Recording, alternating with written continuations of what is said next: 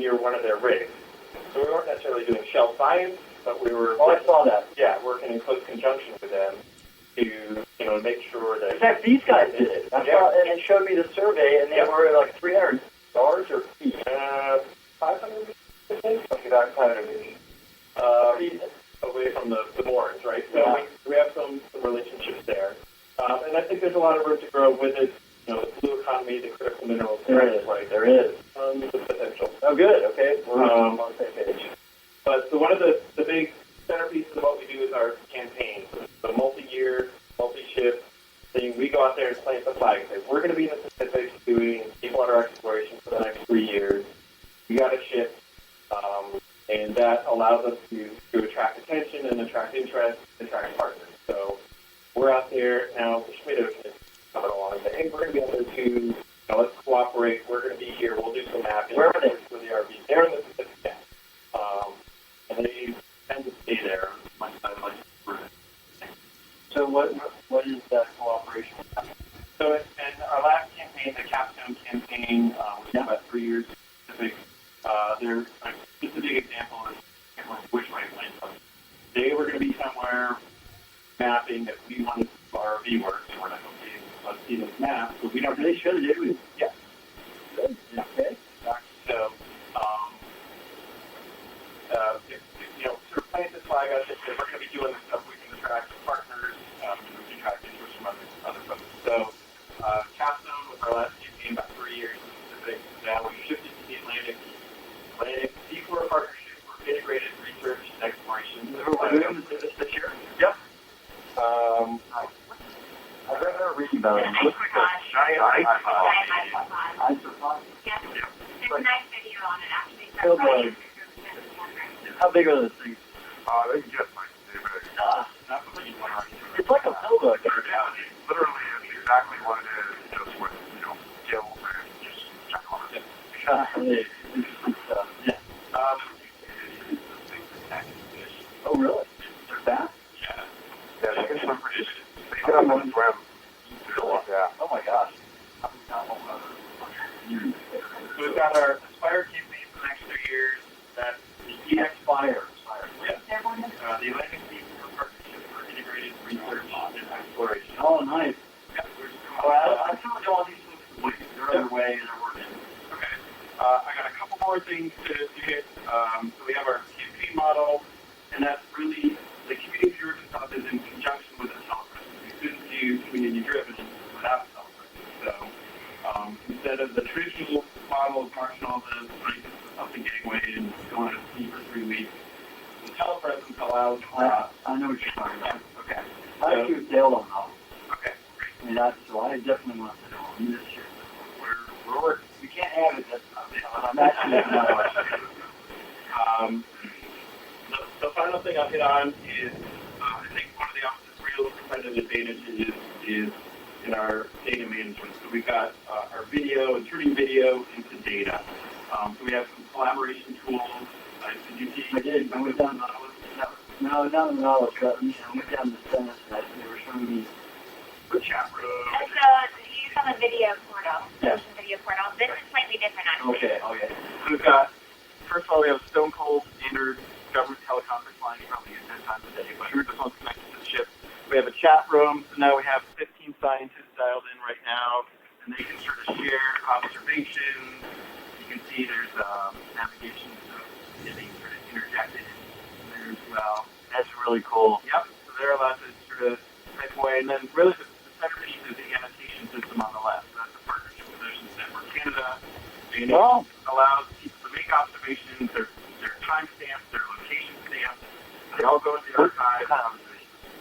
So biological, geological, archaeological, whatever they're seeing, they can annotate the video, and then it's all discoverable. It's all publicly available. That's a big centerpiece of what we do. All our data is publicly available within rapidly. We can get it out there, and all the annotations are out there. So if I am an isopod scientist and I want to find out, every observation of an isopod we did in the capstone, it's all discoverable. There's one sort of database. I'm sure type in the species data and pull up on the video clip for the data location. So Brian's off to do his PhD. He's leaving us in really? Where are you? Austin University. And we just public health. That's great. Oh, good. So where you get the data from? Publicly available knowledge. All right. That's the right question to answer. Good answer. Right, that's great. Are you still going to be our employee or no? I'm leaving federal service, but will likely be joining in the chat room as a volunteer scientist. Terrific. All right. You're our partner. That's good. But I like to think that there are hundreds of dissertations sort of waiting in the archives. All the data's there. You can have an easy PhD all the time. Oh, yeah, you know where it is? Exactly. So I'm going to stop talking and turn it over to Nick and Daniel. Let's put up the line. Look at that live. That's such a cool shot. Dan and Nick, are you guys there? Yes, we could hear you. Roland, if you could increase the volume just a little bit. Yeah, I'm doing jumping jacks watching your ROV. That is so cool. Thank you, Admiral Gallaudet. On behalf of the whole onboard team, we just want to say thank you for your continued interest and support in this expedition. We wouldn't leave the pier if it wasn't for support like yours and other NOAA offices like OER, OAR, OMAO, NCEI, fisheries, sanctuaries. We could go on and on about the collaborative approach we do exploration. Right now we're about 150 nautical miles west of Tampa on a relatively unexplored area of the Gulf, very unexplored area of the Gulf, and I'm joined by Dr. Daniel Wagner here. Yes, good morning, and thanks so much for joining us. So today's dive is actually a great example of what we're doing, and it's a highly exploratory dive. We just touched the bottom here, and we're 3,000 meters deep. And just to give you a sense, so since the late 80s, there have been about 2,200 dives in the Gulf of Mexico by the scientific community. Only 4 of those have been to depths. So this is only the 5th time that we're going this deep. And so it's really exciting to be able to join this, not just with the scientific community, but with everyone that's watching live. And it's a really collaborative approach. We had over 100 submissions leading up to this expedition from all over the country and the world, from various partners. And we got together as a group with the scientific community, and we went through that list, and we selected our targets for this expedition. So it was a fantastic collaborative approach. Yeah, absolutely. And so we're doing exploration, but in many places we're doing targeted exploration and trying to collect data that is valuable to decision makers. Just to give you a sense, a couple of days ago we dove in a couple places that have been proposed for expansion of the flower garden banks, national marine sanctuaries. So we're trying to support data that can help decision make those decisions. Tomorrow we're actually diving in an area that has been proposed for a new managed area by the Gulf of Mexico Fishery Management Council. So we're trying to collect data on that. And early in the expedition, we actually dove on an area that was proposed by both the Bureau of Ocean Energy Management and the NOAA Maritime Heritage Program, where we dove on a couple of shipwrecks. And data there can help or support these data for a proposal to the National Register of Historic Places. So really trying to collect data that can help decision makers. And right now we're in the that's really neat stuff. Oh my gosh! So we're watching all this, and we're just like our eyes are popping. By the way, I watched you launch the ROV this morning. What's the name of the ROV? Deep Discoverer, D2. Deep Discoverer. I watched it while I was in the White House at a meeting where I bragged all about your work as part of the Oceans Month that the president's going to proclaim in June. Wow. So this work's going to really pay off for you, and I'm excited. So keep going, please. Thank you, Admiral. And it's Deep Discoverer is coming up on its 400th dive here soon, and it looks brand new. And that's managed in part by our partners at the Global Foundation for Ocean Exploration. And in the control room now, we're joined by some of the folks from the team there. On the far left, we have Lars Murphy. He's our ROV navigator. Joshua Carlson. He's our ROV pilot, and then also Andy Lister, he's our ROV co-pilot. And in the back row, I'd like to introduce Michael White. He's our mapping lead, who's doing some really valuable science. When we're not doing ROV dives, maybe you could tell us a little bit about today's dive. Sure, happy to do so. Good morning to everybody on shore, and good morning to you, Admiral. As Nick said, thank you for your continued support. What you'll see on live stream 3 here is the location of today's dive, and then I also have plotted up here all the EX cumulative bathymetry within the Gulf of Mexico. And as I zoom in on today's dive, you'll see these yellow boxes. These are all their deep submergence scientific dives within the area. As Dr. Dan Wagner mentioned, this dive today is highly exploratory in nature, both in terms of latitude and longitude, as well as in depth of the Gulf of Mexico. Overnight, we were able to map this site and get a really high resolution bathymetric grid today, as well as some derivatory products from this, including slope and backscatter. And what I'd just like to highlight here is that this ship is capable of entering an area within 24 hours, mapping at a scale of hundreds and hundreds of square kilometers, and of course using that data in real time overnight to then go ahead with our ROV team and our scientific colleagues on shore to plot our dives. So all within 24 hours we can explore multiple scales. Thanks, Mike. Is your name Dan? I'm sorry, I missed your first name. I'm sorry. I'm sorry, my name is Mike White. I'm a physical scientist with NOAA OER. I was actually the one who sent you off the image of the oil rig in our dive a couple of dives ago.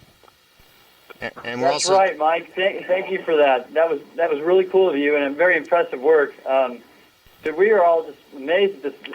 I have done some cool stuff in this job. I saw a rocket launch. I've been on some ships. But you guys take the cake. This is really neat.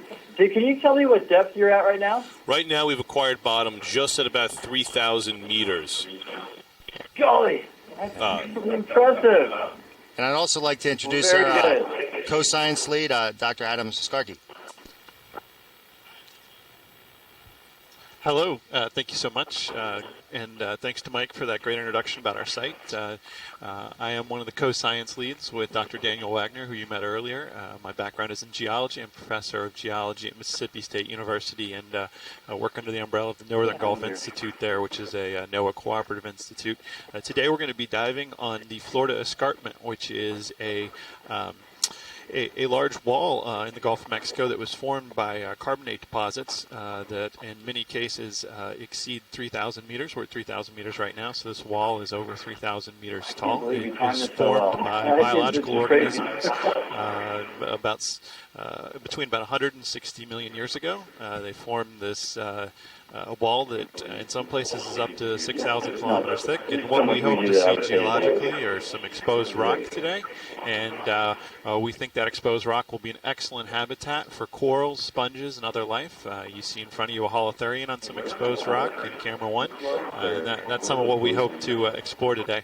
And I'll also mention during this expedition, we've been working really closely with our partners, both the Bureau of Ocean Energy Management and the U.S. Geological Survey, to not only do biological exploration, but geological as well. And we're also joined by... Dan, right? Yeah. Go ahead, Admiral. I'm sorry, Adam. Great, that really impressive work. You're a professor at Mississippi State? That's correct. I'm a professor of geology at Mississippi State University. You guys continue to wow me. I mean, what's next, please? well, next we have Carl McCletchie, who leads the ROV team and can talk a little bit about our vehicles. Hi, I'm Carl McCletchie, the team lead for the engineering team on board with the Global Foundation of Ocean Exploration, or GFOE.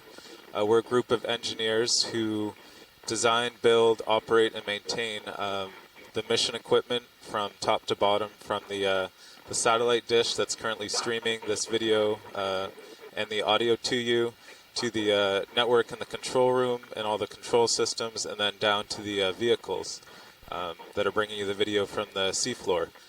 We really enjoy working closely with our partners at OER and OMAO.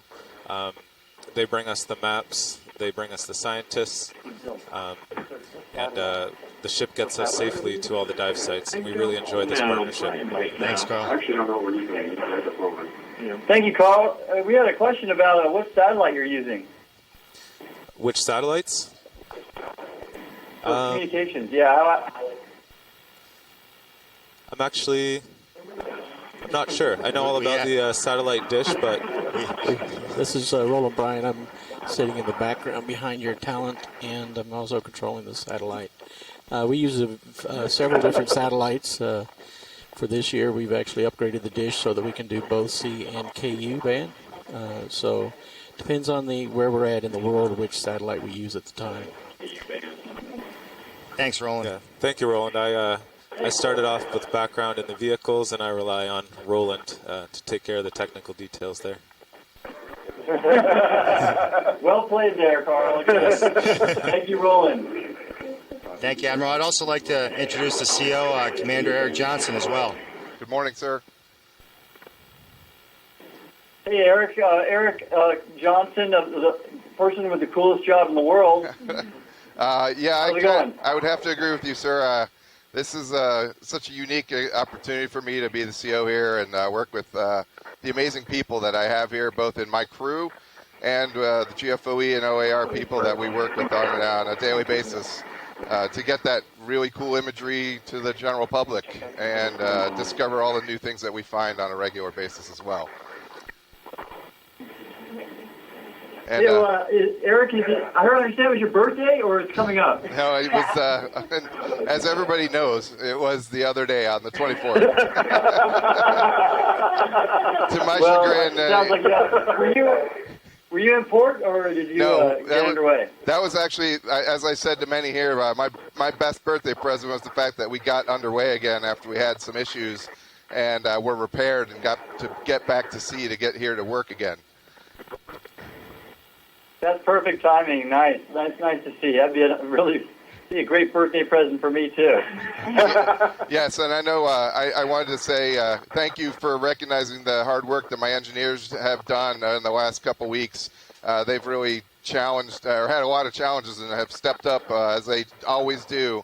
But that turnaround that we had with Escarpment was amazing, and it was a group effort, but they really put their backs into it. And we turned around. We lost one sea day and only a couple dives, and we're back out here working again because of the efforts that they did. Oh yeah, I value our engineers every time I've sailed. I never found out what the problem was. What happened? There were some cooling fans in the port motor that were off balance. The mounts were bad. One of the motors had bad bearings, and so we got all those things replaced and repaired in that 2-day span while we were alongside, basically. Yeah, it was an incredible team effort. And I Very think we good. have That's great. I think we have a shot of the crew. Would like to just say hello really quick. My crew would like to say hello to you too. But thank you for your time, sir, and we very much appreciate your interest in what we're doing out here. Oh my God, that's great. That's great. Hey, can you tell him to hang tight? I'm going to take a selfie with him. I'm not joking at all. That is so awesome. Pretty good, Neil. Come on. Is Rosemary there? Is that she on the right there? Yeah, I think so. So this is her first big cruise, right? Yes, she'll be taking over. Yeah, it's her first big cruise as a part of our crew. Yes. That's awesome. Well, I'm very excited to see her do this, and she did a lot of really good work beforehand. I think she was at Florida Keys, and she did the NOAA newsletter, right? Yes, sir. MWR. That's great. You can actually talk to them on the back deck if you like. Say again? You can talk to everybody on the back deck if you would like to speak to them. They can hear us. Yes, they can. Yes, they can. Yeah, let me just tell everybody that I thank you all for what you do. I think it's the most fascinating thing in the world, and I think your skipper's probably got the best job in the world.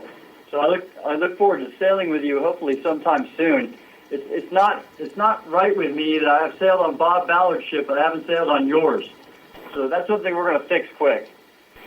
Sounds great, sir. Thank you, sir. We look forward to having you out here. Awesome. Well, I don't know how much. I could probably ask you questions all day, but I don't know how much time y'all have. And you're sailing in that sea. Hey, thanks. I'm waving back at you.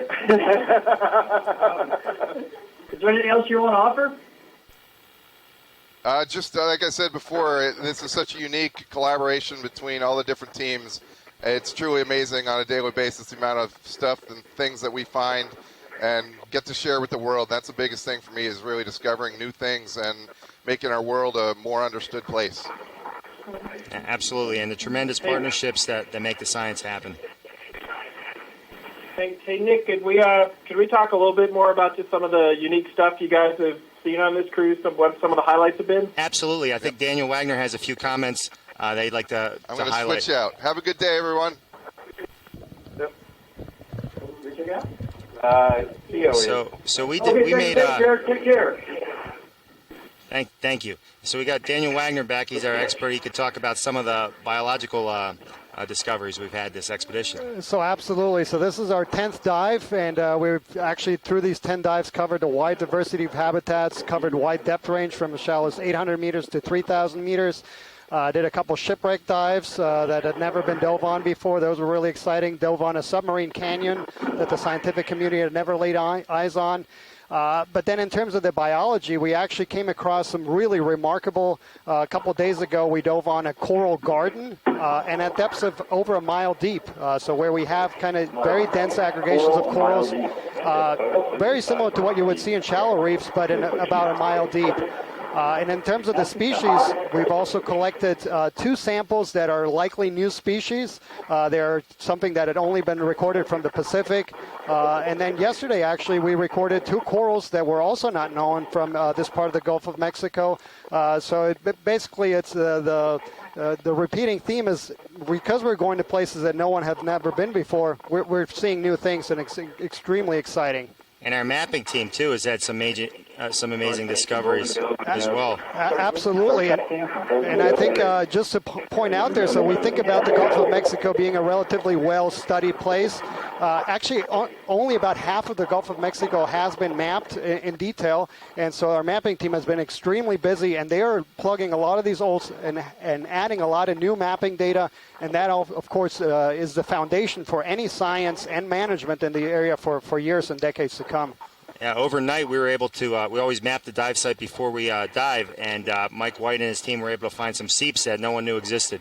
So that was pretty exciting. Absolutely. Hey, Dan, we have a question for you. Those deep corals, and by the way, I was checking your stuff out. I saw that also. I think you saw some octopus that had never been seen live before, and that was a very cool finding. So those deep corals, how do they photosynthesize a mile down? So they do not. So when most people think about corals, they think about what we see in shallow reefs, and they have these photosynthetic algae growing in them. In deep waters, we have corals that are closely related, but they don't have those algae in them. So they get all their nutrition by basically feeding on things that's in the water column.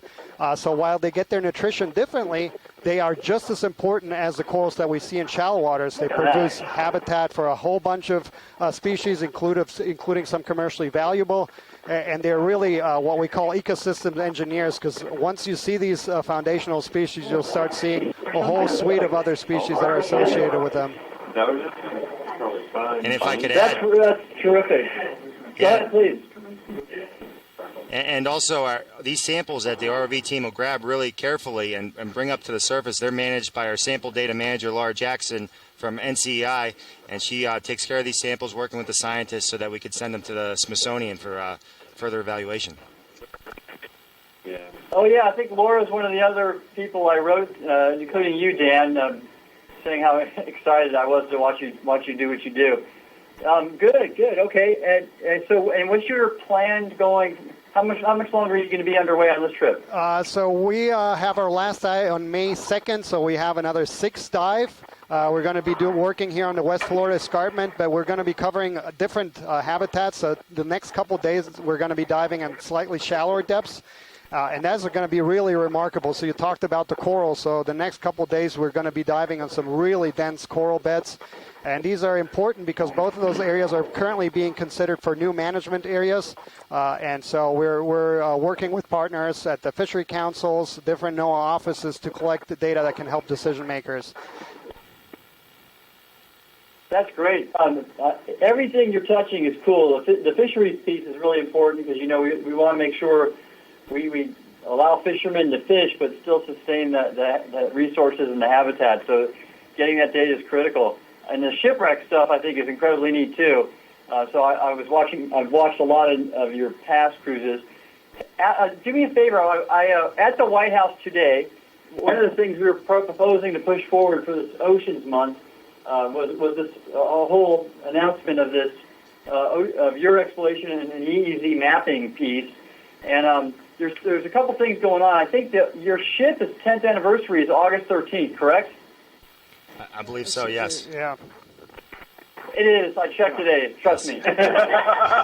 So, Thanks, do you Commander. happen to know what the ship will be doing then? Because it'd be very cool if you were underway and we had a sort of recognition event for the 10th anniversary. Oh, yeah.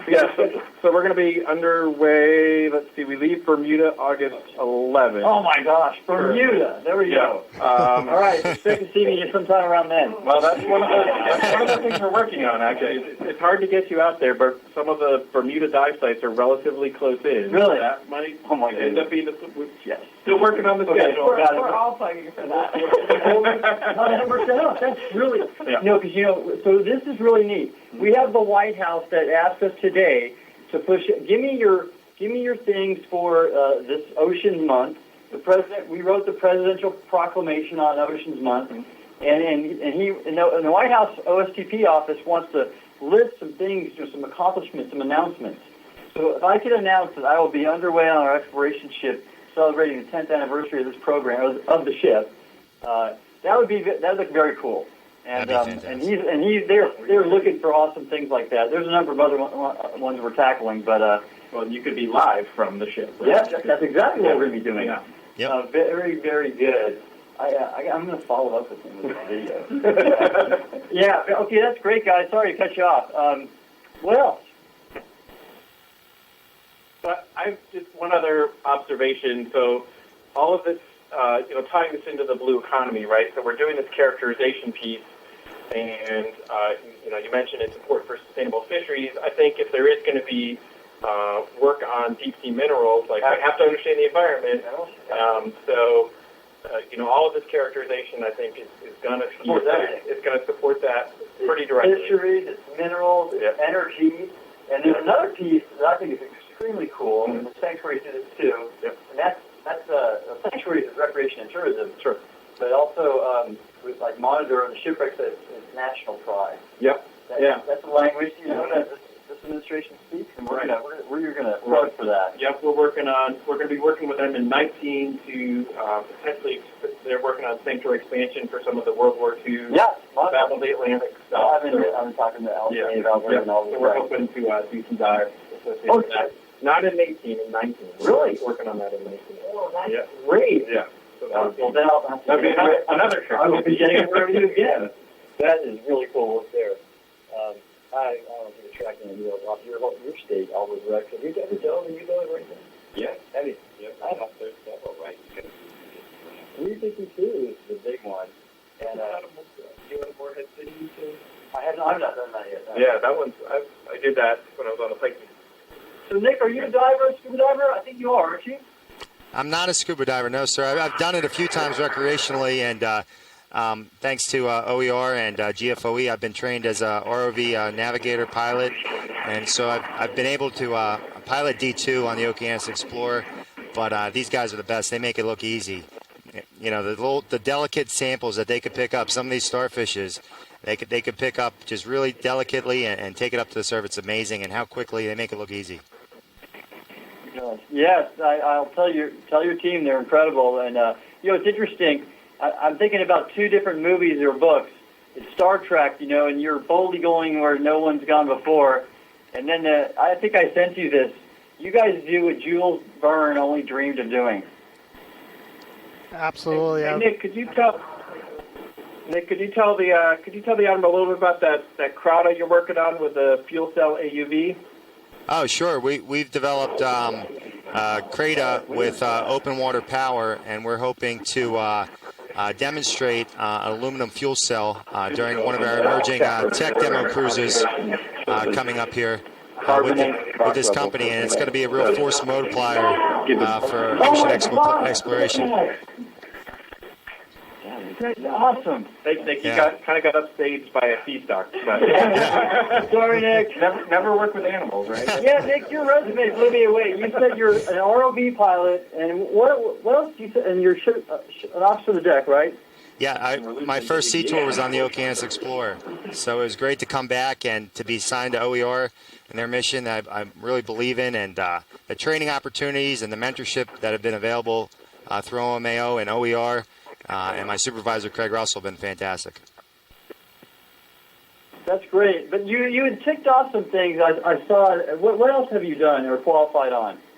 I'm a hexcopter pilot as well, and I've also attended some satellite training in Rhode Island. I've worked closely with our partners there at the University of Rhode Island with telepresence, where every year they're working to increase decrease our latency and get these streams out to the public, and the way we interact with the public and scientists from all over the world. So it's been a dream job.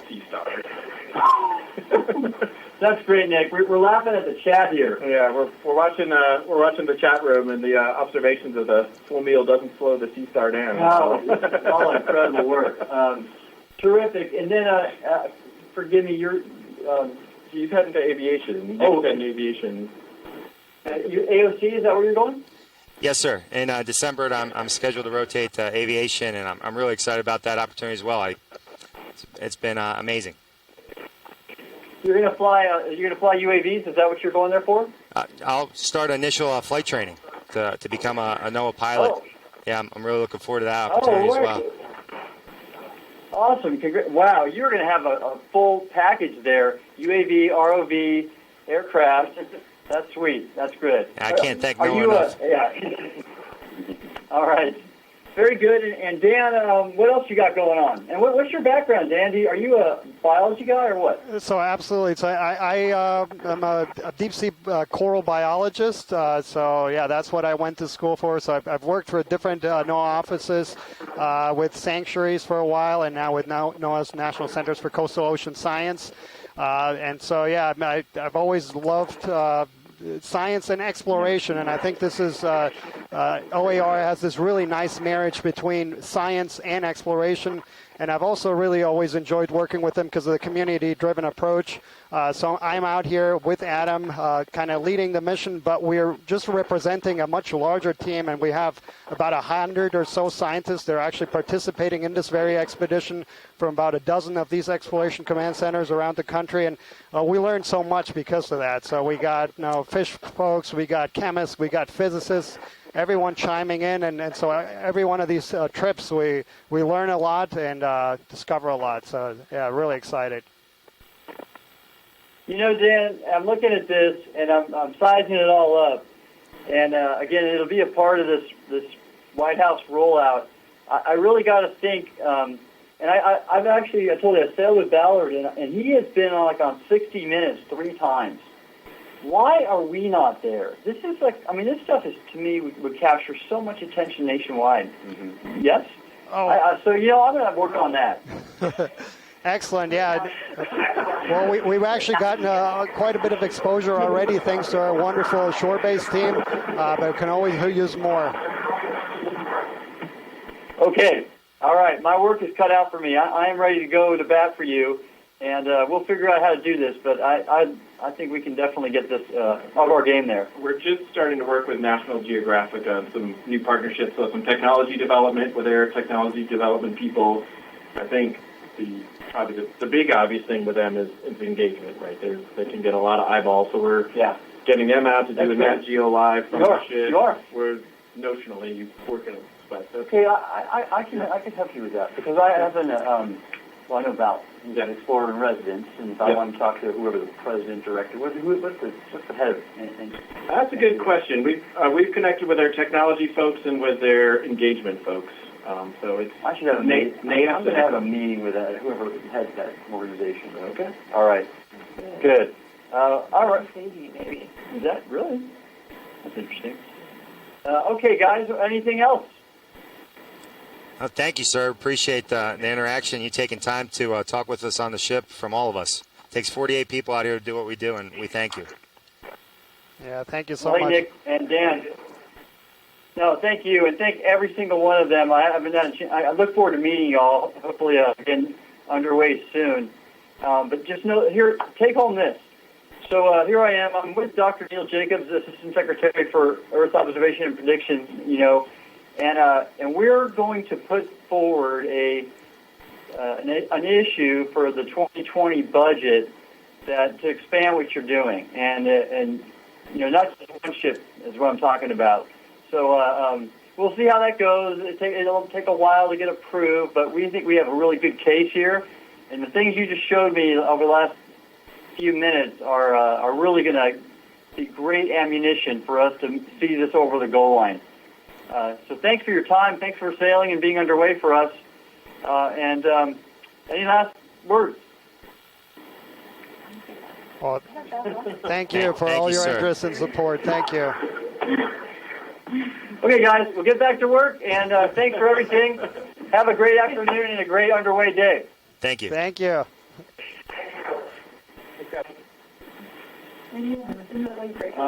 Sorry, yeah. Not the right choice of words.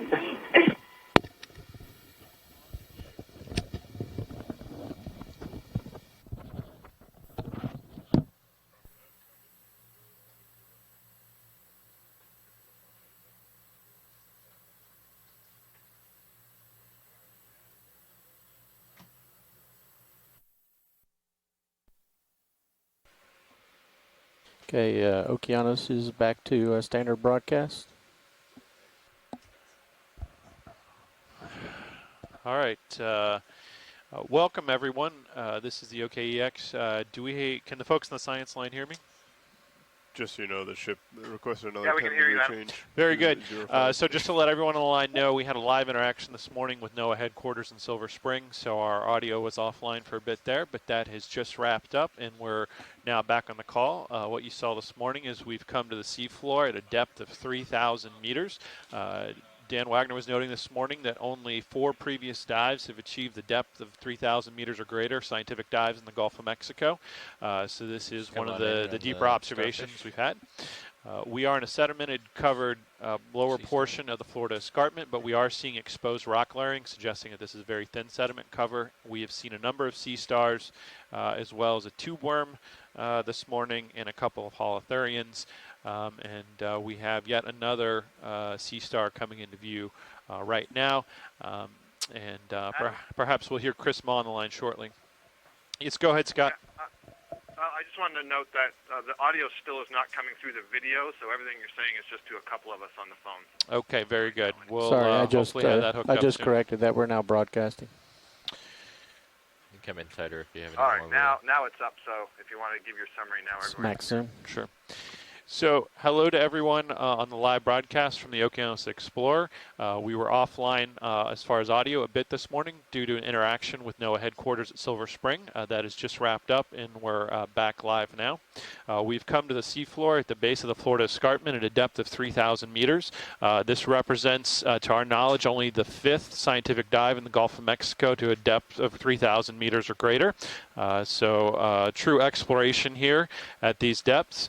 So far today, we have observed a sediment-covered slope, but we have seen exposed bedded sedimentary rock, suggesting that the sediment cover is very thin, and we may see a hard substrate very soon. We've seen a number of holothurians, as you see now on live camera 1. We've also seen a number of different sea stars, so a variety of sea star species so far today. And with that, we'll go ahead and get started with our normal exploration operations. And I'll invite folks online to chime in as they see features of interest. This is Chris Ma. Hey, Chris. So we got Hello, a number, excellent. And yeah, we already came across a couple of absolutely wonderful beasts. I literally just turned you guys on, and there's 3 starfish in, 2 minutes? So the one you just saw, the 6-rayed animal, that's a pedicelasterid, possibly something called Polysteria. If that's the case, it would be in the Polysteriidae. These are basically very reduced sea stars that are related to your sort of intertidal Asterias type sea stars. The big orange one you saw making good progress along the muddy bottom. That one looks very much like the one that we've seen buried on previous dives called Dicaster insignis, and we'll kind of cut off. Those are members of the Paxillosida, which are essentially mud and sand stars, and those have pointed tube feet, which allow them to actually walk along these really soft, unconsolidated bottoms more effectively. And so, most people envision sea stars as being fairly slow-moving, and in fact, a lot of the members of these mud star groups can move across bottoms very quickly, even the shallow water ones.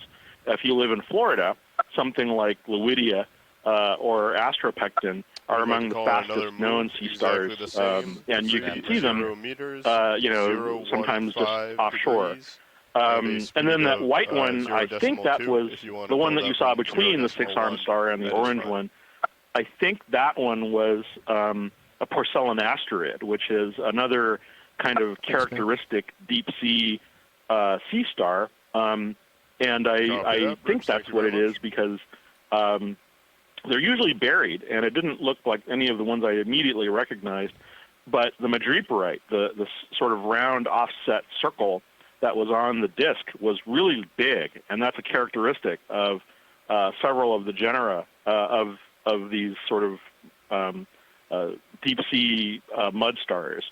I'm not entirely sure why. Perhaps it's to offset the water. Madreporites, the sieve plates, are used to bring water into the water vascular system, which is the sort of set of tubes and pipes which operates the tube feed and so forth. So perhaps they need to bring more water in to balance out the water pressure and whatnot. So, and then I think even earlier you saw a little purple thing, which was Hymenaster, which is a slime star, which is quite a lot of. There's quite a lot of stories there, but essentially they're sea stars that if you collect them and prod them a little bit, they produce a prolific amount of mucus as a defense mechanism. And that's just starting on all the crazy things that those do. So anyway, I'm really happy that you're seeing so many sea stars in such a short period of time. And I know you guys are doing a deep dive today, and I'm looking forward to watching what you discover. Excellent, and we are too, and thanks so much for joining us there and providing those ideas. Always appreciated.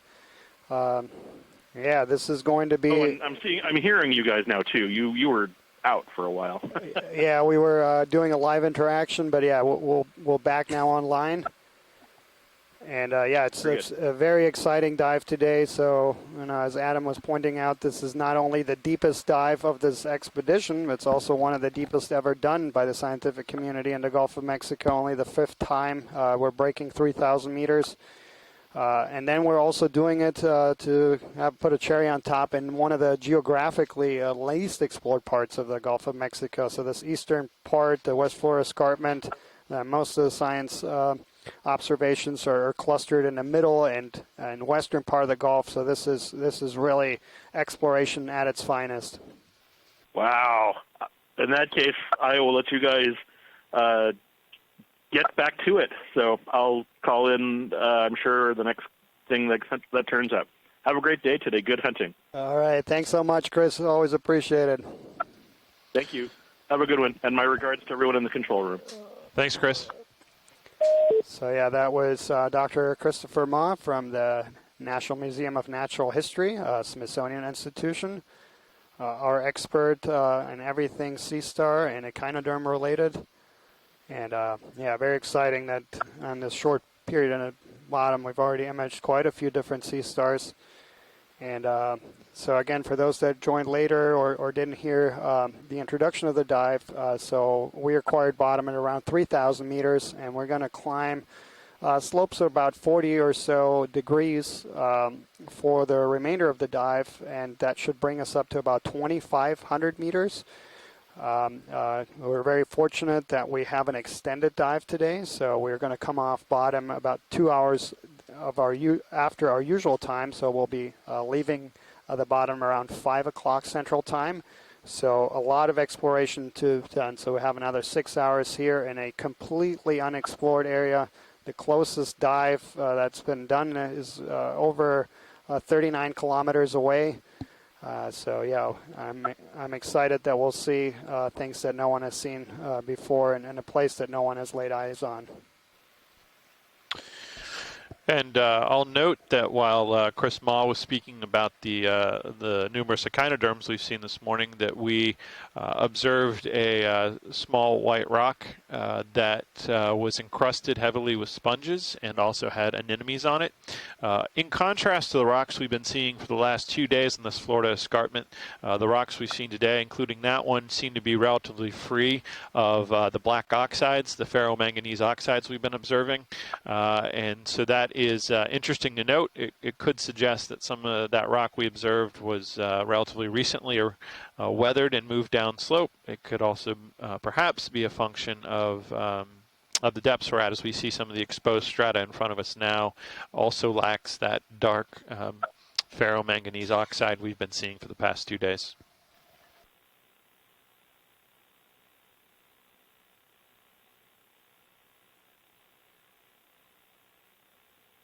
And also for those folks that joined us yesterday and the day before, so basically what we've been doing is we, over the course of these 3 dives, we're intersecting the entire depth range of the West Florida escarpment. So this really almost sheer wall that comes off at a depth of about 3,000 meters and then goes shallower to about 1,700 meters. And so over the course of these 3 dives, we'll climb from the very bottom to the very top. And so it's very exciting to get a snapshot view into what different communities are found at different depths. And of course, always very excited to share that with everyone on shore.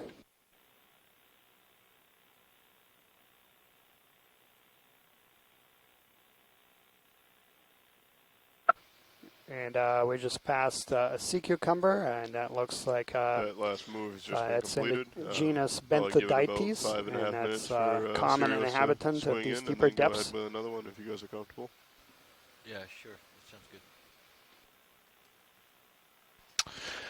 And just for a little bit of geological context, this steep wall we're climbing, the Florida escarpment, was a carbonate platform, much like the modern Bahama Islands, that formed starting as far back as perhaps 80 million years ago. And there are deposits on this platform that range between 4,000 and 6,000 meters thick. The exposed portion of the escarpment here at its highest exceeds 3,000 meters thick. We are looking at a lower portion of that strata, so we are looking at rocks that perhaps are on the order of 60 million years old or more. These were deposited either by reefs, that could be rudist bivalve reefs or coral reefs, depending on where we are in the escarpment. There are also that platform also in the interior had a number of other organisms creating carbonate rock, but it's important to remember we've got this wall that's many thousands of meters tall, and all of it was created over the course of many tens of millions of years by biological activity, by organisms that produce carbonate as part of their metabolic processes. So quite a remarkable deposit here, and at the beginning of today's dive we'll be well back in the geologic timeline in terms of the age of the rocks we're seeing. Yeah, Adam, and we just passed there a very interesting fish that was in the family Hypnopidae, or the tripod fishes. And that's a species Hypnops murray. You probably saw those bright eyes. And yesterday, actually, we did a very interesting experiment. We turned off the lights, and it was thought that fish actually produces light with her eyes, but we confirmed that that's not the case, at least not bright. And now we're coming across a cusk eel. Let's see if he will cooperate and give us a view of the side that will help us get a better ID. Yeah, that was a good one. It's a nice shot.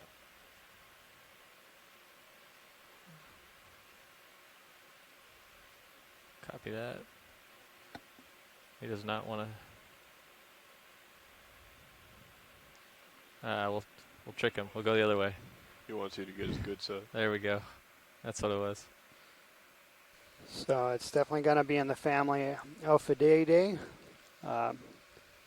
So the cusk eels. Okay. And let them go then.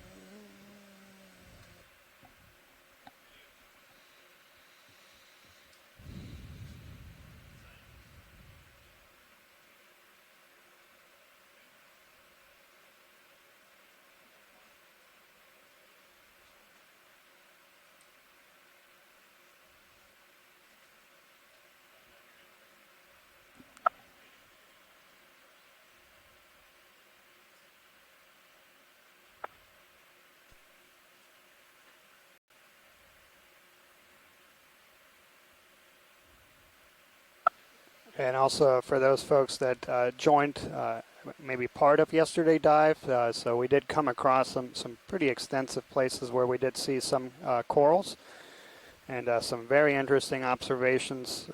We collected one specimen that looks very much like an unbranched candidella, and so that would be a significant range expansion of a species that had never been recorded anywhere close to the Gulf of Mexico.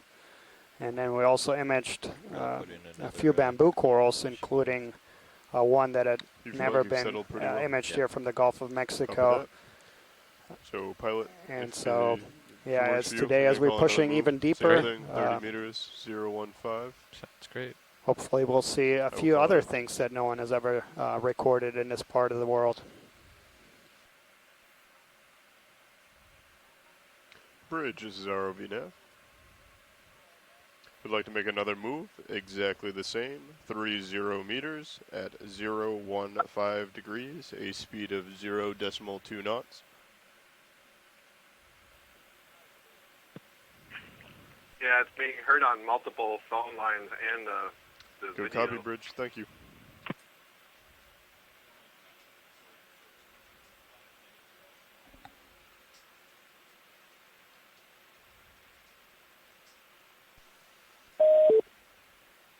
You want to do a snap zoom on this video and see what it is? Or unless you can tell. Ah. Yeah, and so there we have Bridge, another sponge. So this is going to be a glass sponge. So glass sponges are a group of sponges that, for those folks that scuba dive or snorkel, it's a group that you would never come across. They're primarily found in the deep sea. And they're, get their common name of glass sponges because of the, they're glassy to the touch. They're really spiky, and that's because they're, they have a siliceous skeleton, and they have these little, the skeleton is made out of these minute microscopic parts, and they're all six-sided clubs that fit really nicely together in this intricate network. Down here. And so this is going to be, I believe, in the family Euplectellidae. Let me take a look. But sponges are a group that is notoriously problematic to differentiate the species, genera, and unfortunately we have very few people focusing on this group. There's over 10,000 species of sponges that we know of, and probably at least as many that we don't know yet. And we probably only have about a half a dozen or so experts around the world that are working on this monumental task of cataloging the enormous biodiversity that we have in sponges. And as we're zooming in, we imaged a polynoid worm. That's a scale worm. Yeah. Those are part of the segmented worms, the Annelida, phylum Annelida, and most people are more familiar with the bristle worms that have the bristles, but then we also have these ones that have a smoother appearance, and they have these very distinct plates, and they are common associates of a whole fleet of organisms, including sponges and corals. And that, again, is why we are targeting some of these environments and these organisms, as we're trying to image habitat-forming species like corals and sponges, because once you see them, you don't just see the coral or sponge, but you see the whole fleet of other organisms that are associated with them. Is that a sponge down there? This one that I just walked over. Go ahead, V. Let's just get a quick zoom on this.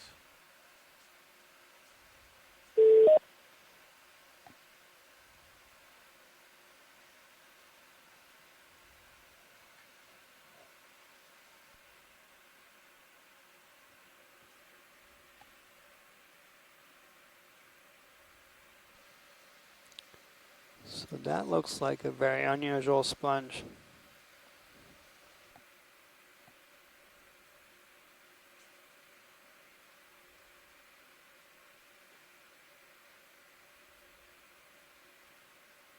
And I think that's as much as I can tell you about it. Again, these are depths and places that haven't been explored, so we'll probably come across a few animals that no one has really if you imaged. want a tighter shot, we can do that. I don't know if it'll help them or not. Yeah, as Dan mentioned, sponge is notoriously hard to categorize visually. Actually, all right, whenever video's ready. So it makes it a challenge, but I'm lifting off. Pilot, watch lead 2. Go ahead, watch lead 2. Just above your current camera 1 view and to the right, there is a small layer of outcropping rock. Looks to be a darker color. Right over here? Or a little bit further up? A little further up. Okay, right up here. Yeah, if we could just do a quick snap zoom on that to Sure. see if that's a shadow or really black rock. Get you a bio and the rock at the same time. We land here. Perfect. Actually, come on in video while I land.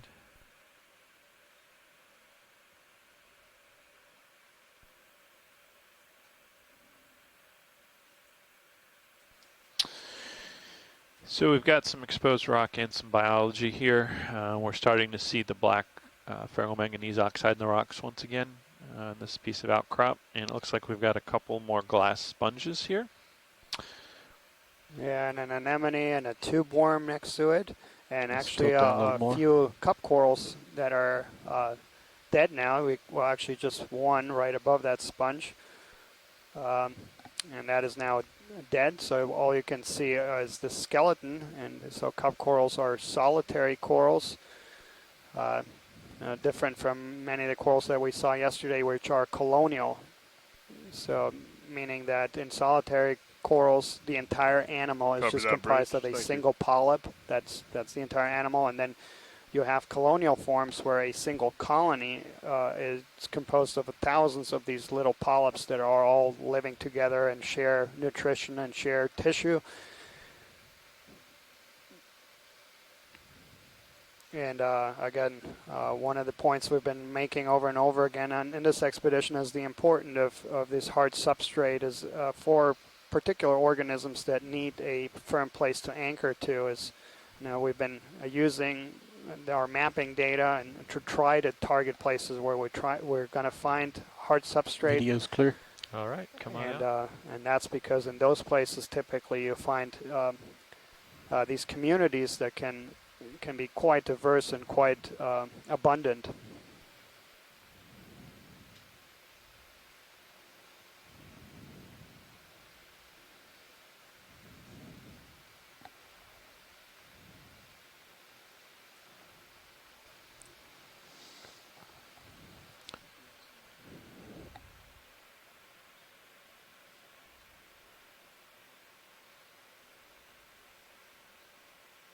I'm just going to kind of keep pace with the ship movement, so feel free to push me as fast as you guys want right here.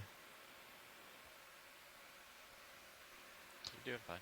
Okay, that ship move just ended at 16:07, so we got about another 3 minutes for Sirius to catch up. As far as swing is And concerned. also for those folks who joined later, today is an extended dive. So we'll be coming off the bottom later than our typical times. We'll be coming off at 5 o'clock Central Time. So that's just under 6 hours from today. And then Getting quite a bit of glare on we the actually upper will right-hand have an side. extended dive tomorrow as well as on Monday. The reflection off the sand. I think, And yeah, for those folks who are interested in Chris tomorrow's the other dive, day found that if you put we the will have a planning call manipulator always about inboard, 15 minutes it past got rid 5 of it. o'clock. Craft there? The craft's already Tomorrow's dive is going to The one on the change. right? I don't know. Yeah, In okay. depth, we'll be looking at shallower depths around 600 meters and a few places where we know Lophelia pertusa and other habitat forming corals are quite abundant, and so that should be a very exciting dive as well. fish on the Yeah, left. you can take just below lasers, right and to the right. Is that a line-looking thing on the right? see about a meter right of the lasers? The line? Just that string-like. Okay. Looks like it's got a puff on our end of it. We're gonna probably get a little bit of sediment here. Unfortunately.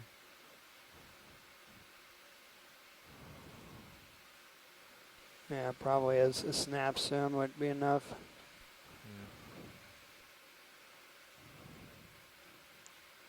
We're gonna have to wait till this clears if we want to see this. You're still drifting. I know, I'm turning back. I'm making it on the other side of this cloud.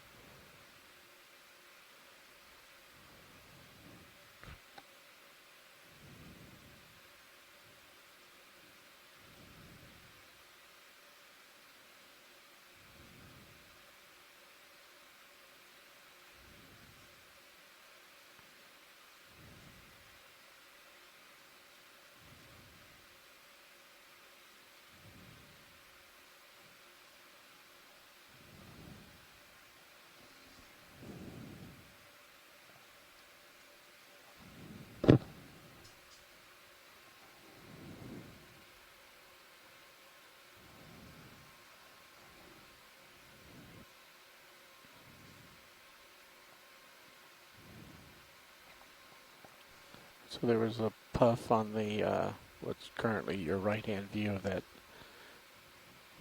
line. Oh, right there? Yeah.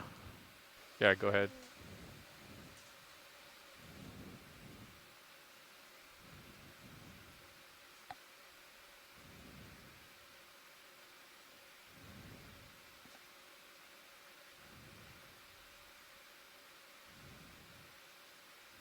Part that had the puff is in the upper right, still in the cloud. I don't think it's going to clear.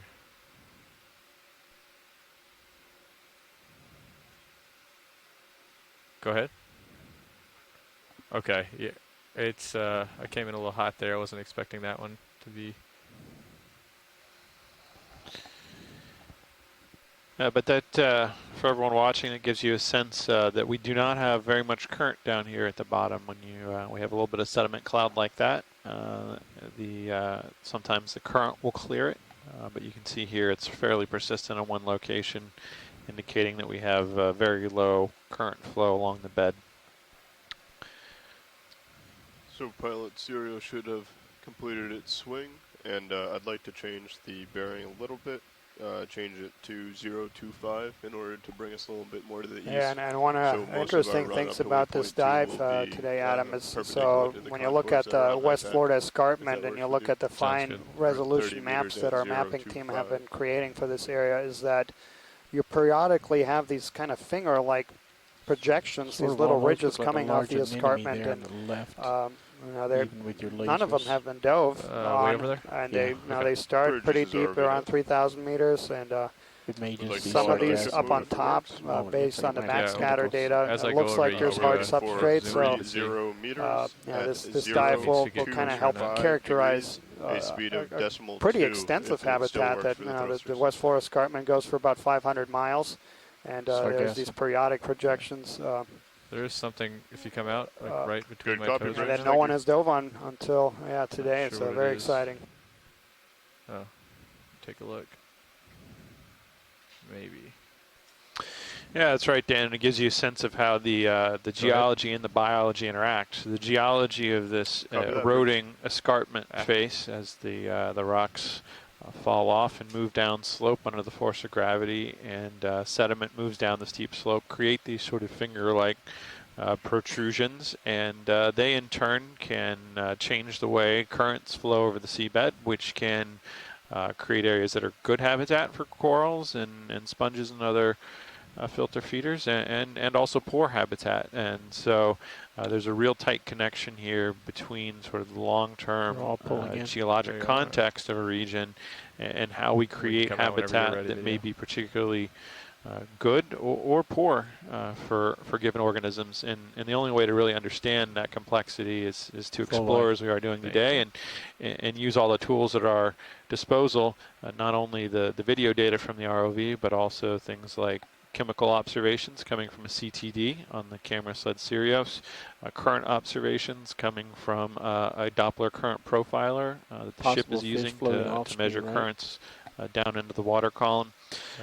Just above the surface. Really we marshal all our, certainly our mapping data that tells us where we can expect hard versus soft bottom, and we marshal all of these together and synthesize them to get a picture of key habitats in this environment. Okay, I'm going to head to left then. And what we just imaged there is a piece of brown algae, seaweed, so that's genus Sargassum. They of course don't grow in these environments. This is they've sunk they're associated with the sea surface. In some places really abundant off the east coast of the United States. We have places where there's tremendous aggregations of this, and that's important because it creates habitat for a whole bunch of midwater fish or fish that are closely associated with the sea surface. Add a lot of complexity, and they'll sink every so often and then provide food down here in the deep. And we could see next to that Sargassum a couple of tube worms. And so any kind of structure is important. A lot of these invertebrates and vertebrates are found closely aggregated anywhere where you see structure. Is that a hermit crab? Yeah.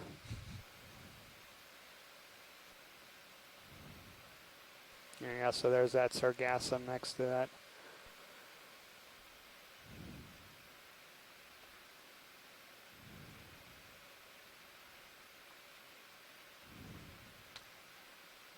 Just probably let him go.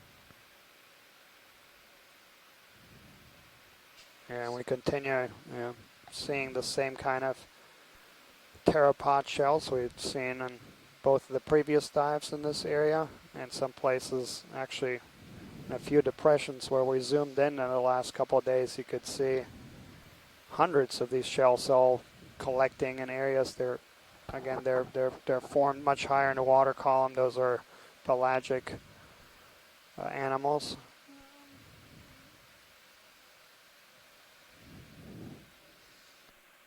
Look at all the trails.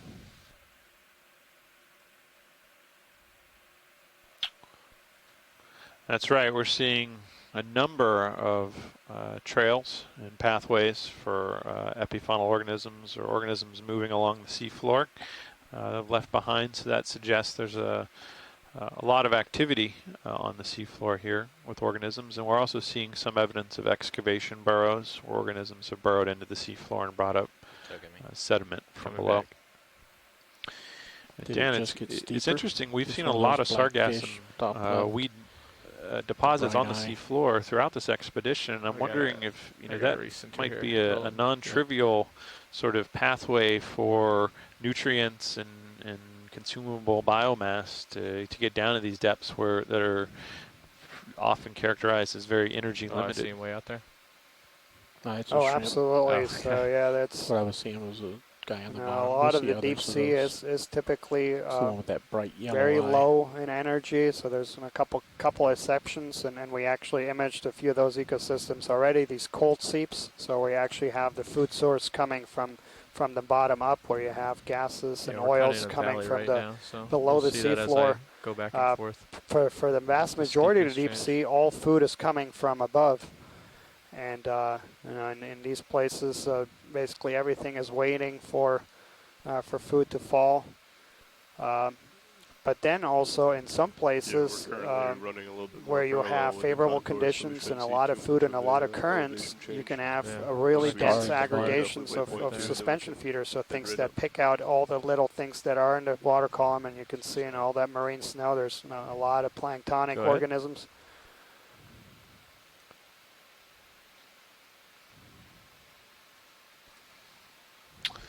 And it looks like we're coming upon another sea star here. Six-legged sea star. Looks similar to one we saw earlier that Chris spoke about, but I'm not certain it is the exact same. Yeah, I believe this is what he was, the family Polyasteridae, but I'm not certain. Yeah, this, particularly on soft sediments, there I don't know those groups that well.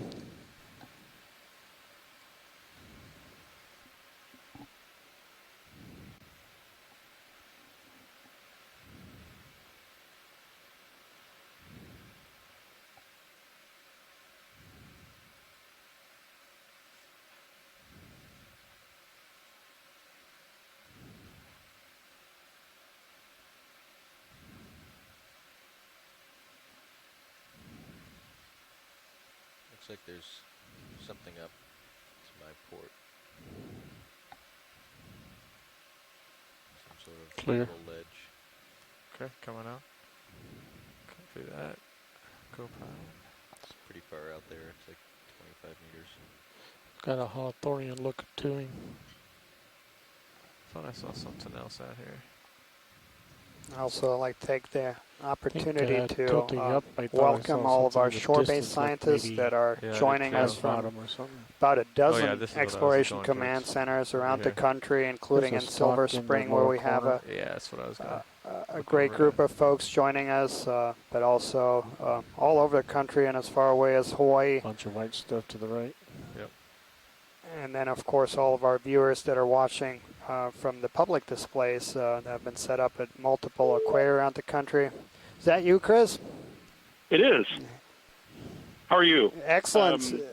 So how do we do on that Sea Star? Good. It's close. These are one of those difficult to tell from a picture types of animals. I can tell you with some definitiveness that it's either a pedicellastrid or in the family that I erected a few years ago, the Polyasteridae. Both of those are kind of closely related. They're kind of very distant relatives, very simple relatives relative to the intertidal Asterias. So the more I was looking at this and the more I was checking against some of the monographs, there are some other possibilities, including other genera, such as Amphoraster, which has been seen from this area and from this depth before. And looking at the video more closely, there are also more surface details. There's more skeleton, and Polyasterias tends to be completely reduced. So pedicellastrid is probably a good sort of holding name for now if you see those again. It might be the one that there is one known from the Gulf that is 6-rayed that has been collected before. But this one shows more detail, but those details could simply be obscured by the damage during collection. So, I believe this one is probably. We should look at I forget I have to go look at the species name again, but I believe it's probably in the genus Amphoraster. But Pedicellastaridae is probably a safe word for identifying those in the future, especially if you're starting to see a lot of them. There's a nice Umbellula for everybody too. Yeah, excellent. Thanks so much, Chris. Yeah, so we just came across our first coral there, and that's an octocoral. I want to go see what those white so things that are. has polyps with 8 tentacles that are branched, and it's going to be further yeah, look at that too. in the order of the sepens, the penetrulacens, and the genus is Umbellula, as Chris mentioned. And these are found on soft sediments. And yeah, very exciting to have our first corals. And we unfortunate byproduct that we've been seeing, unfortunately, on every dive, is we do see occasional man-made debris, and it's important to. While these deep water ecosystems are out of sight and out of mind, our impacts are still found, even though we're about 200 miles offshore. And we got some really exciting things coming up here. We seem to have some highly angular fractured rocks on the bottom here. Again, that bright white color of carbonate rock, likely limestone or dolomite. It has not had any surface oxidation to it, and go check this guy out. In terms of its appearance of being freshly broken, it likely fell down this steep escarpment slope and ended up here. And fairly recently, at least in a geologic context, given that there's no oxidation and we don't see, at least at this distance, much colonization by organisms like encrusting sponges or corals. Pilot, if we could, let's go in for a zoom and then maybe see if there's an opportunity for a collection here. Okay, on what area would you like to, or you just want to see the whole area right now and see what we can collect? Yeah, let's do a zoom on this white one directly in front of us, just to get a close-up on it, and then maybe survey the area for a sample that could be collected. Yep, so what we're seeing here is clearly relatively newly broken carbonate rock, very few encrusting organisms on it, and very little sediment cover. So again, very recently transported here by gravity, moving down slope. And this is looks to be likely a limestone rock from the somewhere farther up on the escarpment. And since this is one of the fresher broken off pieces, which is something we like to see in geology so we can get a sense of internal textures and internal grain sizes, if there is one that is an appropriate size for collection by the ROV, I would ask to consider collecting one in one of our bio boxes, or one of our rock boxes. Copy that. Let's we'll take a look. I think I saw another piece back a little bit that might be small as well. Yeah, and if there is an opportunity to collect related to biology, it's always good to get a 2-for-1.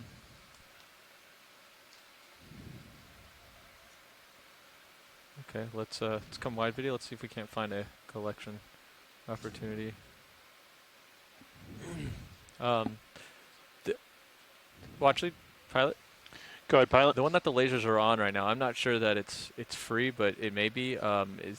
Or do we want something that's... No, that one looks okay. I think these are all relatively same provenance and age. So yeah, the one immediately to the right of the lasers. Yeah, with all the... Yeah, with the... yeah, that one may have been here slightly longer, but I think that's fine in terms of a sample. It's significantly different than the ones we've collected previously. Let me take a look and a little tap and see if it's... Should image the sponge before we budget. It does seem to have a large sponge attached to it.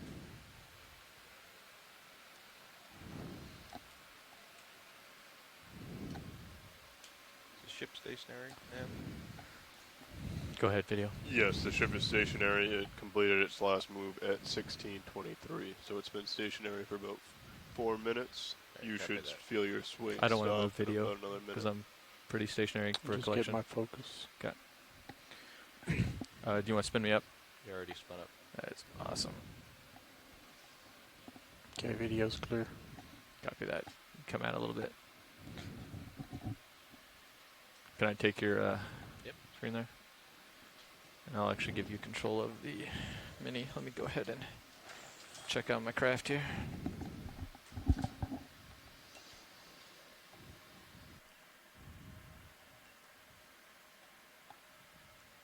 Also, where it's a new dive, both geo boxes are free. Copy. Since this one has life on it, do we still want to put it in the rock box? I don't think it'll fit in the bio box. Okay. Yeah, I think it's okay to put in the rock box. I don't know. I'm not sure how the sponge will do. I think the tube worms will probably make it okay. Okay. Let me go ahead and tap it, see if it's free. Great.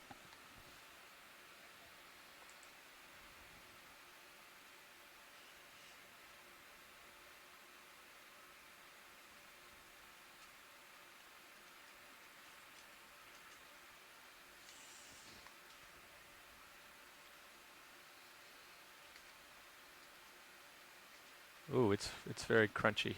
Oh, it's another one of these soft ones. Very Yeah, when we've seen these white ones, they've been very soft. I think they've been subject to quite a bit of dissolution. So my question would be: do you think it's collectible with the scoop? be a method worth trying? Scoop would be very difficult. Okay, so negative on the try scoop. I could try this grip force right here. What's your grip force right now? Right now I have it at a 2. Yeah, I would just. Do you want to go? Which box do you want to try? Port. Well, it's gonna crumble, so I would think port's gonna be ideal. So bring that inboard. Yeah, and I can go ahead and lift it out. So again, watch it. We do run the risk of crunching it, but I can try a very low grip force, and we can try it. Sure, we can give it a shot, and if it doesn't look good, we can move on. Okay.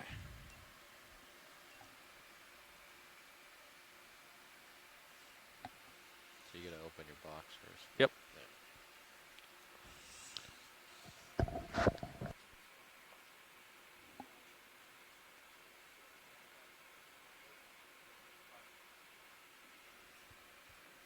Now to come back on my grip force.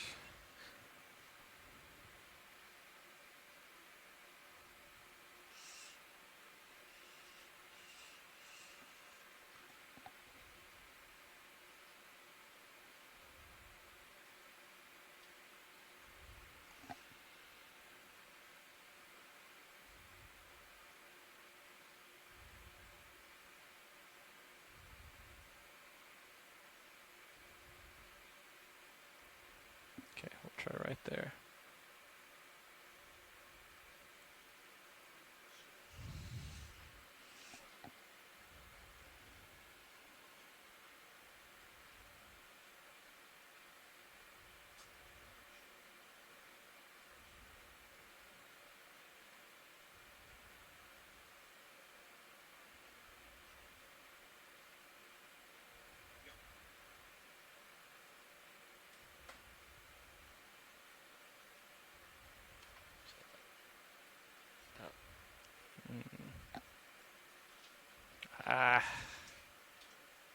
Well, that's okay. It's understood. We've seen this in a couple previous dives where this exposed rock is what we call very friable. So I think that's what did it. I think that's okay. It looks like probably we'll see how other opportunities for rock collection today. So I think that's all right. I appreciate the attempt there. I know you guys are excellent at this, and this rock is just, as we've seen, particularly soft.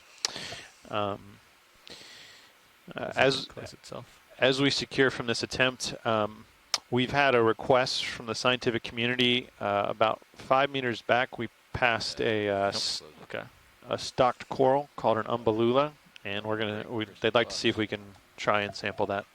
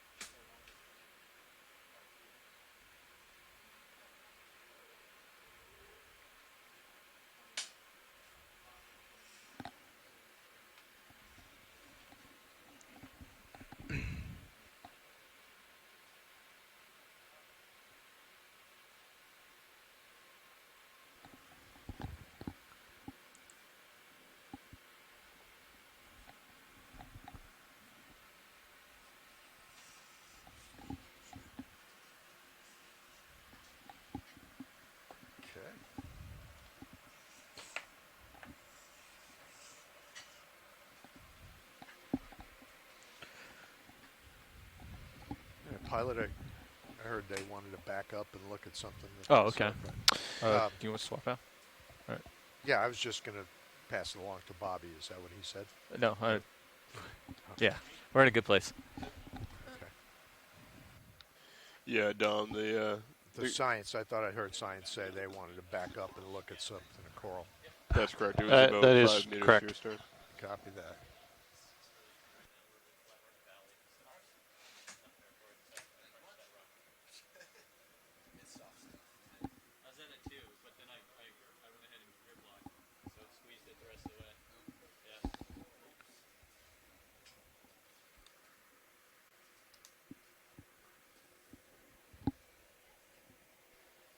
Alrighty, welcome co-pilot and pilot.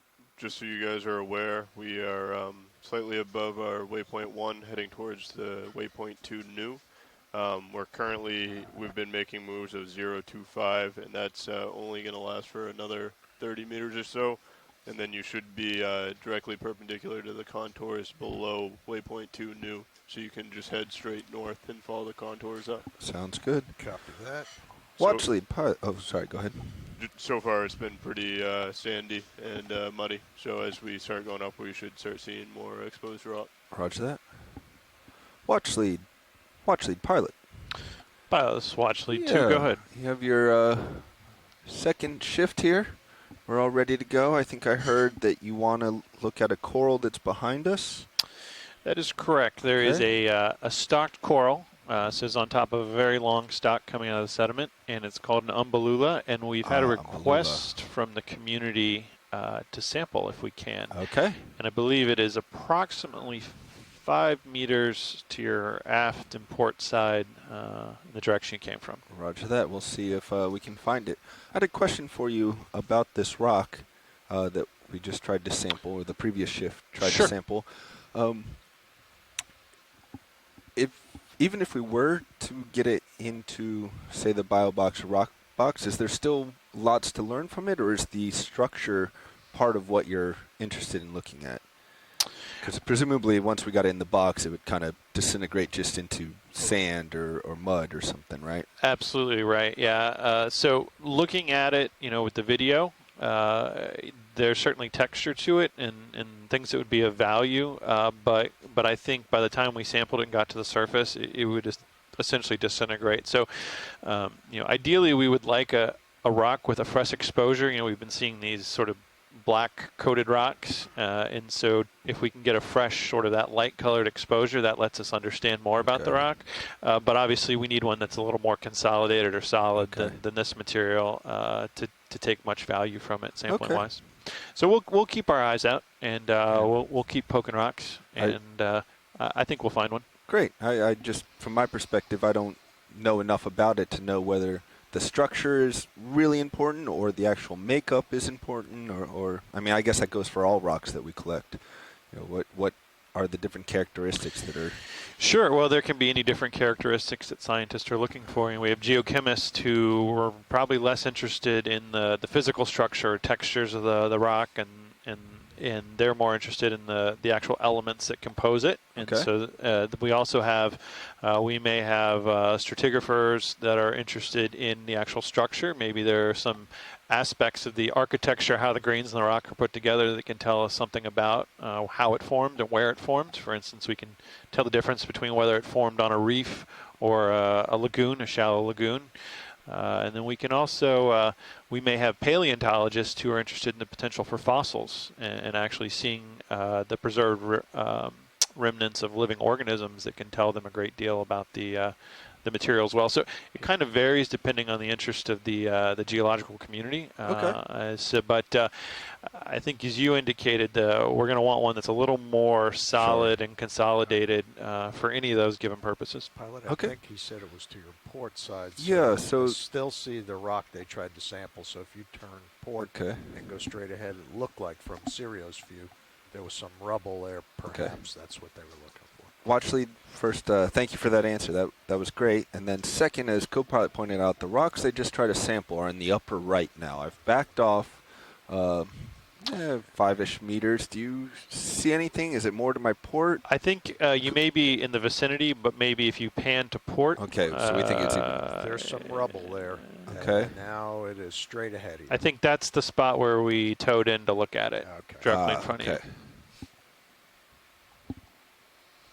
Oh, there it is. There's the long... All right. Yep. You were absolutely right, co-pilot.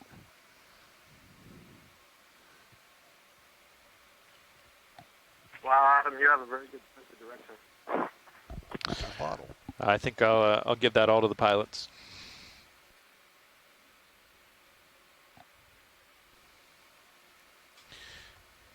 Incidentally, you're still spun up for great hydraulics if you need it. Are we looking? So, just in case you did not see the what I wrote in the chat room, this would be one that if you could try plucking it from the bottom instead of cutting it, it should come very easily out of the bottom where it's got a slight swelling that holds it in place.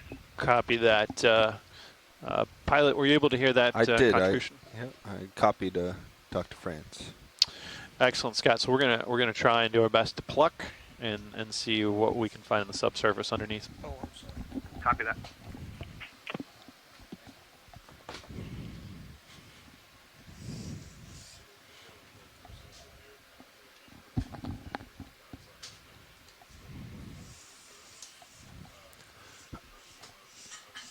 And I'm spun up, co-pilot? Yes, you are.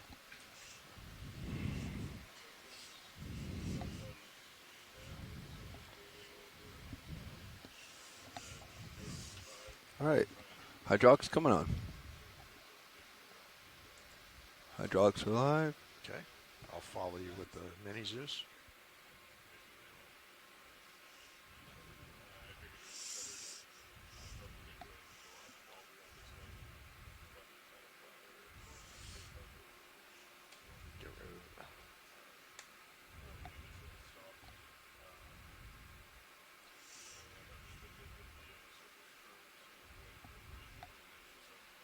Could you give me partial and mini Zeus, please? Sure.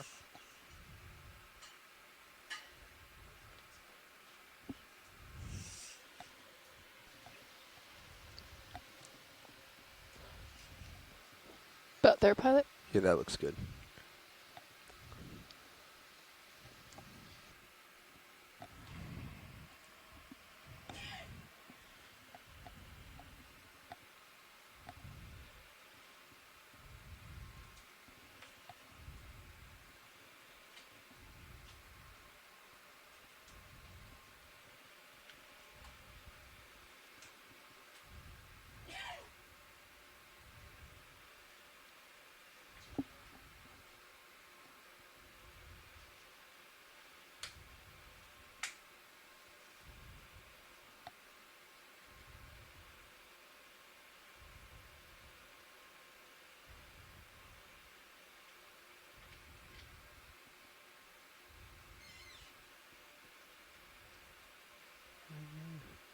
Can't quite tell where that top portion is. Yeah. Still in the jaws. Okay, there we go. That looks a little bit better. Are you going for a clip? No, they're going for a pluck. Trying to get the roots. Yeah. So I think I got a grip on it. Nope.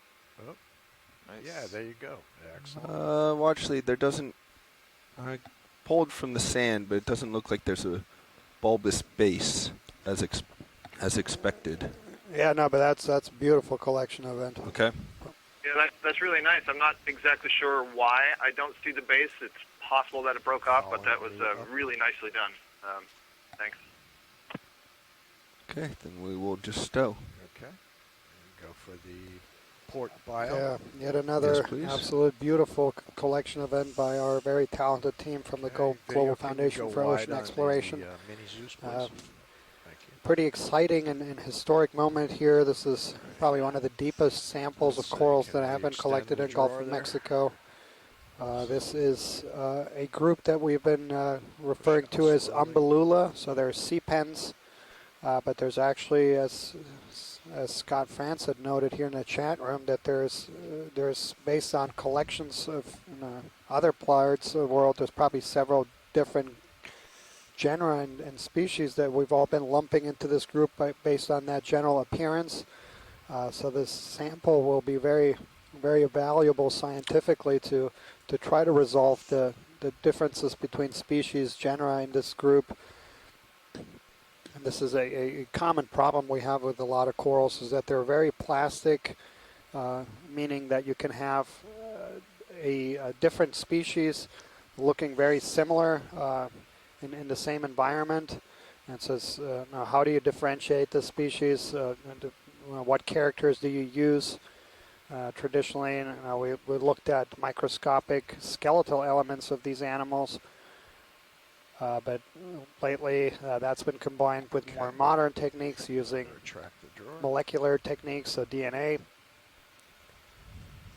And but regardless, to say the deepest record of this group is actually 100 meters shallower than we are today. So this is a very important sample, and absolutely great job by our engineering team.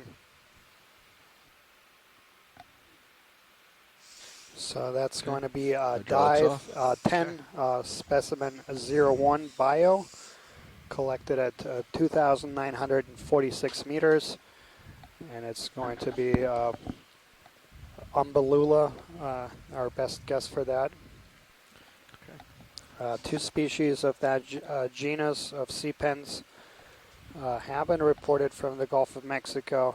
One that's quite a bit shallower, about 1,000 or so meters, and then Umbellula lindahi, which was down to 2,800 meters.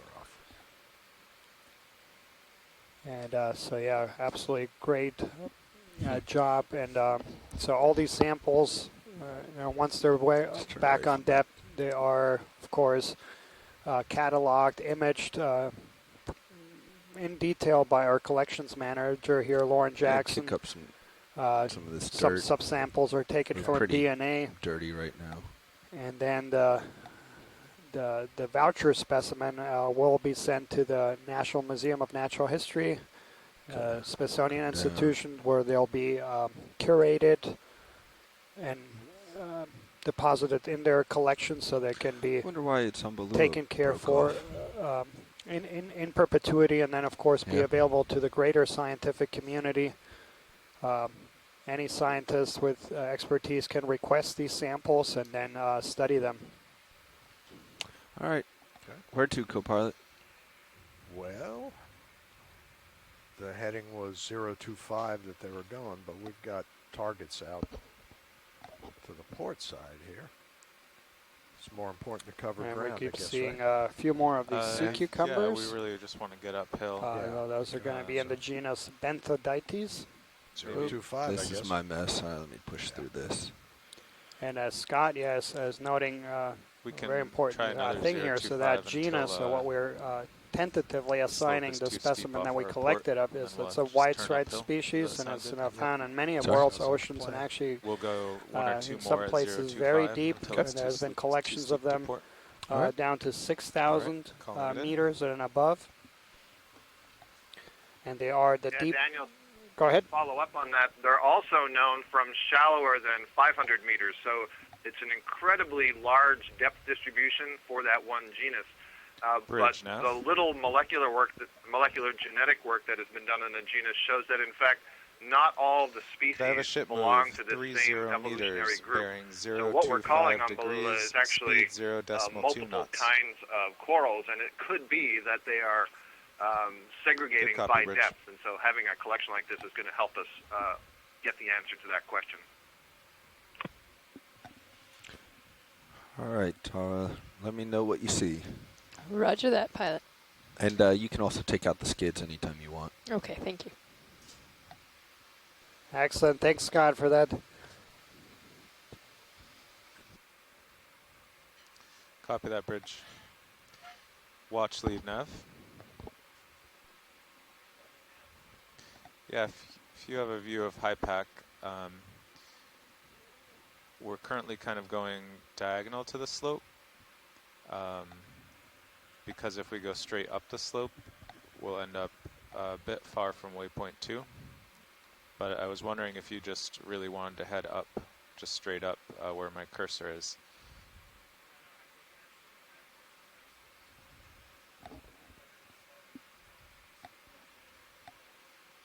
Okay, so we'll go diagonal for a bit more and then head straight up. Okay.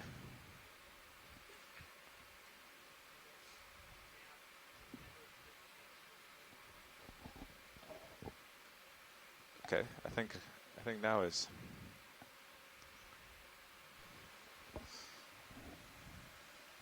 I'm not here in Watchley. Was there a question? No, you can start introductions on OKEX. Oh, introductions. Well, almost good afternoon on shore. It's 11:49 chips time. We just had a switch out a little while ago for a new front row. So sitting pilot, we have Bobby Moore to my left in navigator. Carl McCletchy. To my right in co-pilot. Don Liberatore. And video at the far end. Tara Smithy. And back in clipping, we have Bob Knott. We are all engineers and videographers from the Global Foundation for Ocean Exploration. And we're ready to explore. Excellent. Thanks so much, Bobby. And yeah, this is just a part of the extensive team that we have here on the boat. We've got about 50 so total, with of course the officers and crew that steer the ship and keep us fed and keep us safe. And then of course all the wonderful people that bring the great quality video of the seafloor and make that happen. And then of course we have even more people supporting this mission from shore, including many scientists that are tuning in and helping interpret the images at several of the exploration command centers, an extensive team that is helping with outreach, education, and engagement efforts, wonderful team at the Can I get their video, Office of Ocean Exploration. I have a cloud to my left. And yeah, it's a really big team effort. And so yeah, if we can take a quick look at that anemone. Sorry about the kick up. That's all right. Let's go ahead. Start our zoom. Just let it slowly come in.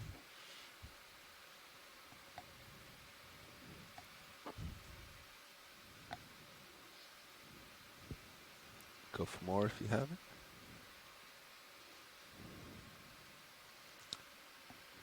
Not quite full stand. So yeah, I don't know this group that well, but this is something that, zoom a bit further? based on the general appearance, is something that we have been putting in the family Exosalactidae. There's a genus that we have throughout the Pacific and elsewhere, Exosalactus, with the very characteristic, those whelps on the ends of the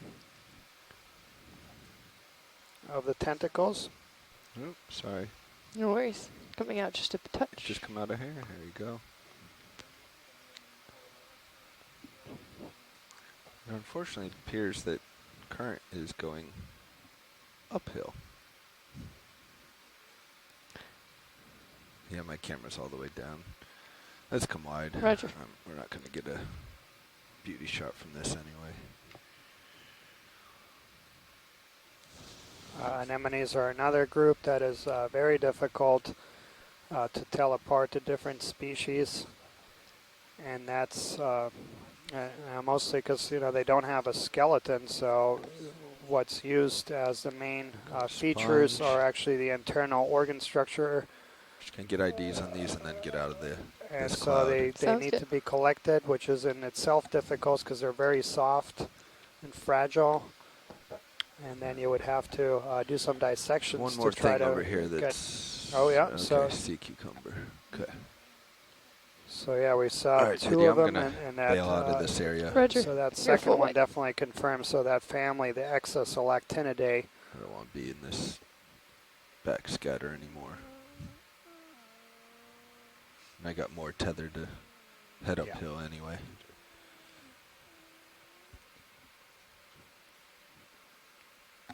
All right, that's a little bit better.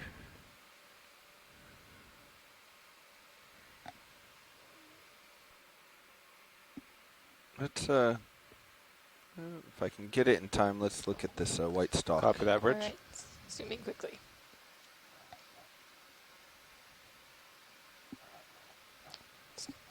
Second. Yeah, dead coral stalk. Yeah, so definitely a piece of dead coral, and that's promising because hopefully we'll see the live ones further up. Carry on. That ship move is complete. Copy that. I think we can keep going. Yeah, and Get out Scott ahead had of noted this that too. dirt from Yeah, the based on that skeleton, you could see both darker regions and then whiter regions, and so that kind of skeleton reminiscent of bamboos. All right, we'll try to slow it down video is now to get some characteristic nicer for a group shots. of corals known as the bamboo corals, commonly the family Isididae. One of the most diverse and abundant taxa in the deep sea of corals. They're also, and here we have to our right another one of these tripod fish, and we imaged earlier in the dive. So that's the family Hypnopidae, and that's going to be a species Hypnops murrayi. And yeah, Ship for move, those please. 30 folks that were in meters, bearing yesterday's dive, we 025 actually degrees, were able to speed conduct 0 a really decimal 2 interesting knots. experiment on that very fish. So it has those very large eye spots, Good copy, and Rich. there have been some debates in the literature of whether those eyes are used to sense light or to make light. Some of the earlier reports on that species where folks actually looked at specimens under a microscope did not note any optic nerves, suggesting that they couldn't sense light at all. Copy that, Bridge. And so on yesterday's dive, we actually turned off the lights of the ROV and to see if they could produce light, which had been speculated in the literature, but we did not see any light. And so some very valuable observations, and that's what we're doing on every one of these dives. Is even though we're imaging in some cases species that are pretty well known or have been recorded in many cases, these species had never been seen before in their natural environment and their natural coloration, and exhibiting their natural behaviors. Didn't really stop between those moves. And so, yeah, so valuable to get these images. And then, of course, to have the experts from around the world watching in real time and being able to guide and provide interpretation and guidance and putting those observations into context.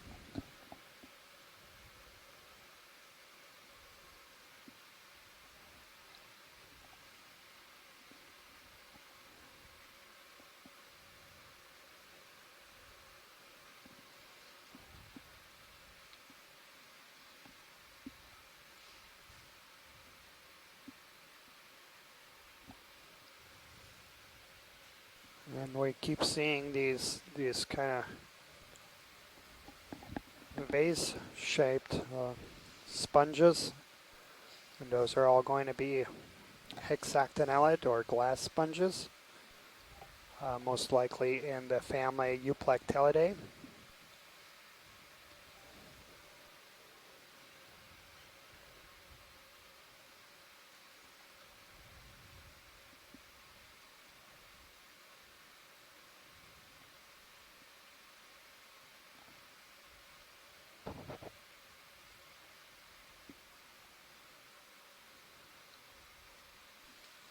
Current depth here is 2,931 meters. So the plan for today, and so we started this dive about an hour and a half ago. Landed very close to 3,000 meters. And we're basically diving on one of these little ridges coming off the West Florida Escarpment, and there's it's just many a menu of on these. your monitor, so you have to. There's a little exit. And we're going to climb this on ridge the bottom right, one of those to a final buttons target there depth controls of go into about menus. Yeah. 2,500 meters. Yesterday I felt Otherwise like it times out. away, We'll expect to see slopes like what we've been seeing at about 40 degrees or so slope. We've also collected some backscatter data, so that's, when we map these areas, we're not just collecting the bathymetry data, so letting us know how deep the area is, but we also get information of a relative hardness of the terrain, whether it's softer or harder. And this area was, relatively speaking, one of the hardest places in this about 2 miles a radius. And hopefully we'll see some exposed substrate further upslope. There's another sea cucumber or holothurian. And this is going to be in the genus Benthodites. And they are definitely the more common species here on these soft sedimented slopes.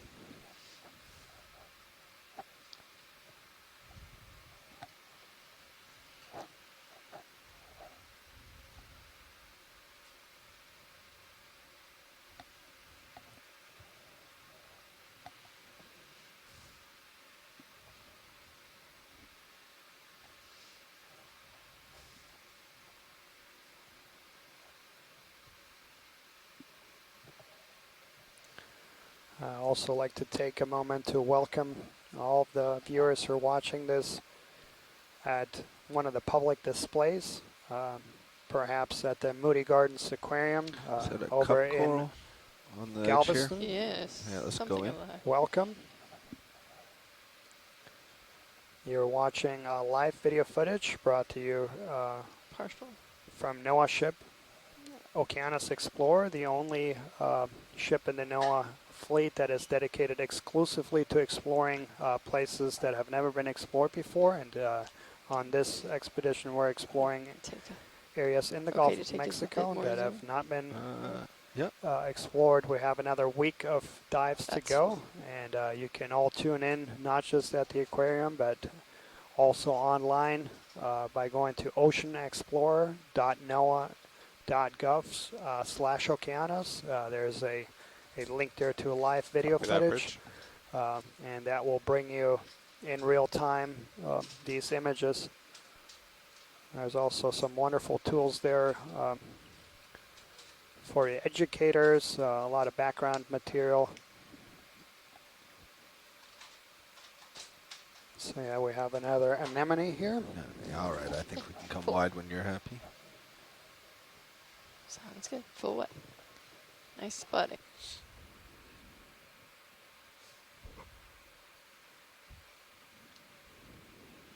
Carrying on.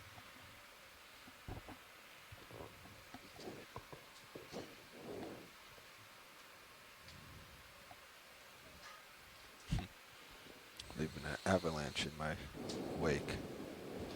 Yeah.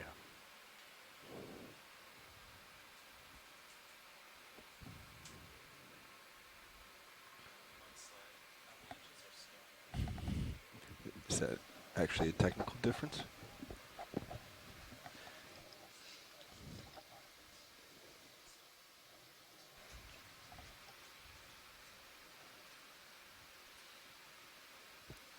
Is this anything center?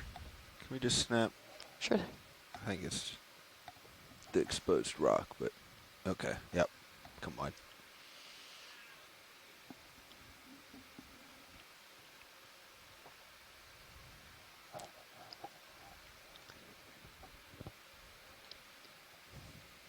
And also for our shore-based science team that might be following on the dive plan.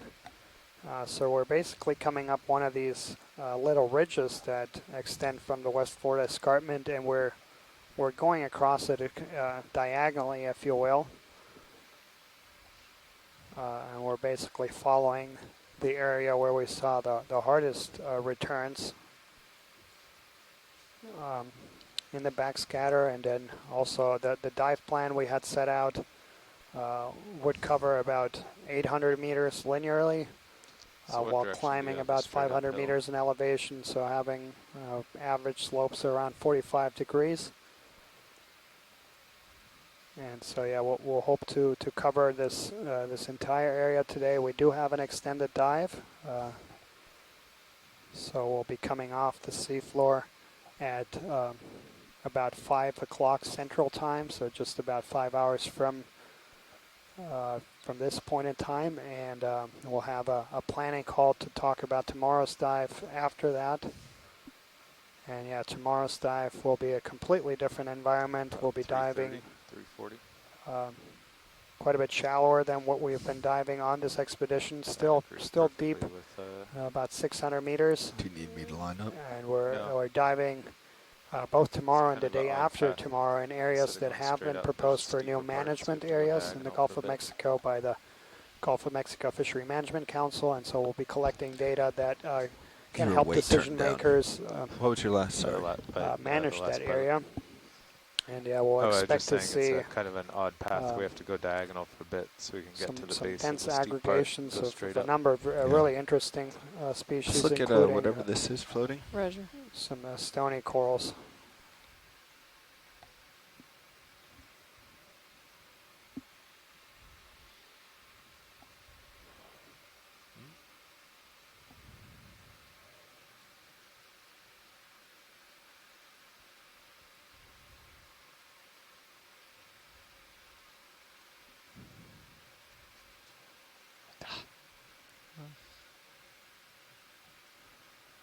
Oh, I think it might.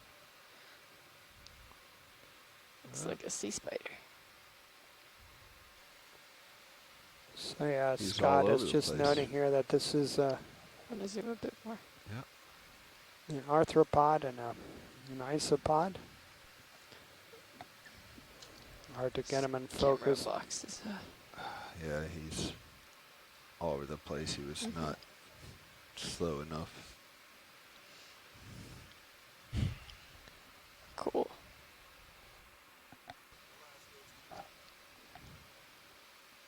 Copy that, Bridge.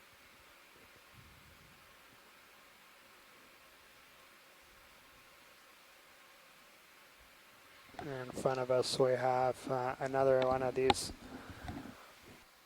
long-legged shrimp, and that's one of the few species that we've seen on every one of the dives. They're fairly conspicuous and fairly abundant. Same direction. Let's snap here, video.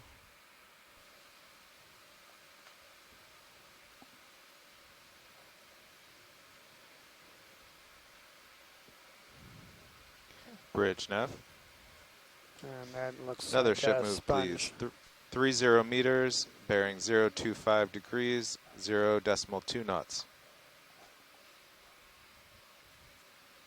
Good copy, Bridge. Clear. Okay.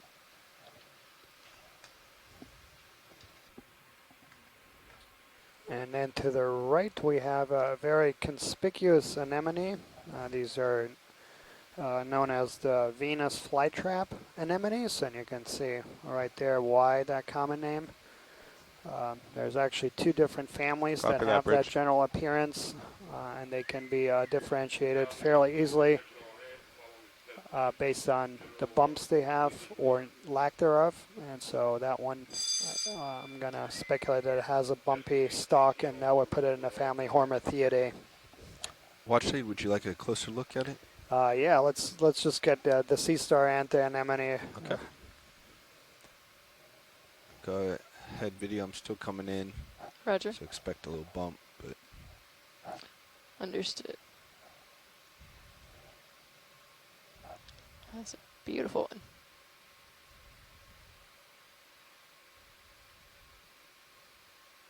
okay.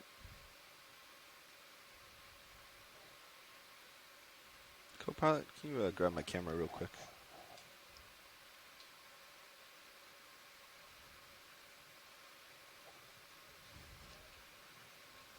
So yeah, this is, I believe we haven't seen that on today's dive. It looks different. And I'm sure Chris is watching, and he'll be able to tell us. Give it a second, that should clear out. No worries.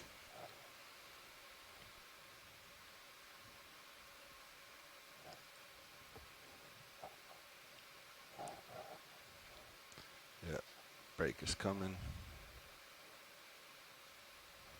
Sorry about that video. It's okay.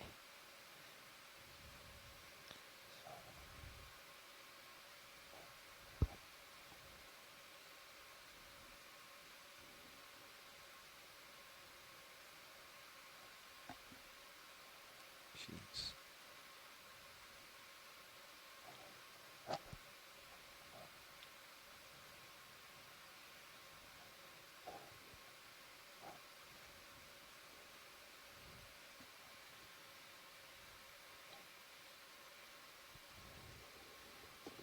kicking up anymore, am I? Hello. Hey, Chris. Hey, Dan. So I've done a little homework since the first one of these that we saw Sorry about this. earlier on in the dive, So we're just and swirling I can around. actually give you a species on this one. Oh, awesome. This turns out. I'm sorry. Oh, Let's excellent. come wide. It sounds like he has a species. Oh, okay. on it. So this turns out to be it was in the correct family. It's a sixth-grade member of the family Pedicellastreidae, and this is the species Amphoraster alaminos. It was only described in, I believe, the mid part of the 20th century. Some of it goes up, some of it goes back. But it's really poorly known. It's, like I said, it's one of these kind of intermediate sort of precipulates. It's related to the intertidal Asterias. Let's go in here and see if we can and get that bump they're here much simpler. They have only 2 rows of tube feet, and we really don't know much about them. I think we've actually seen more of them today than we have specimens here at the Smithsonian, and it was described here. So, this is just an amazing sort of how amazing the disparity is between sort of the historical record and the abundance of data of rare species that the video that Okeanos Explorer develops. Yeah, okay, so I've just looked it up. Amphoraster alaminos was actually described by a scientist here named Maureen Downey in 1971.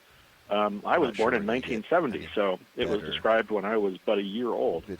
But now we've seen more of them than, like I said, we have specimens in the collection. The next one I'm gonna so as the Australians say, well done. I look forward to seeing more of them, and with any luck, we'll even get to see one feeding on something, or some further insight into its ecology.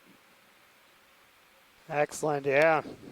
That's and also the reason I can tell that is because of the sort of the cross-hatching. There are skeletal ribs on the arms, and there are some spines and other sort of more skeletal detail on the disc.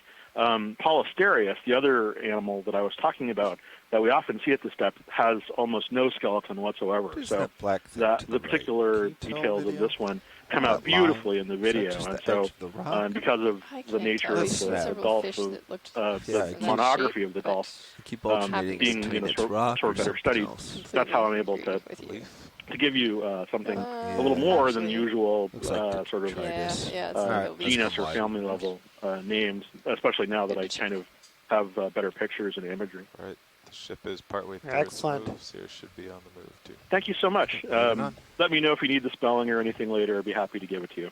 Oh, awesome. Thanks so much, Chris. Yeah, that's great to get those ideas. Yes, and in fact, the other white starfish that you saw was took me again. I'd done a little more homework, and that white starfish turns out to be another rarely seen sea star called Laconitaster intermedius. So, like I said, sometimes your observations are outnumbering the number of specimens we have in the museum. So, it's astonishing. Anyway, have a good day. Thank you. Excellent. Thank you, Chris. And yeah, I think Chris makes a couple of really good points there. Is that these things, we have very few specimens, and then in most cases those specimens don't have any information associated with them of how these organisms look like when they're alive, and the Okeanos is able to close that gap. And as we've been moving across the seafloor here, we've seen a number of glass sponges, which we've seen many of those today. And we also went over a tripod fish with one of those bright eye spots that we took a look at yesterday. Yeah, and so those tripod fishes are among the most abundant fishes in the deep sea, so after synapobranchid eels and brachylas.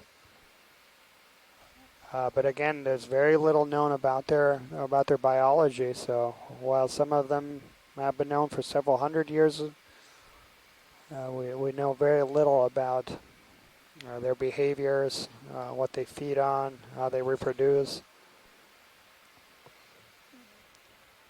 Is that purple sea cucumber or something else? That's snap.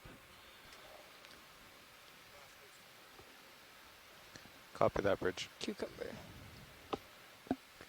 A little bit different version than what we've been seeing, I think. Yeah, so this is going to be a different sea cucumber, and that's going to be in the family Deimatidae. Go for it. So they have those finger-like projection. Yeah, quick ID on this one. If I can stable up enough for you. Okay. I think clear. That was we got some focus shots in there.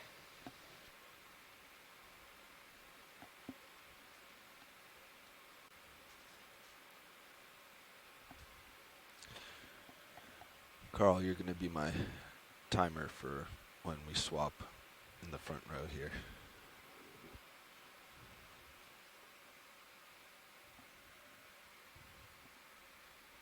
Okay.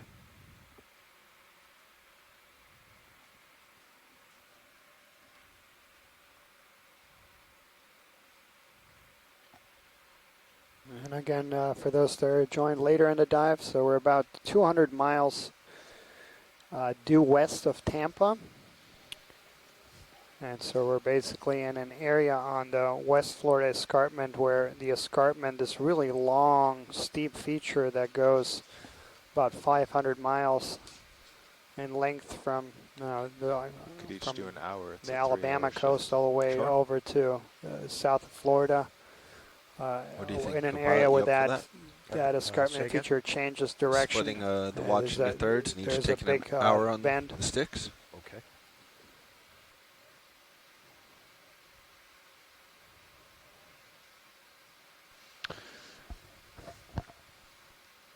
Actually have to leave 15 minutes early for the ops meeting. Well, you just lost your hour. Good. And I'll note we continue to see these thinly bedded layers of rock just under the sediment. And in this environment today, we've seen this throughout. We're seeing a little bit more now as I say this, but I was going to note that we're seeing just enough rock Okay, exposure to before provide some hard Sirius stops moving, substrate for communities of organisms we're seeing like here. Maybe we could do 015, start heading more uphill.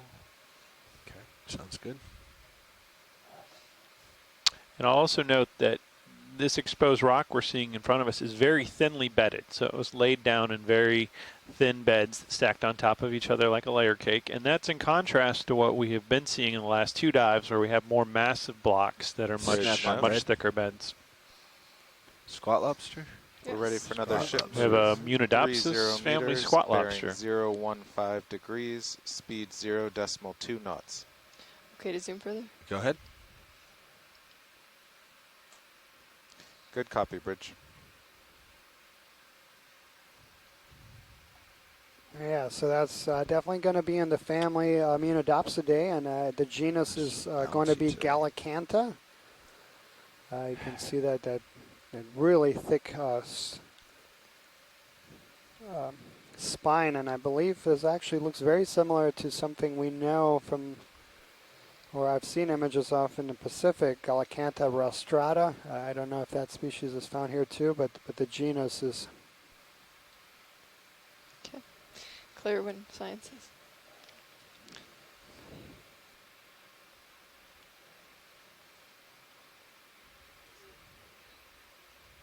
Copy that, Bridge. Clear, pilot? Yeah, I'm clear. Okay. Sorry. No worries. Yeah, pilot, and then there's I think a sponge right behind it.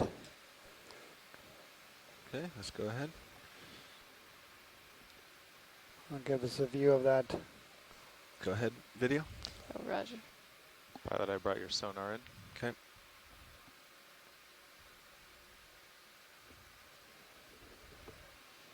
Okay.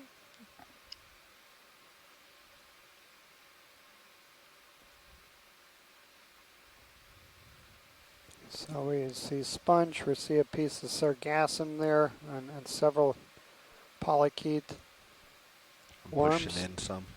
Roger.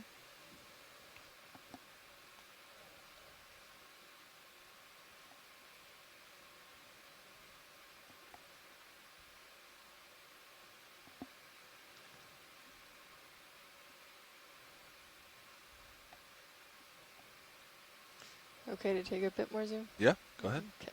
Oh, no, that's max. All right. We're clear. Okay. T2 feels very bobbly today.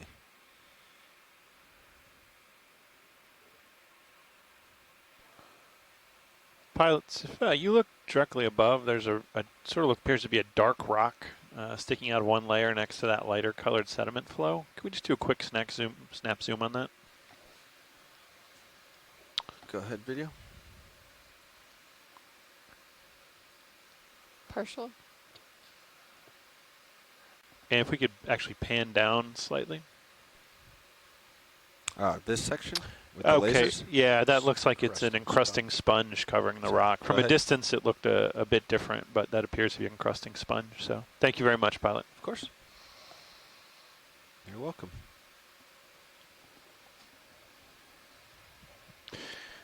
So as I was mentioning earlier, these really thin, flat-lying beds tell geologists a bit about how this material was originally deposited, and it's likely that it was deposited in some sort of shallow water area. We know it would have been a Look at that spot, the full outline. warm, shallow, tropical setting where these carbonates were set down, so it could have been a lagoon or a shallow coastal setting, and this is in contrast to some of the other outcrops we've seen, which seem more likely to have been formed by large reefs and reef complexes. So Charlie Paul and other investigators have indicated that this portion of the Florida escarpment is characterized by being eroded back. So what we're seeing is deposits likely formed in the middle of a carbonate platform rather than on the edge where we would expect more reefs. And so that's some of the ways the video we're getting here with the Deep Discover can help geologists better understand the environment we're looking at here as well. Yeah, and we're just climbed about 100 meters from where we started. We're just about to cross 2,900 meters. And it looked like from a distance that we came across a second piece of skeleton that appears to be a bamboo coral. So maybe if we can zoom. There is a coral there, yeah. Yeah, let's zoom in on this guy. Standby video.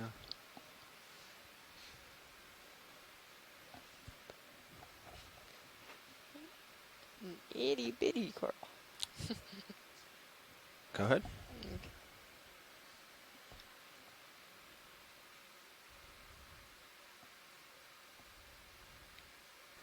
And that looks very similar to that bamboo coral that we imaged yesterday.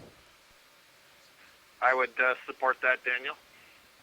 The one that was like the bramble keratoisis. Yeah.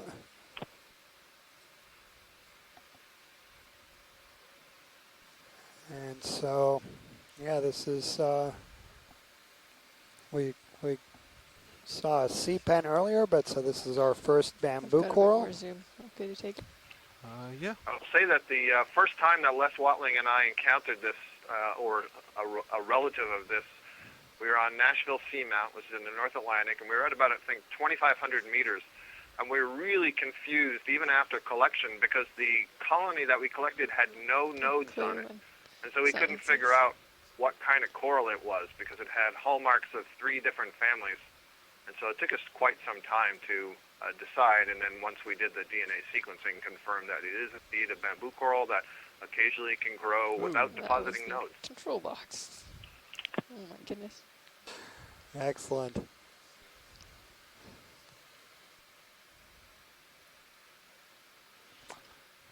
Watch lead, are we clear? Yep, All excellent. right, Thank you very much.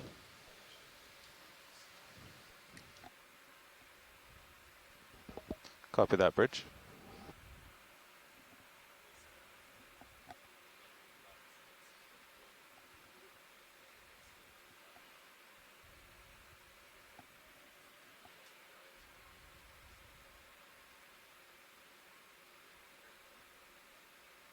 And I guess the point that Scott was making there, that's a very common problem. So I talked about the importance of these specimens in terms of being really the only way to be able to tell what these things are in terms of the species and genera.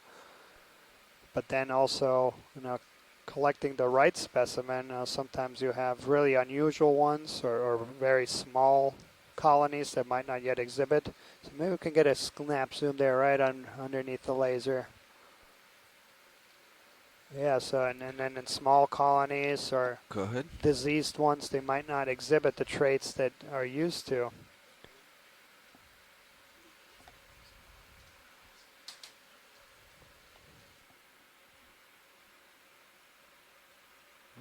Sorry, let me stabilize a little more for you. Looks like a tunicate, then one of the hooded. I'm forgetting the name, bathing humid or something. Yeah.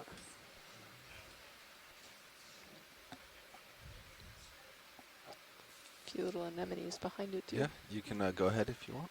Okay.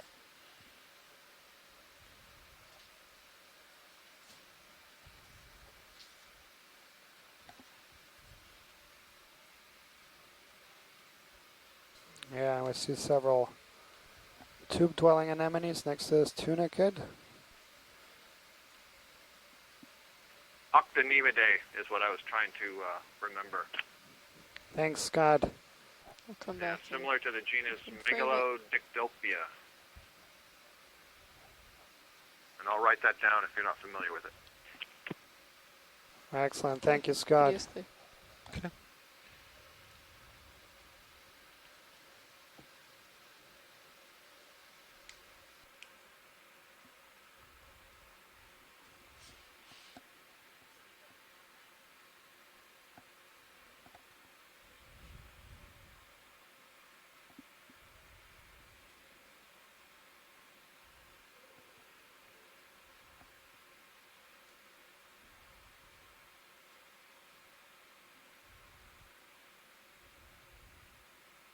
Let's snap here.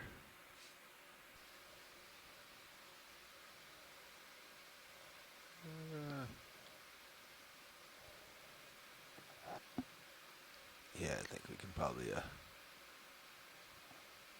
carry on.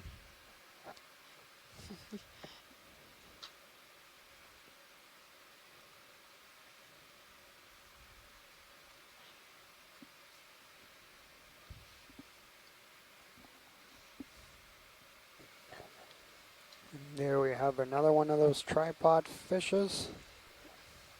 That's going to be family Hypnopidae, genus Hypnops. And then maybe you can zoom in on that red object. You got it. Stand by one. Let's go.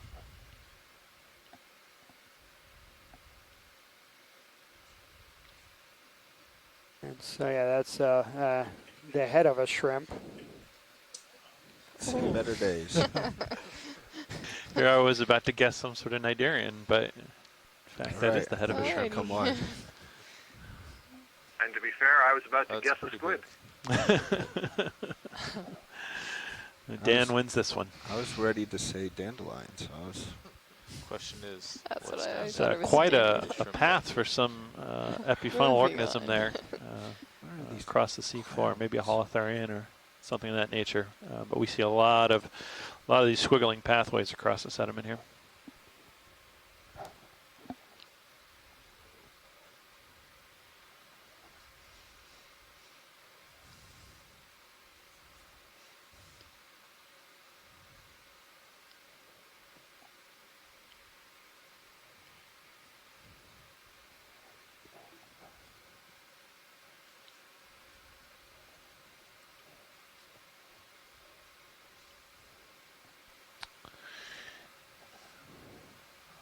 So we see there what looks to be another rock, and we've noticed these throughout today, these white rocks that are much more angular. And so geologically, when you see a rock that appears to have fresh surfaces that aren't oxidized and looks like it's been recently broken and not weathered and is also to some degree free of sediment cover, that suggests that it reached its current location relatively recently in a geologic sense. And so when we look at an environment like this so deep, the question is, well, where would a rock come from if it's been recently placed here? And the conclusion we would draw is that it's likely rolled down slope or moved down slope as part of a gravity-driven landslide along the steep escarpment. And we know it hasn't happened too recently because we don't see a trail behind these rocks. It's showing that they've moved through the sediment, so there's been some degree of sedimentation since they arrived at their current locations.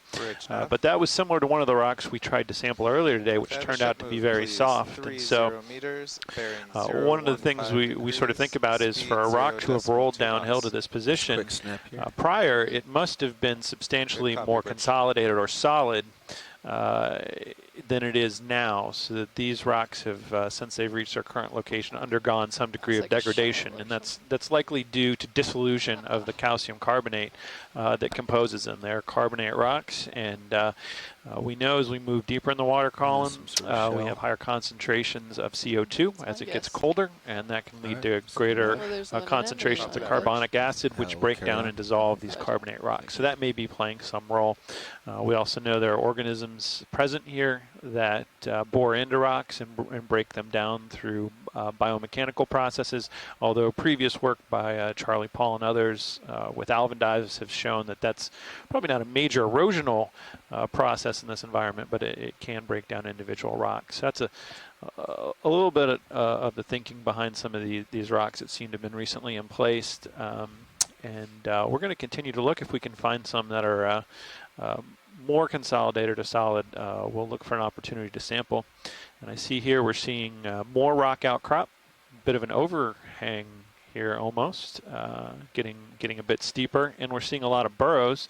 And you can see that light-colored sediment that's come out of these excavation burrows has quickly moved down slope in these streaks, kind of indicating again for us just how the slopes here are becoming more steep, and sediment is reaching an angle at which it's not as stable, and therefore more easily runs down slope. Well, we're pretty close to the point where we can turn straight uphill. We're getting to the top of this valley.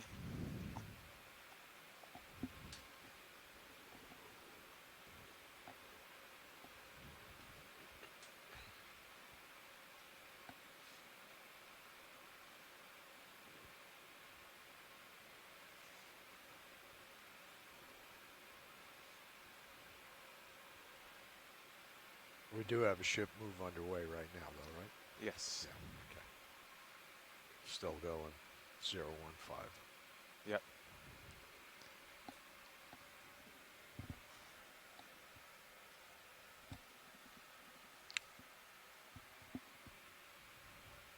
Wait, what is that floating? Does anyone else see this thing floating? I see it. Sorry, or is it white on the I bottom? Is there a sponge on the bottom? Yeah, no, there is something big floating. Or is it just a white pile on the bottom? Let's go find out. Good question. Okay.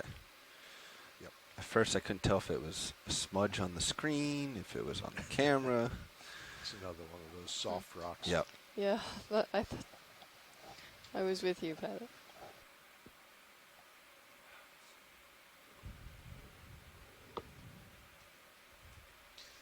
Go ahead, survey one.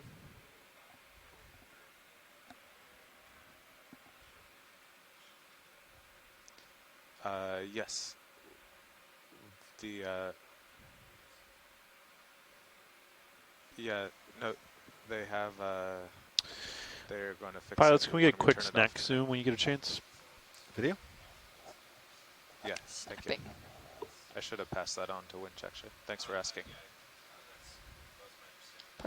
So we see here glass sponge and some of these rocks I was speaking about where we see, rather than the darker colored ferromanganese oxide, we've been seeing a lot of carbonate rocks. We see this fresher sort of white to tan color, which is the characteristic of the carbonate limestones we would expect on the escarpment wall here. So it's possible that these rocks we're seeing here were downslope transport. They were moved here from above, potentially. They look like that's much more likely than they had been unroofed or uncovered here locally. And we see attached there a large glass sponge and one of the shrimp off to the right-hand side. All right. Yeah, and that's one of the few species that we've encountered on pretty much every dive. It's Nematocarcinus ensifer.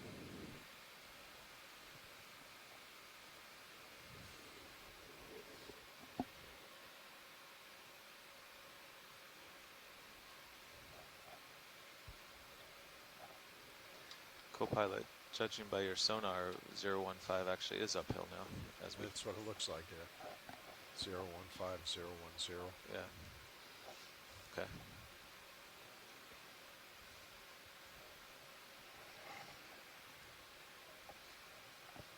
Well, as we go along, we might have to turn due north Right. a few moves, But but otherwise. what is that relation to new waypoint? Was it 2? Yeah, I Does think that that's line right up on. with it? Yeah, if we're pretty much, under the stern of the ship, yeah, that's 5 degrees. I feel like I'm way past my time. I was supposed to hand this off. You are 5 minutes past, yes. Okay. Well.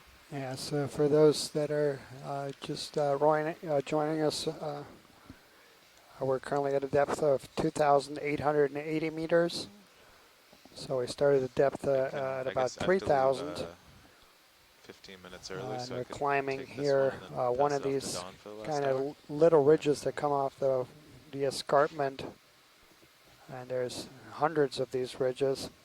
This one was the steepest one in this vicinity, and we've seen heavily sedimented areas throughout most of the dive, where the most common animals we see are these purple sea cucumbers, genus Benthodites, as well as these long-legged shrimp or nematocarcinus. We also seen quite a few tripod fishes. Particular, Bridge RV a nav, very copy your distinctive last one move with these complete. large eyes. And then there's a few outcrops here and there that we've also come across, and what we see there is mostly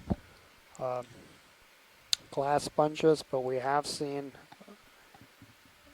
also a single bamboo coral alive. We also saw earlier a dead piece of bamboo coral skeleton further down slope.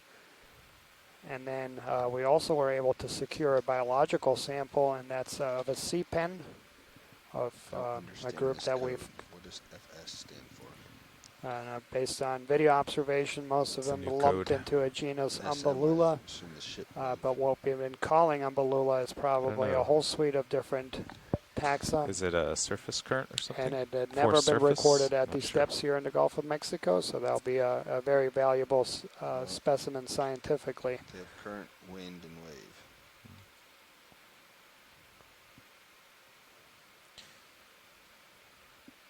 Yeah, and yeah, today's dive is very exciting in that we're exploring one of the least explored places of the Gulf of Mexico. So when we think about the Gulf of Mexico, we think about I've just been checking a relatively well-studied system, but that's only a portion of the Gulf. Most of the exploration efforts and deep sea exploration efforts are focused on the western and middle portion of the Gulf, where we have extensive oil and gas exploitation and exploration. Here on the eastern part of the Gulf, that does not occur, and so there's been a lot less efforts to study these systems. And then in addition to targeting this area that's geographically gotten very little attention, we're also targeting some of the deepest depths ever studied here in the Gulf of Mexico. So based on an inventory that goes back to the 80s of about 2,200 scientific dives that have occurred in the Gulf of Mexico by various academic and federal agencies, we've only been able to find 4 dives below 3,000 meters, and so this is only the 5th time that we're diving to these depths here in the Gulf, and so it's very exciting, and of course that you folks can all join.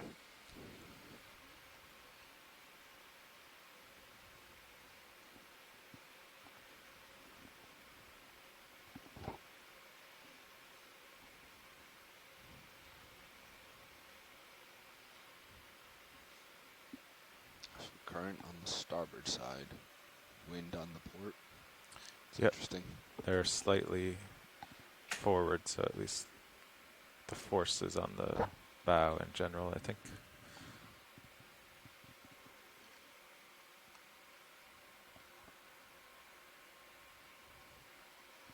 Not according to this latest report here. Well, one thing that actually pretty much beam on. Yeah, almost. Yeah, pretty much beam on. One thing that confused me is we're doing so many ship moves that the forward current on the 5-minute average actually doesn't match the true current. I'm sure that didn't confuse you. Yeah. I know not to look at those numbers. So Ken Sulak from the U.S. Geological Survey has provided some really important information here in the chat room about these tripod fishes we stopped that a few minutes ago. we Should we call keep another? seeing. So tripod fishes, the common name of the family is still Hypnopidae. And they 30 get that meters. common name is because they have these adapted pelvic and pectoral fins that are modified to have these really long kind of stilts that they sit on, and that has several functions.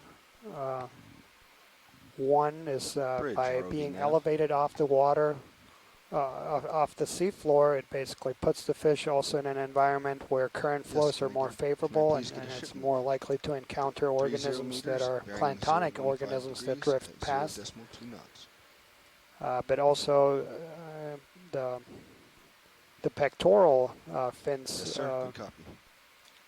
are innervated, so they have nerves, so they can actually sense with that as well. Today we've only seen one species, Ipnops murray. We'll see if we see a different genus that we've also commonly seen in these environments, Bapterois, and there's one species in particular that has extremely long pectoral and pelvic fins, over 1 meter in length, and they can sit off that kind of on their long platform. And important to note is that these fishes, they don't sit permanently. They can also swim. They're not very good swimmers, but they can swim with short distances, and so those fins are also important in landing, being able to get back on spot. And then those eyes, of course, are really interesting. And the current speculation here is that those eyes are able to see, but not see in the sense that we see, but that they're picking up just blue light or really short wavelength lights. That got me too. I thought it was coming out. Yeah, for the general public, if you have light going down, everything coming, of course, from above. Yes. The longest wavelength lights are the reds, yellows. Those are the first ones to disappear. And that's why when you scuba dive, everything looks blue, is because all the red and yellow light has been removed, and you only see blue. And blue UV light can actually penetrate quite a ways deep. And in fact, I've sat in a submersible at around 800 meters and still able to see. I mean, it's very little light, but your eyes will adjust. 120-some thousand. And then as you go even deeper, for our purposes, the light is gone, but there's still 6,000 lumens maybe? Some UV light, and then of course there are some organisms that produce their own light. Yeah, I think it's 6,000. So while the sunlight might be gone, there's still some lights that are 10,000. other sources of light. Lumens or color temperature? So yeah, thank you so much, Ken, for chiming in, and go also in for alerting us to this fish in the first place. I really appreciate you Okay, hold there. Tuning in and emailing. Say again. 74. It's like I think color temp. Sponge. You can keep going in. I'll rise up. Keep going in, Roger. Yeah. That's max. Okay. Huh. It has spines. Yeah. Yeah, just trying to get puzzle through a little bit on the ship what this is. If it is a shell or maybe an egg case, not immediately clear. Roger.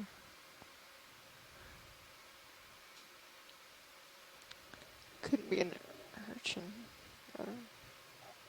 Looks like a sponge with things Probably, growing on it. Probably. Maybe somebody tried to eat it. Part of it burned into it. Oh, sorry, video. Can come out of touch. Whatever it is, that's good. Seems to have become the home of several things that are growing on it, and it looks like a anemone. Okay, we and can go out to lasers and then be done. a couple of tube worms.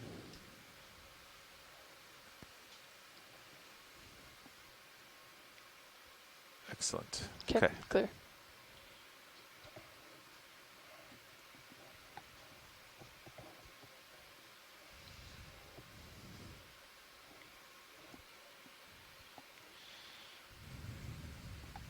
And I talked quite a bit about the importance of exploring this area here, the Gulf, that has been very little exploration, but in fact, there's been little mapping. Like if you look shallower than what we are today, the biggest portion of the West Florida shelf, so in shallow water, has not been mapped with mapping systems, with multi-beam mapping systems, and in fact, only about half of the Gulf has been mapped. And so our mapping team has been really busy every night plugging in some holes there of existing multi-beam data, and that's really important because that really provides a foundation for science to come. It also provides a foundation for different management decisions. So there's some really important fisheries that occur here on the West Florida shelf, so not here, but the shallower.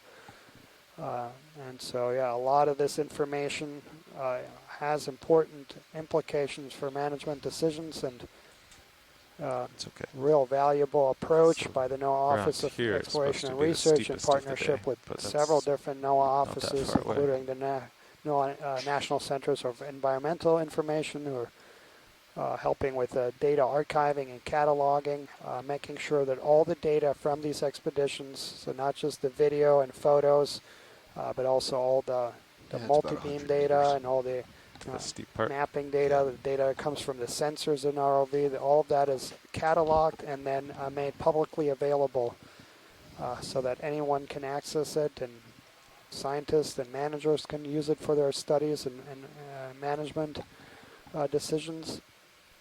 Has the ship stopped yet? It's usually about Not officially. It's usually about 5 minutes a move. No, we're at 5 minutes. Oh, okay. Move complete. Oh. Thank you, Bridge.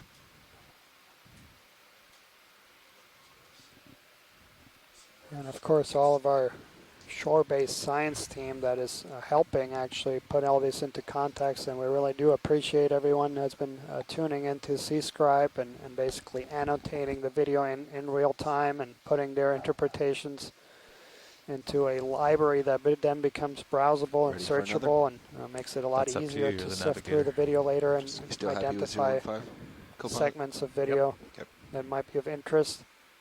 Bridge, RV Nav. And yeah, huge thanks.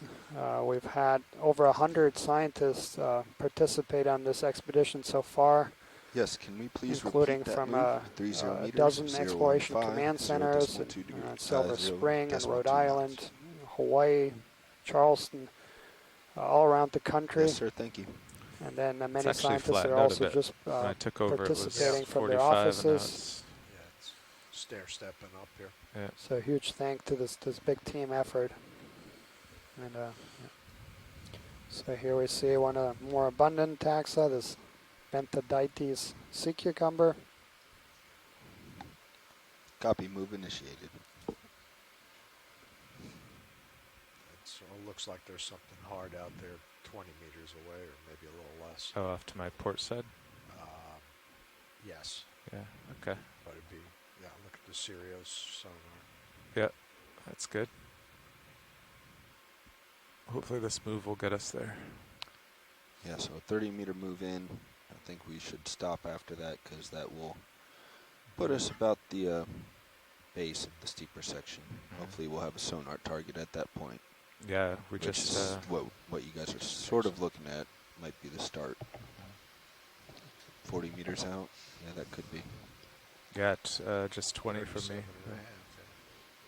And then also for those folks that are interested in midwater work, so we will have portions of 2 dives that are going to dedicate some time at the end of the dive to exploring midwater. So tomorrow's dive, in fact, so we'll start off on the seafloor.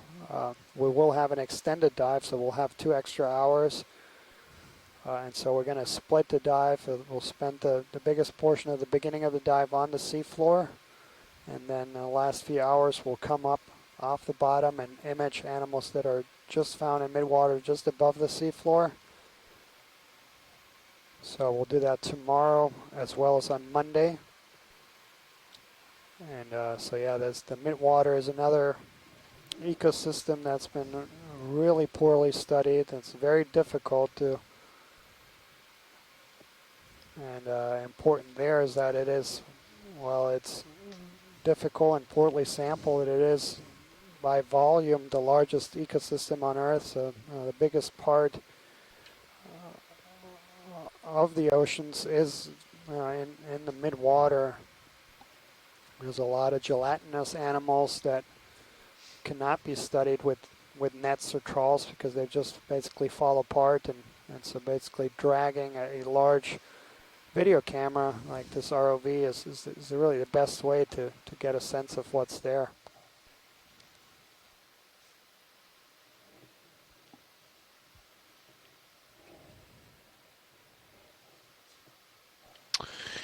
And we're starting to see some rock outcrop come into view again, and our scanning sonar on the vehicles is also showing us that we have some hard bottom upslope from here.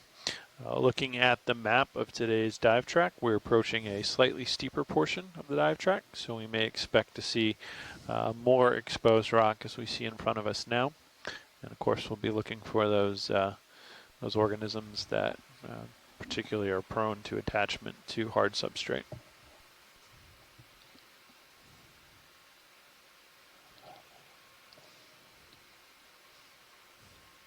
And it looks like there's already, I see a couple corals on the bottom to the right.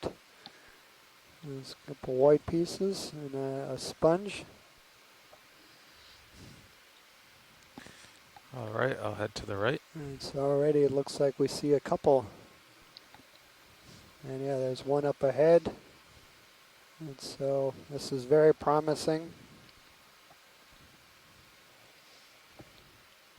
This signals a change in the habitat we've been seeing on this dive so far today. This is by far the largest solid rock outcrop we've seen. We've seen some smaller outcrops of bedded sedimentary rock, but this is certainly a large outcrop here, and it's exciting to be back into the coral again. You know, co-pilot, I piloted yesterday, and excellent, yeah. Your shot of the Dumbo octopus did make the highlights. So I can count 3 there in view. 2 of them look very similar, but we'll get a view here shortly.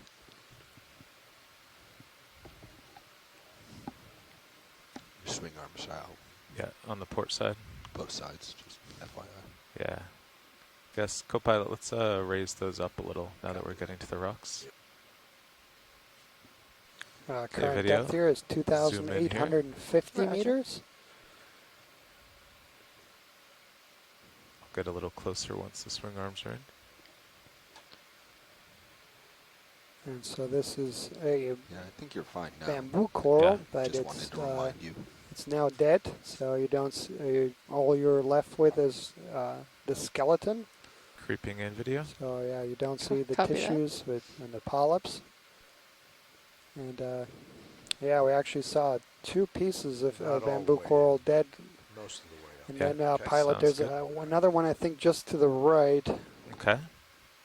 Once Video we're come out happy. partial. I'll work to the right. That's good. You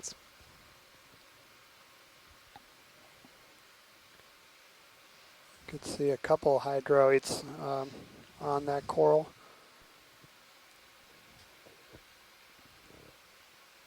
Thank you, Bridge. And so yeah, that you could see very well there.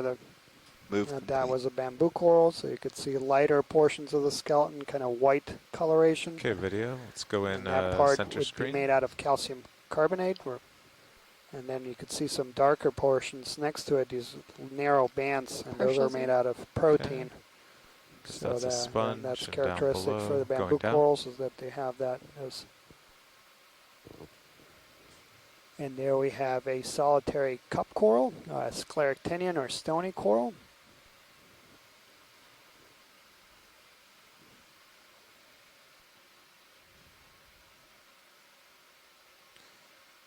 Okay, you can go in a little tighter on the cup coral. That's max. Okay. Watch lead, would you like a better So, shot yeah, of this is this? going to be in a completely different group of corals. Oh my goodness.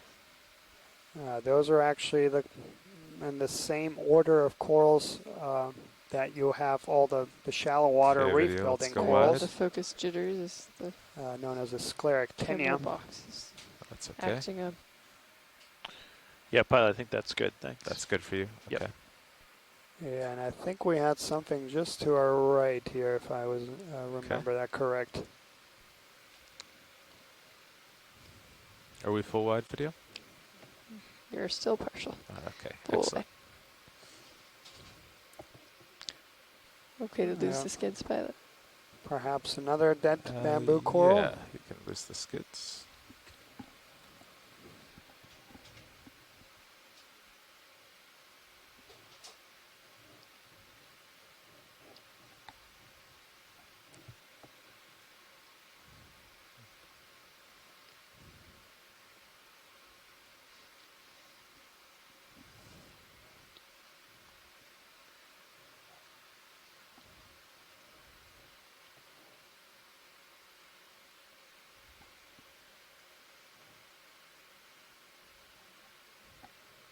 Okay, going tight on this coral. Roger. Does look like it has something alive. Yes. Yep. So that's. I think that's that same bamboo coral that we imaged earlier. So this is okay, coming back up. Currently Keratoisis genus in this kind of really scraggly bramble form. And that we actually also documented yesterday, and that was the first time that had been documented from the Gulf of Mexico.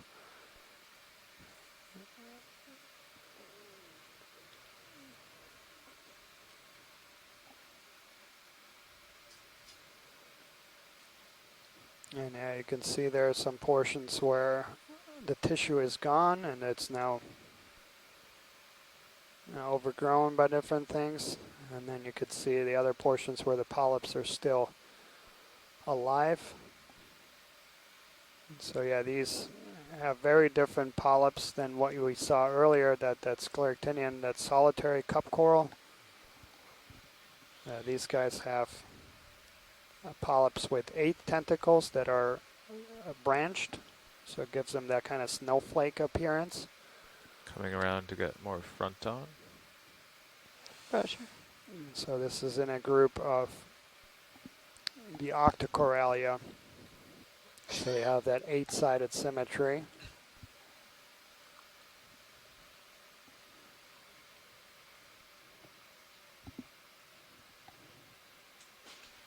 And bamboo corals are, as I mentioned, are one of the most dominant groups of corals in the deep sea. Once you get down below a couple thousand meters. Very diverse also, and a few species have been dated. And generality here is that they are several centuries to up to a millennia in age, so my goodness. They are slow growing and long-lived in general, and that makes these species particularly vulnerable to impacts. Okay, video, I think we have that. Roger, coming full wide. Lasers on it too. Excellent. Oh, Roger. Excellent. Pilot, we're looking down on you 80% there. Okay. Watch lead, anything else here? We're ready to rise up the rock. Yeah, let's keep rising. I think I saw a few more things up here. Okay, coming up.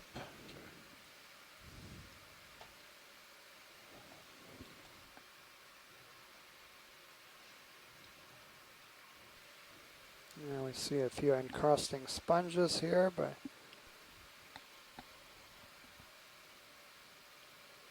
there's another, looks like either dead or partially dead coral, and then yeah, it's a beautiful large outcrop. Quick zoom center screen video.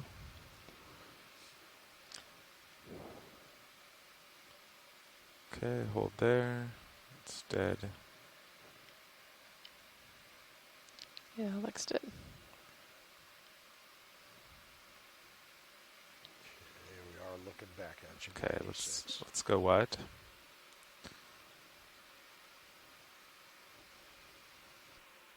Going ahead.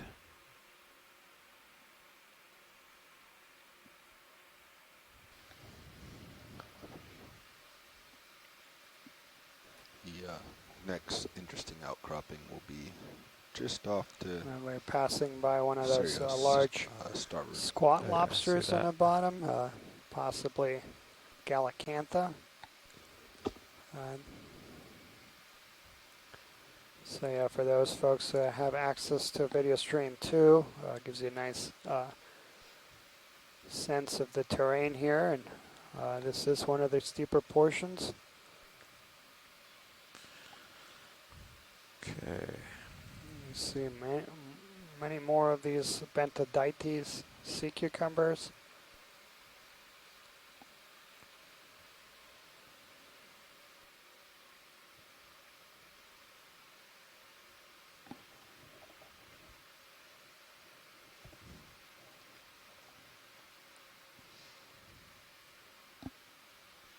Copilot, we could put the lowers out maybe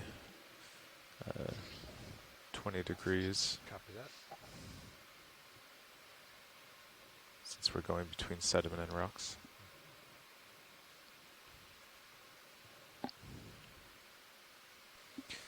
Also to orient Just go our in partial viewers, on, so we're basically now this pointed rock. due north. Sure thing. That's good.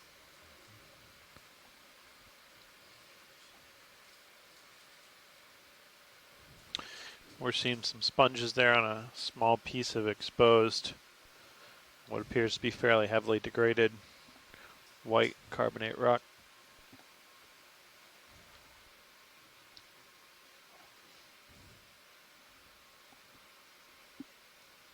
Happy there? Yeah, looks good. Okay.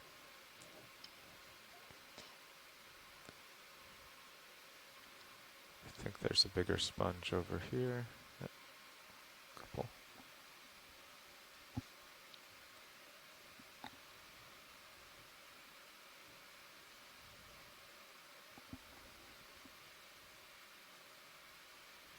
So these again are going to be hexactinellate or glass sponges. Rock off to your starboard. Family Euplectellidae.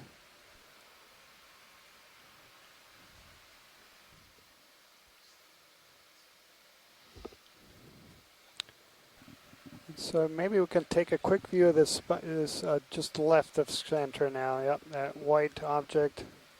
Copilot, you want a 15-meter move at your current heading? Sure. Okay, video. Let's do a zoom Bridge, here. RV nav. I'll try to creep closer. Yes, a ship move, Roger. please. 15 That's meters. another sponge. At Small. 005 degrees. Yes, it is. At decimal 2. Minuscule, in fact.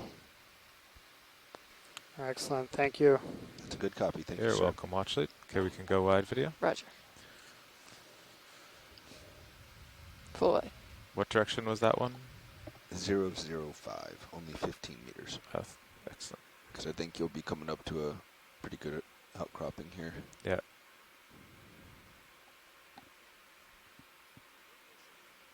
Thank you, Bridge. It looks like it's more off to Sirius's starboard.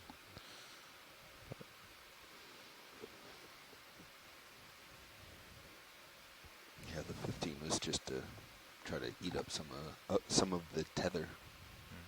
And then we can redirect to get you closer if it turns out to be really interesting. So yeah, that looks very promising, outstanding.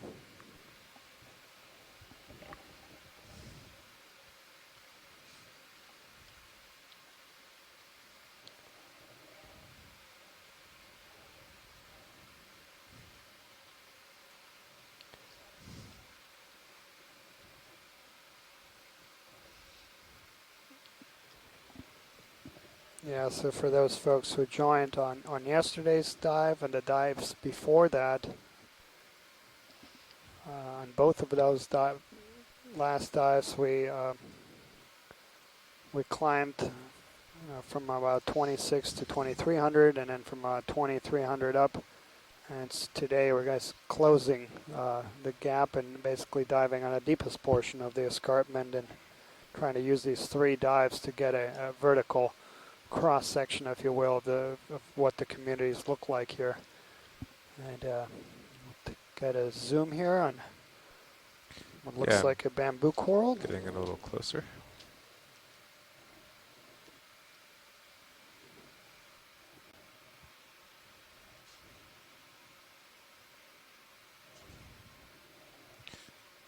Okay, video, free to zoom.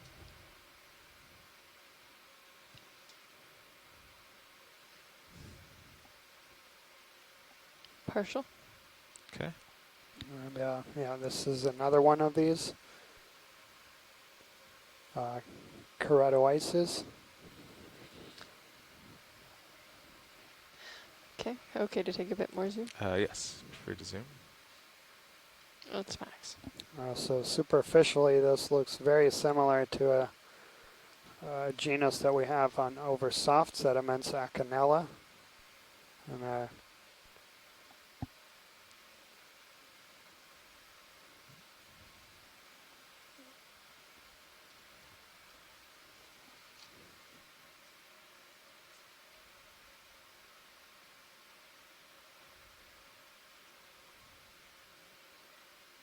Move over to this closer branch.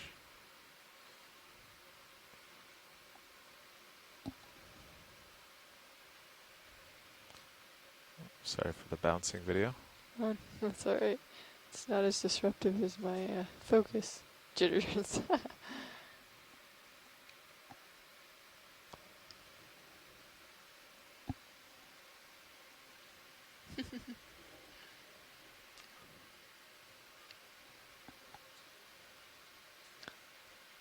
That was neat.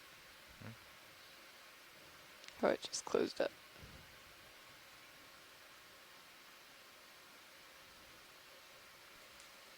And so these guys, and this is typical in the deep sea, a lot of corals, they have these sea fans. That's their predominant morphology. Okay, and, we can and go those, out to those sea lasers. fans are then typically oriented perpendicular to the current flow. There are so basically, there's the whole being like sails that catch the flow, and then Coming that way catching the small planktonic organisms that might be suspended. I'll keep working up. So this yeah, way. most people are, when I think about corals, they think about the shallow water corals that have symbiotic algae living within them and that provide the corals with nutrition. In the deep sea, we don't have that, and as a result, but we still have corals, and those corals have to acquire all of their nutrients by feeding.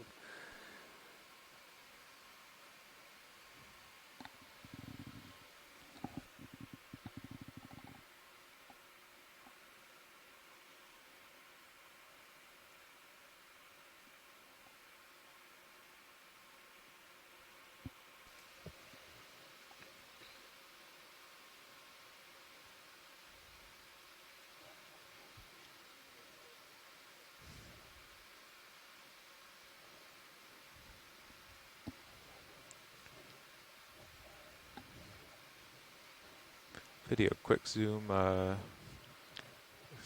under this overhang. Underhang, yep. Yeah, just not sure what it is. Okay, you can hold there. That's just the rock.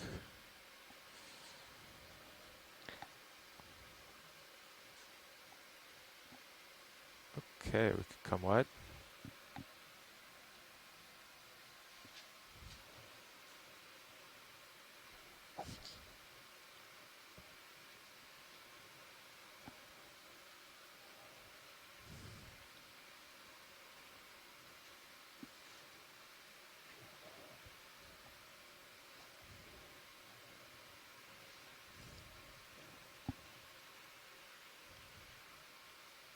A few more of these very conspicuous sponges. Again, those are going to be in a family Euplectellidae. And those are all glass sponges. They have siliceous skeletons. And they also have these kind of modified hook-like structures at the base that they use to firmly anchor to the substrate.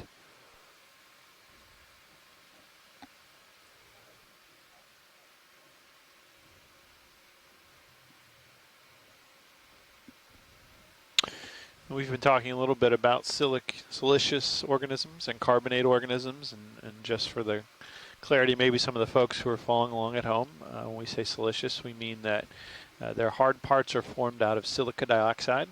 So that is a molecule of silica and oxygen, and that is the same material that makes up, for instance, beach sand in most beaches, and it's also essentially glass, and that's why we call glass sponges, for instance, glass sponges, because of that silica, as Daniel mentioned. Sort of the flip side of that coin is these carbonate organisms, like this cup coral here, which take not dissolved silica out of the water, but dissolved calcium carbonate and form hard parts like the base of this cup coral that we see. And in fact, the organisms that form this entire escarpment that we're on, all of these rocks, all took calcium carbonate out of the water column to form that structure. Done with that last move. So can we get a new one, please, of 15 meters at 010 degrees, 0.2 knots?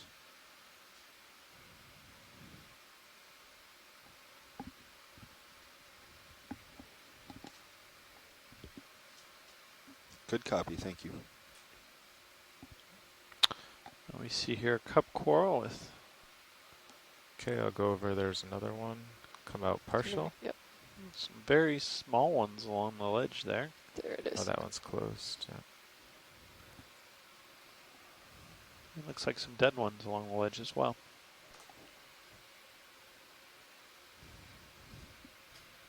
Thank you.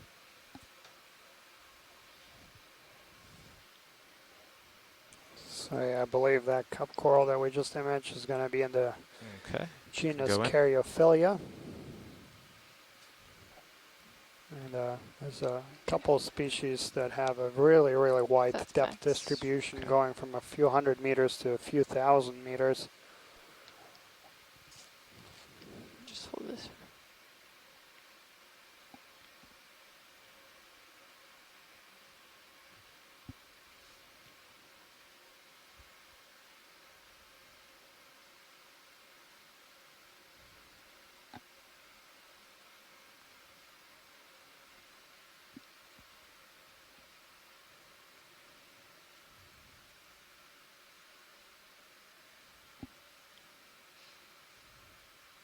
Okay.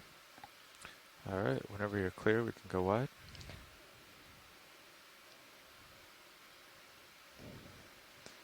Thank you.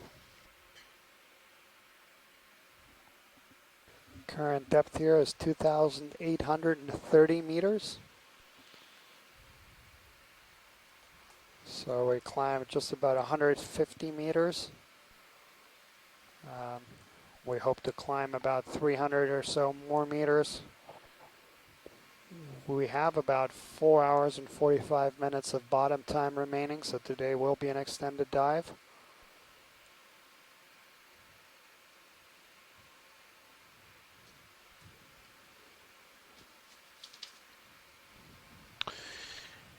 As I was mentioning earlier, the difference between those organisms that are siliceous or carbonate, the different looks like we're going to fall off. They either pull out dissolved silica or dissolved calcium from the water to form their hard parts. There's a level in the ocean known as the carbonate compensation depth, which lies deeper than even the start of our dive today, closer to 4,500 or 5,000 meters below the sea level. And below that level, the chemistry of the ocean, the high pressure and the cold temperatures are such that carbonate can't exist.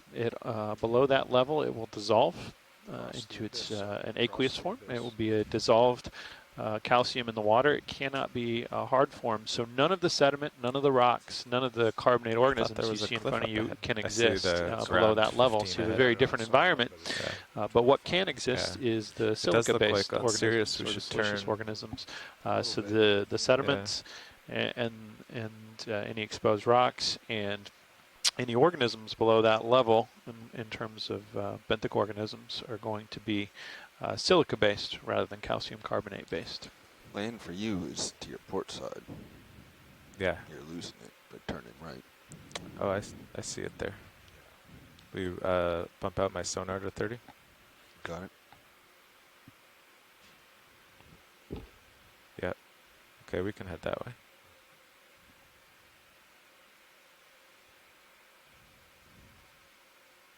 Or should we go ahead in the Sirius one? Oh, there's a bump. Is this the top?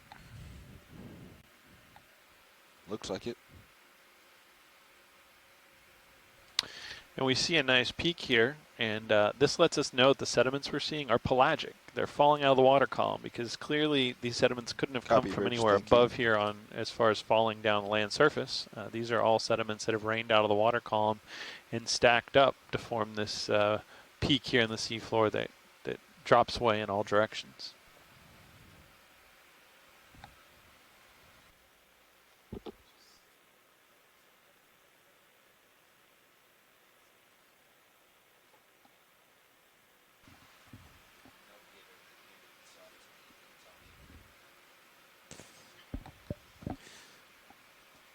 Watch lead pilot. Yeah, we're at the top of this local high that we weren't expecting, but we have some ground about 15 meters ahead through the blue water, so we'll drive over there.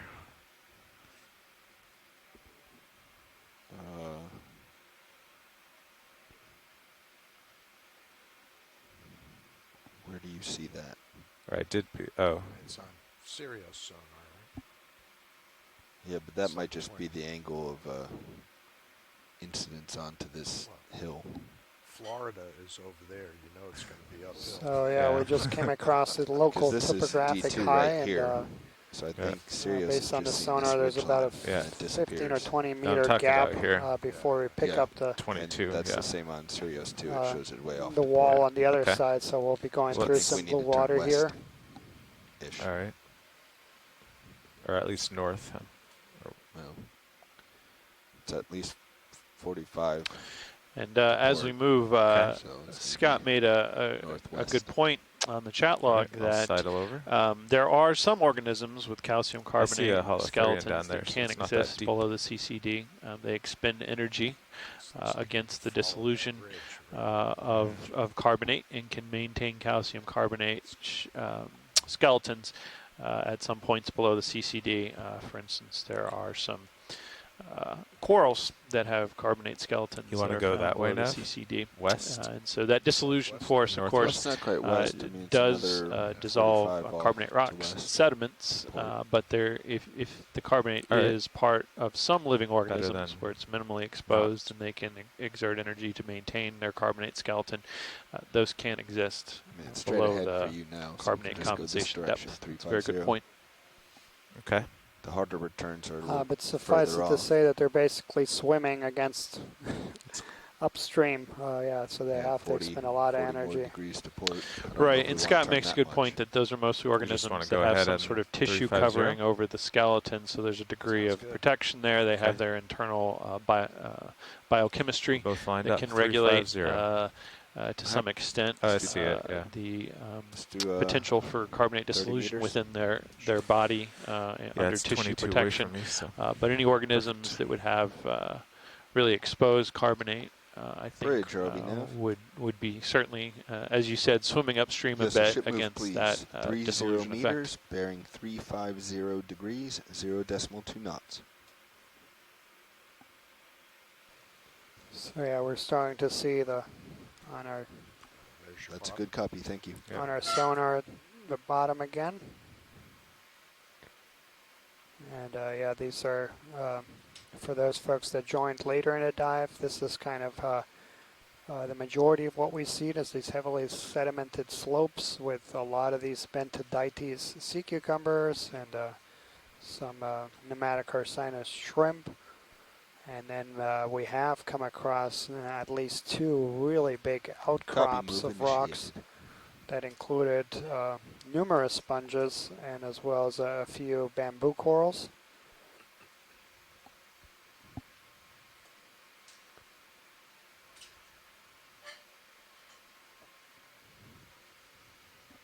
And just to orient our folks, so we're basically pointed almost due north here.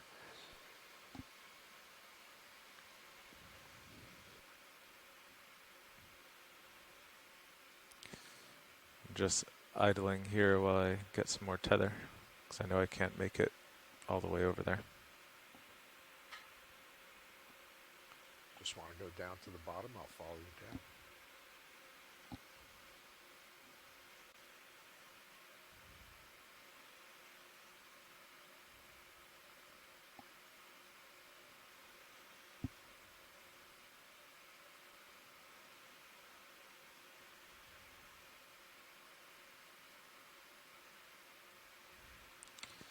But yeah, let's zoom this object center screen.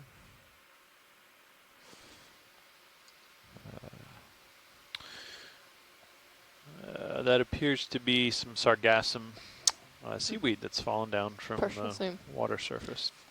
Okay, I'm happy with that.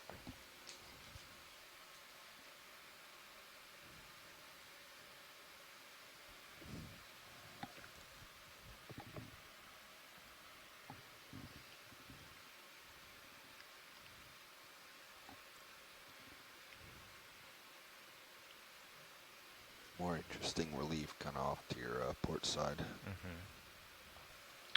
And we're seeing on the scanning sonar what looks like a hard bottom, perhaps another large rock outcrop. Yeah, the next move we could bring ahead of the Sirius vehicle. to that maybe. That's the one that takes us over towards 320. That's probably okay. It seems like the rocks are scattered, so we should hit a couple head on to give them a survey. For you, though, you look like you have some interesting stuff kind of straight ahead now.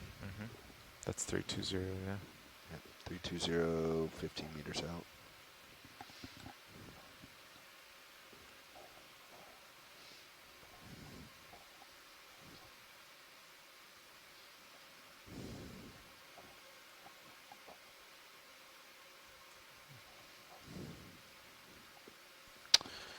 And another holothurian sea cucumber on the seafloor. Seen a number of those today.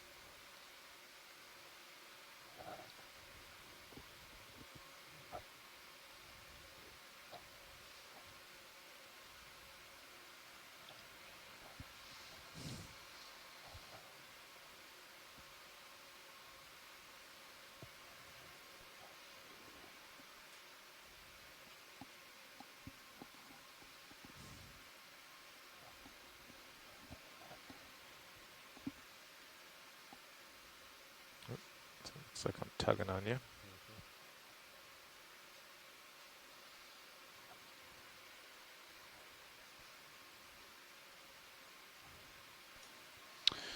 So we see the start of another rock outcrop just in front of the vehicle now, and we're doing a bit of a ship move to move in that direction, and we'll proceed momentarily.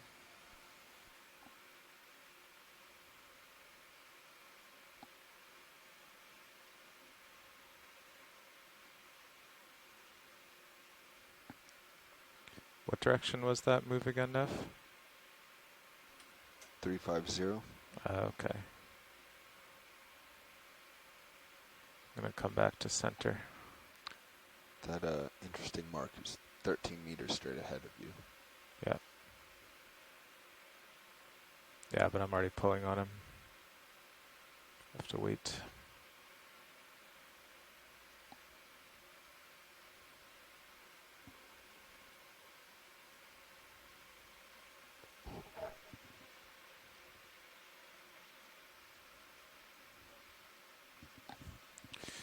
Go ahead, watch lead.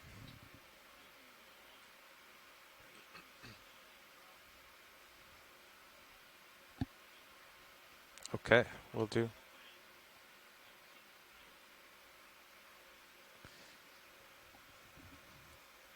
All right. Yeah, we're just we're almost done with this kind of blue water crossing that depression, and we'll look at these rocks up ahead.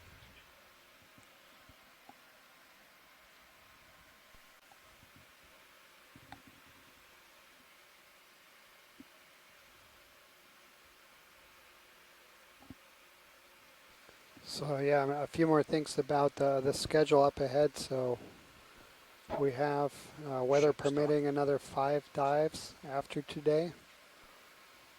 2 of those are going to focus on Lophelia reefs on shallow waters of West Florida Escarpment, and that's going to be tomorrow and the day thereafter.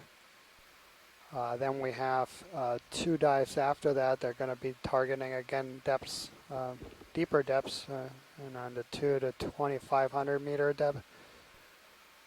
And then the last day, weather permitting, we'll be diving on the Portales Terrace, so just south of Key West. That's going to be a slightly shallower dive. And so, yeah, weather permitting, that will have brought us across a wide depth range on these dives. We've dove as shallow as 800 meters and as deep as 3,000 meters today. We've also dove on some very different environments, and one of the least explored canyon systems in the Gulf of Mexico, Perdido Canyon. A few mounds, a couple of really exciting maritime heritage. Thank you, Bridge. Some shipwrecks. And then a mud volcano. Also, yeah, documented 2 new chemosynthetic communities. And then also came across 2 denser aggregations of corals. I guess we could start turning you. Yeah. And that was the swing. day before yesterday, and then a dive on Hidalgo Basin. And those were really important dives, too, because they were in areas where there are proposals for expansion of one of our sanctuaries. It's the kind of bigger hardest return. Yeah. And tomorrow's dive and the day after also has some important management implications. That's going to be to support efforts by the Gulf of Mexico Fishery Management Council, who manages the fisheries here in the Gulf, including 2 that target deeper depths.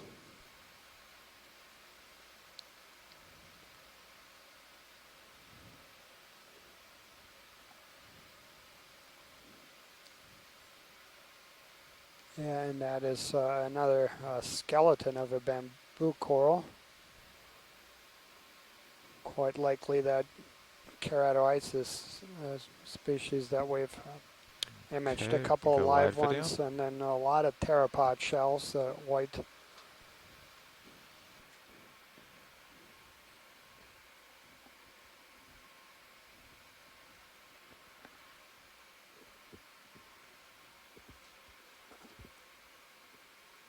Yeah, and just so our viewers don't go too much into sensory deprivation after this expedition is over, there will be another very exciting ROV expedition starting in June, 23-day expedition exploring deeper areas off the east coast of South Carolina, Georgia, Florida.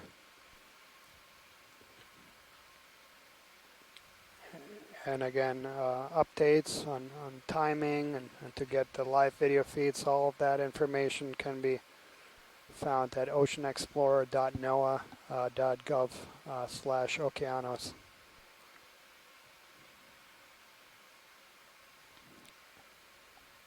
Yeah, so we see pretty barren rock here. There's a few smaller encrusting sponges.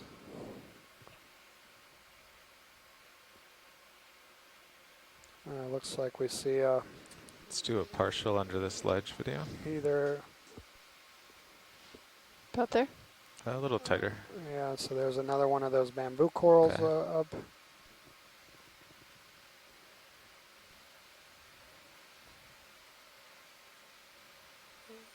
several scleractinian cup corals.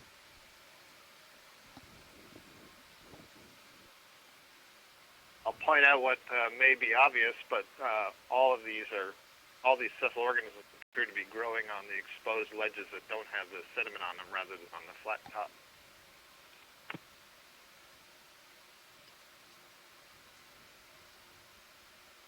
Okay, I want to go a little tighter on this coral. Roger. Co-pilot, you want 10 meters at your heading? Sounds good. Not quite full zoom. Okay, that's good. Just let them see it. Sure thing. Bridge, RV nav.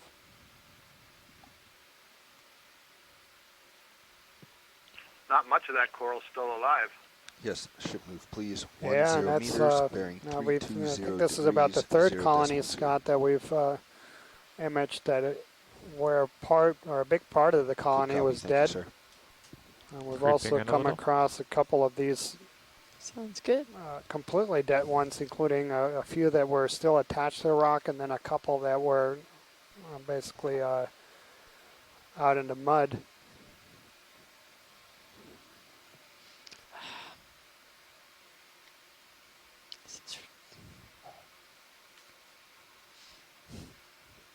Is that the? Apparently, the camera does not like that. Yes, it's the. It's the box. Yes, it is. Yeah. Doesn't want to go to right there. Doesn't like that focus apparently. Well, Oh I should my probably gosh, back this up is then. bad. I'm not sure if it doesn't do it every time,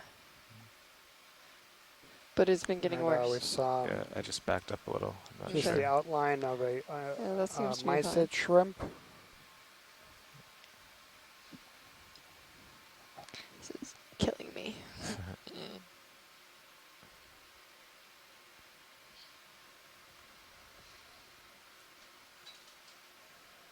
It's really hard to tell, but in between each of those polyps you see that have their tentacles extended, there is a very thin layer of tissue that connects those polyps.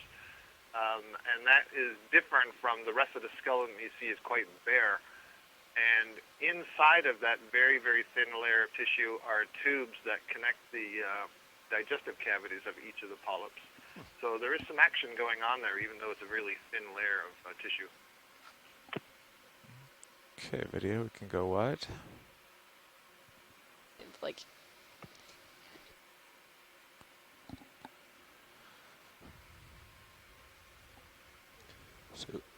So if you can do it up and left, seems to be the steepest part. Still producing shadow on Copilot. Yeah. Okay. And Sirius is moving in. Yes. Yeah, and there is a colony that's much healthier, a lot more tissue on them, but it appears to be Is the that same. full wide video? So yes, this it is no, that there, that's full wide. keratoisis. Okay. Sorry about that.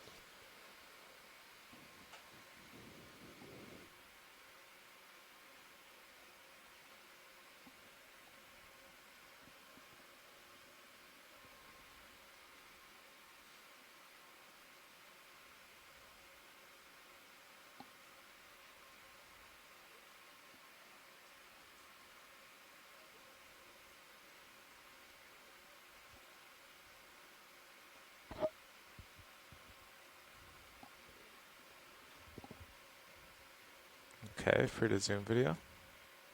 What was that, pilot? Free to zoom. Roger that.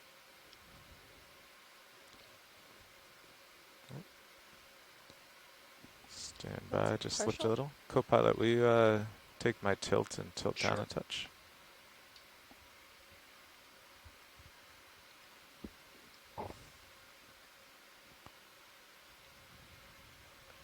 Excellent, Center up thank on you. the coral.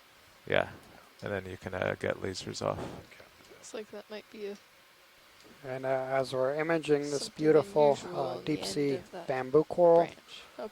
Oh, take a moment just to acknowledge one of the many partners that are integral to making this and other Okeanos missions a success.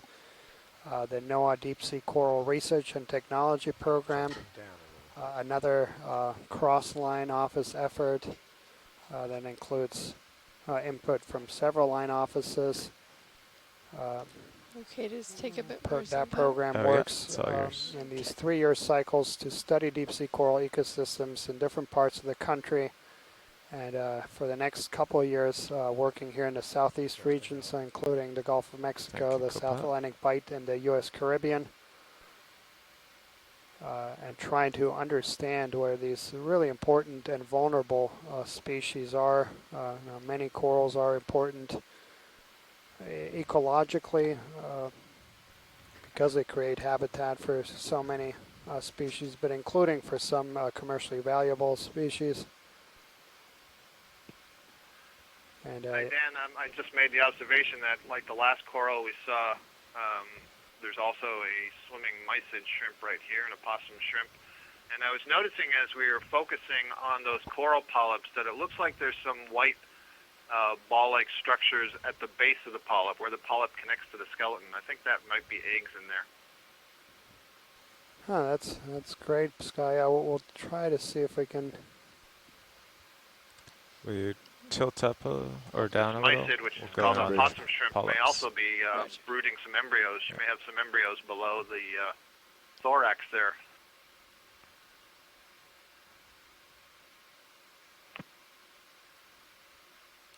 Excellent eye, Scott.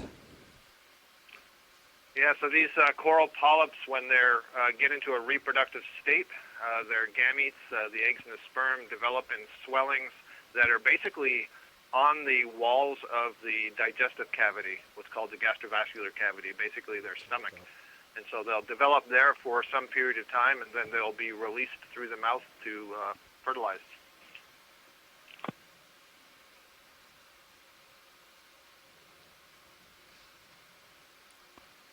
Okay, video whenever you're clear. Among the many research questions we still have to answer as biologists and deep sea biologists is the pattern of reproduction. So if you see a colony that has some polyps in a reproductive state, are all the polyps reproductive? Okay. Do they all produce gametes, or do only some of them? And are the polyps all producing eggs, or are they producing sperm, or are they producing both? We know for certain that in some species, colonies are either all male or all female, but in other species there can be a mixture. And for most of the deep sea species, we have no idea at all yet.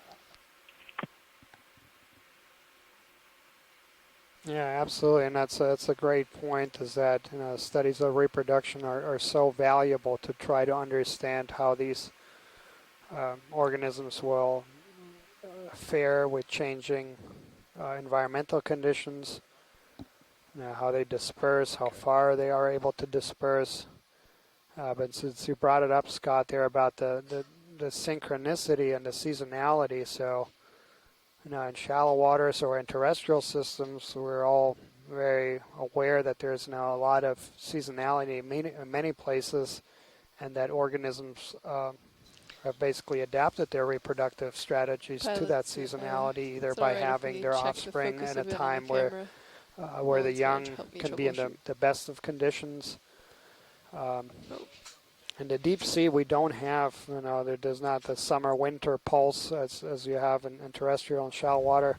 But still, in some places, you have a pulse of food in terms of when you have big blooms of things growing above, and that just happens in certain seasons. And there have been some deep sea species, including really deep waters, that also show seasonality in their reproductive so the steepest section of what you're looking at still appears development to be off that is port tuned to those Sirius changes sonar, in you're seasonality. right here. And the steep is off a little But yeah, very fascinating questions, as you mentioned, Scott, that for the vast majority of corals and, vast majority of species, we don't know, their reproductive strategy. Larvae have very few cases. There's a few exceptions where some of these species might actually be able to grow in aquaria, and we've been able to study those. But for the vast majority, their larvae have never been seen, and so we don't know how far they can disperse, whether they're crawling and just settle really close to the mother or father, or whether they are planktonic and disperse over really long distances. No, not at all. Okay. Just control. So all really important questions. Okay, looks like I'm Cirrus is pretty well squared up.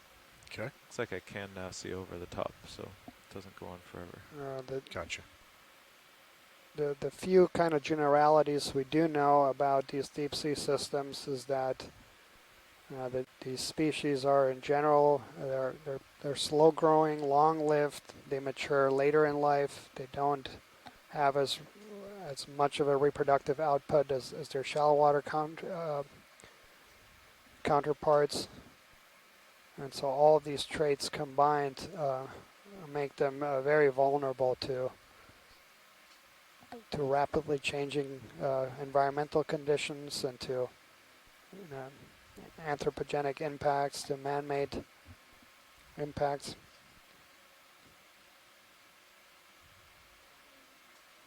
Looks like some corals off to your left side. If you look at your starboard manip. Yep. Kind of going right into the basket now, way off on the corner edge.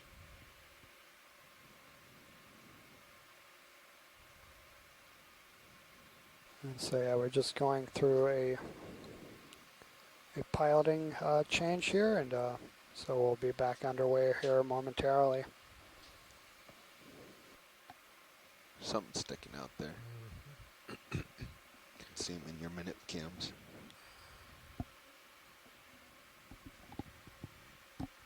Yeah, it's a little bit down below. Okay, there it goes. Looks like sponge. Oh, and some corals there. So yeah, we're starting to see a few more of these corals. Many of these branches appear to be dead and now overgrown by other things. A few of them we still see polyps. Kind of a helpful view on mini-zoos too. You see these very distinctive glass sponges that we've seen throughout the dive. And I think that's something we have an image that stock. The one to the left? Yep. Okay, sticking straight out towards All right, us. pilots, we're good to go. Okay, copy Thank that you. video. We're going to go for this stalk thing sticking straight out to the left of center. Sounds great. Saddle over there a little bit. Uppers and lowers are still deployed. Copy that.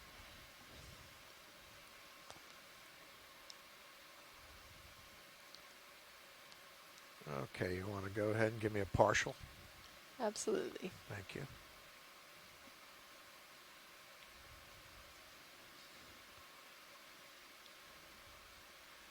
Yeah, so this is a sponge in the foreground, and then there's a cup coral in the back, and I believe we saw something similar to the sponge yesterday, but yeah, first time we're seeing that today. Go in further. Current depth here is 2,805 meters.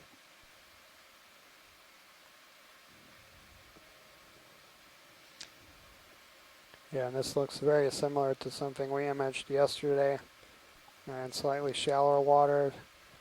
We do have two scleractinian cup corals, likely genus Caryophilia. Okay, you can go in. Go ahead. That's Max. Okay, Max.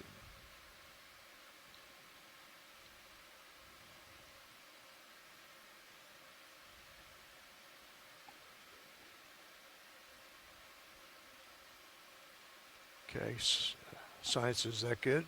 You done Excellent. with this? Yeah, thanks, pilot. Okay, copy that. Okay, video back wide. Full wide. Thank you. And so here, Scott had pointed this out earlier, is that we see a lot of the overhangs here, and then underneath those overhangs we see a substrate that is blacker in coloration, so it's not covered by sediment, and that's where you see all the animals. And then at the top of the rock, where you see all those sediments, it's all void of encrusting fauna. That's right, Daniel. I even noticed in some of the earlier imagery that it looked like there was some streaking that suggested sediment was moving down slope. So not only are these sort of sedimented surfaces obviously not somewhere a coral would settle, but with moving sediment over them, that would be particularly a harsh environment that would not be hospitable for a coral or sponge. And it may be that discrete sediment movements have been the cause of some of these situations where we see dead corals. Okay.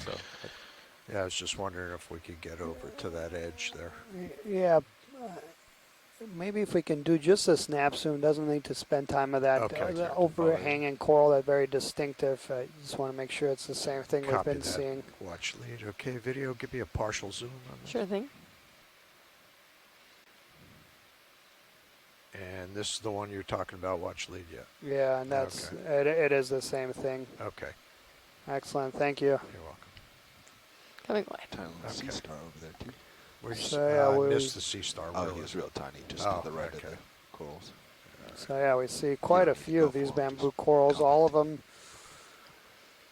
appear to have some portions of the colony that is dead, or in some cases co-pilots completely come dead. around quite Yeah, a I'm bit, going to our start general working direction. up Yep. this way. You Kind got of it. suggesting that this is not the best of conditions for these animals.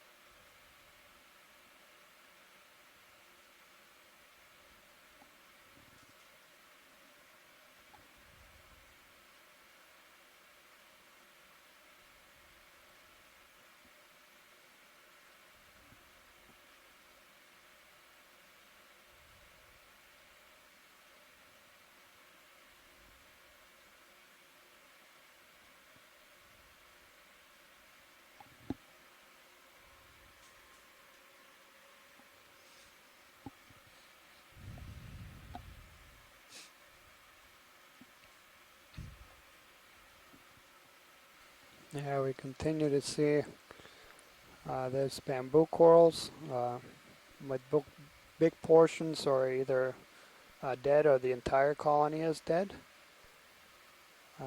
Then also in front of us we have a sea cucumber. I think that's the second one of that type we've seen today. Snap zoom on that video, please. So yeah, this is going to be Partial? in a family of sea cucumbers, Daematidae. Okay, I go in the rest of the way. So they have those Go in the finger-like rest of it? Roger. projections.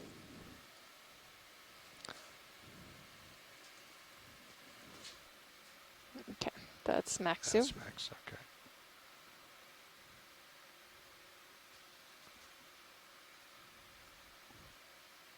Okay, you can go back wide.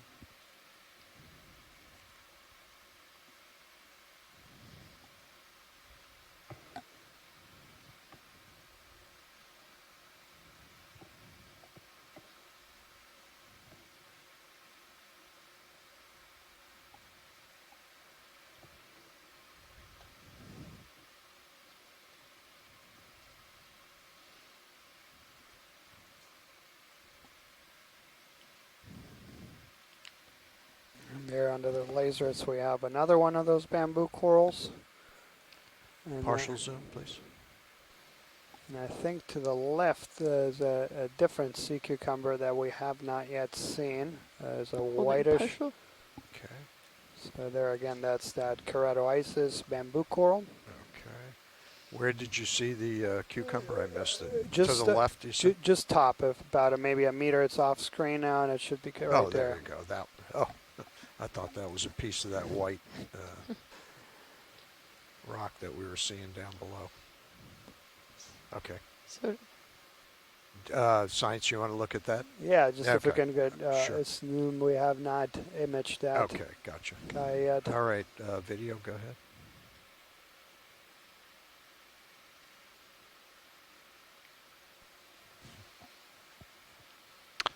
That's a messy sea cucumber covered in pteropod shells.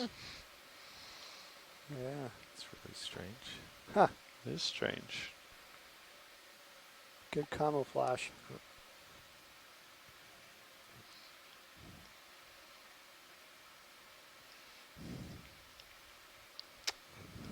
fast, sorry.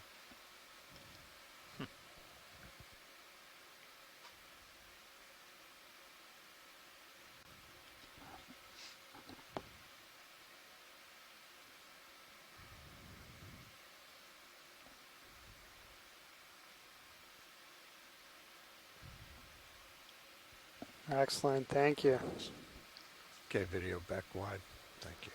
Co-pilot, you want to move? So current depth here is 30 meters, 2,792 meters. 315. So we've now climbed to what do we get over 200 meters. Gonna have you The head dive him off track this we ridge had that he's going set on, out on the plan and then turn back north. would take us to about 2,500 meters. Slopes here are kind of consistently around 40 degrees. And we'll see how far up the slope we can make it. All right.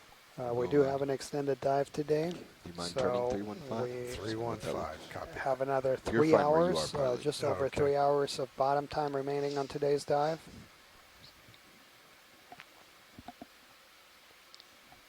And so yeah, this is the third dive in this kind of general area and with this general theme of exploring the West Florida Escarpment in this northern portion where there's very few historic dives.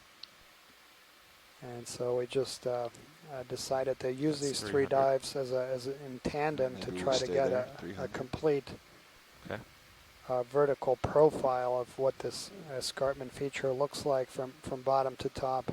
If you go 25, I'll end up right where he is, right on top of it. All right, 25, 31 at 300. But it is a fascinating feature, this escarpment. It runs for over 500 miles from about Alabama to South Florida. Yes, a ship move, please. 25 meters, bearing 300 degrees, 0.2 knots. Quick zoom on this rock here. See what these. That's good copy, thank you. Sponges. Partial. Okay. Yeah, and I'm glad you did. So that's a different kind of coral there. So if you can even get. Yeah, I'm going to get closer. Shall I come back? Go back wide video, please. Sure Yes, thing. thank you. Let me go in. Got lots of time. Okay. So that looked like our first primnoid coral. We'll get a confirmation here shortly. Yeah, Daniel, that looked like another, perhaps Candidella gigantea to me. Yeah, I agree, Scott. That looked very similar.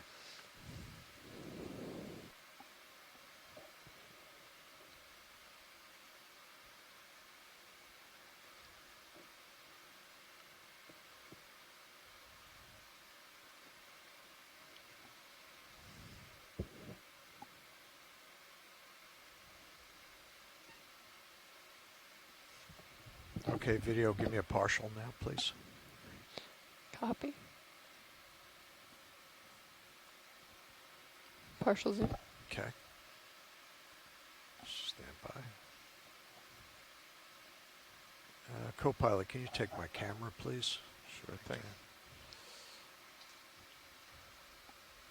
Would you like me to tilt down? Yes.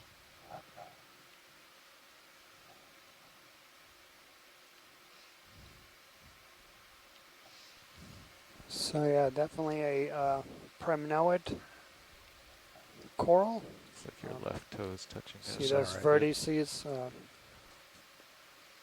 and it looks very much like the Candidella gigantea, and we did collect a sample of that yesterday, and that's a species that had not been recorded from the Gulf of Mexico. So a very valuable contribution there. And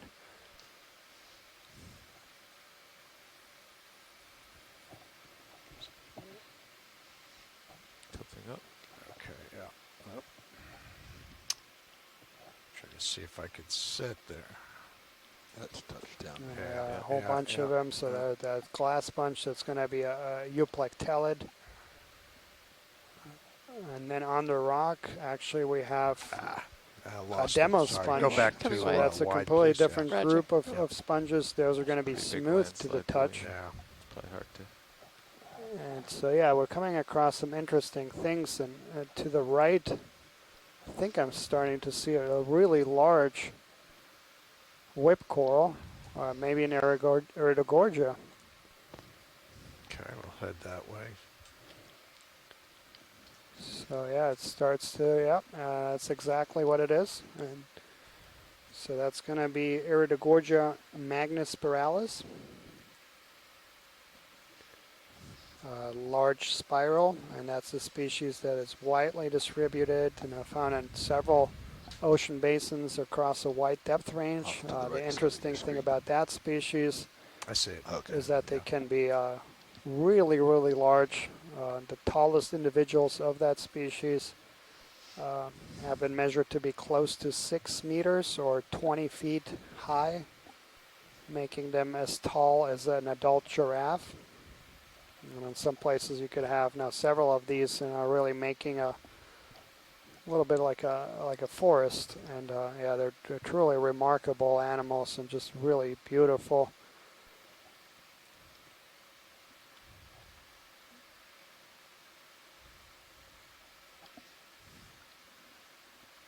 And they have this really unique spiral-like morphology that's an adaptation to be able to feed efficiently. Video, go partial, so these, please. I mentioned earlier that these deep sea corals, they don't have any photosynthetic animals living in them, so they have to acquire all their nutrition by picking out planktonic organisms in the water column. And you can think of this organism kind of as a windmill, so that main stalk is, can rotate depending on where the current's coming from, and then orient it itself. And then the currents will basically go in this spiral fashion along the main stem. Absolutely.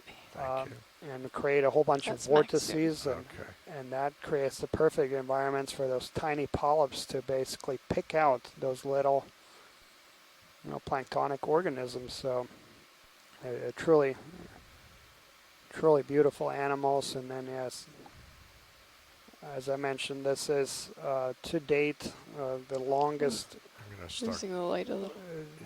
Species of coral. So yeah, 20 feet tall, the biggest ones of these. Now this is, of course, it's not as wide. There's other species that are more three-dimensional and can be fan-shaped and can be almost as big. But it's just important to think when most people think about the deep sea, they think about mostly barren, too far away substrates, not a lot of life. And the important thing to point out is in some places there is a lot of life, and in some kinds a lot of big life. And these are species that we know essentially nothing about. And just another point here to emphasize of how much there's left to be explored.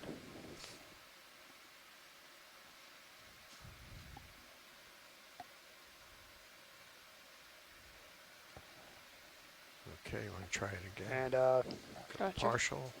Just a point here is that species, based on the previous synthesis, had only been recorded down to 2,200 meters. So we're extending here the known depth range of this species in the Gulf of Mexico by about 600 meters. So that's not insignificant. That's adding about a half a mile of additional depth range. And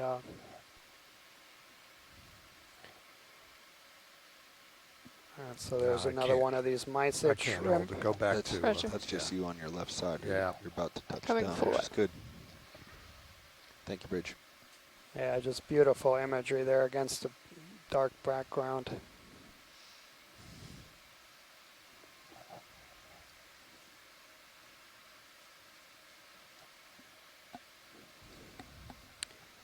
And Robert Carney has chimed here in the chat room and provided an ID for that sea cucumber that was covered in all kinds of things, including some pteropod shells and some forams. And so this is a sea cucumber into the pseudo-stichopus. So thanks, Robert.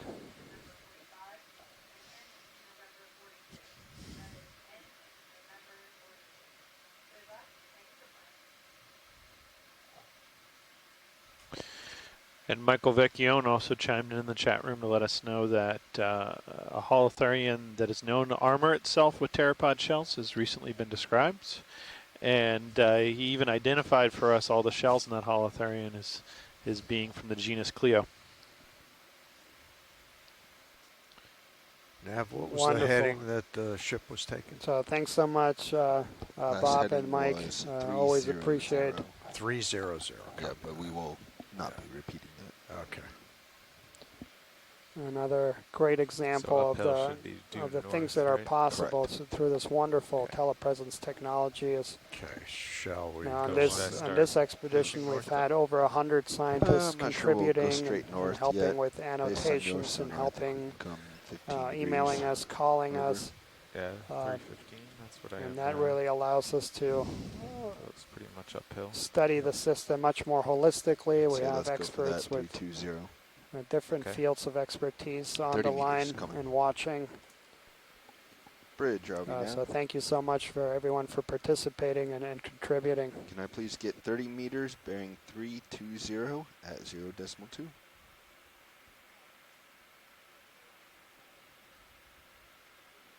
Good copy. Thank you, Bridge.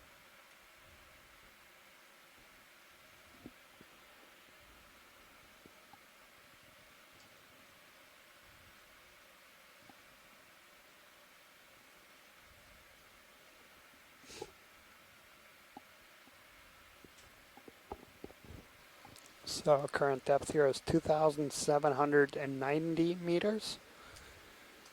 As we continue to climb these slopes of about 45 degrees. And yeah, we've seen now at least 3 or 4 of these places where we have pretty substantial rocky outcrops.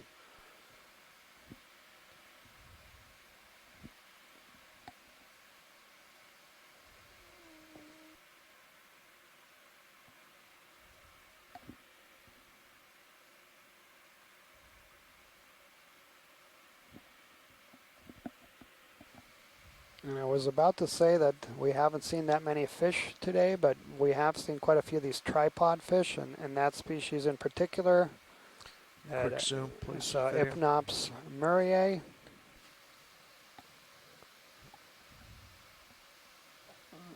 So yeah, Ken had provided some really nice pieces of information about this species. So they're in the family Hypnopidae. That's the family that includes the tripod fishes, so what we typically think. And so they have modified pelvic and pectoral fins, so they're modified basically to prop up these species, and this is something that is important for a lot of species, including corals, sponges. Is basically everything is trying to get off the bottom. Because if you were to put little current meters right at the bottom, you would see that there's what we call a benthic boundary layer, and that's where you have zero flow. There's no current at all. And then if you were to look at currents at increasing distances from that seafloor, you would see that there's an exponential increase in the velocity of flow as you move up from the seafloor. And so getting off from that area where there's no flow is really favorable for things that feed on things that are in suspension, planktonic organisms. And yeah, the other interesting thing about that fish is those really modified eyes. There is light is very different here, and so there's some thoughts. That these eyes are modified to pick up really short wavelength lights. Interesting, we have to go into real deep water before we see fishes that don't have eyes.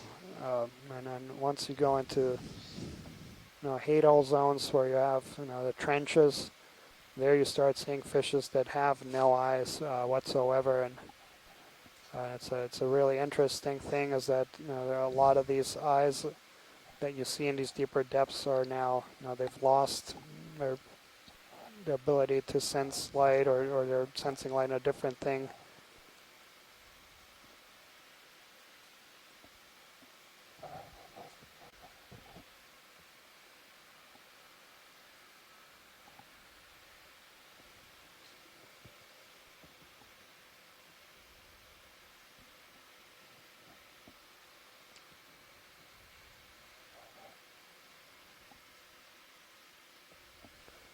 The other interesting thing that Ken had pointed out is that those modified pelvic and pectoral fins, so that the pectoral fins are actually innervated, so they have nerves they can still sense, versus the pelvic and some are don't have nerves, and so they're just basically stilts like used to prop. But yeah, very, very interesting fishes, and some of the most abundant groups, particularly over soft bottoms. Studies that have quantified the abundance of fishes using trawls in different parts of the world. These tripod fishes are, I think, the third most abundant group. And I think we have a squat lobster there. That might be something that we imaged earlier, but if we're set up to take a quick snap soon. Come around a little bit. Video, go ahead, partial.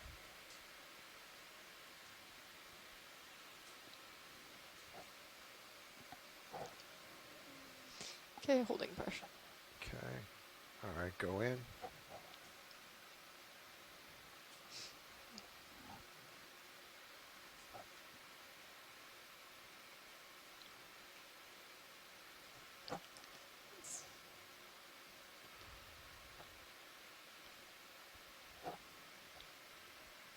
I've got a bit more zoom. Yeah. It's okay. Yeah, so that's going to be in the family Immunodopsidae again. Excellent, thank you. Okay. That's good video, thank you. Roger, sure thing.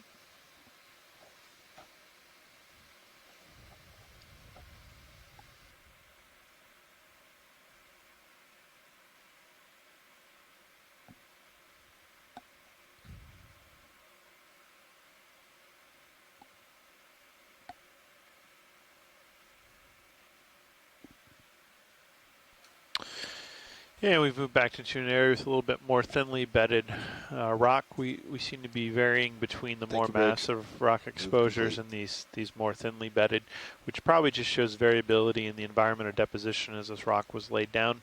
As I mentioned earlier, these rocks were deposited over the course of tens of millions of years, and as you can imagine, the specifics of the environment and the actual physical processes by which the sediments fell to the sea floor and became lithified varied significantly. And that's manifest in the textures we see. So I've noticed these two sort of characteristic manifestations of the rock, and I think we'll probably continue to see that vary as the dive progresses upslope.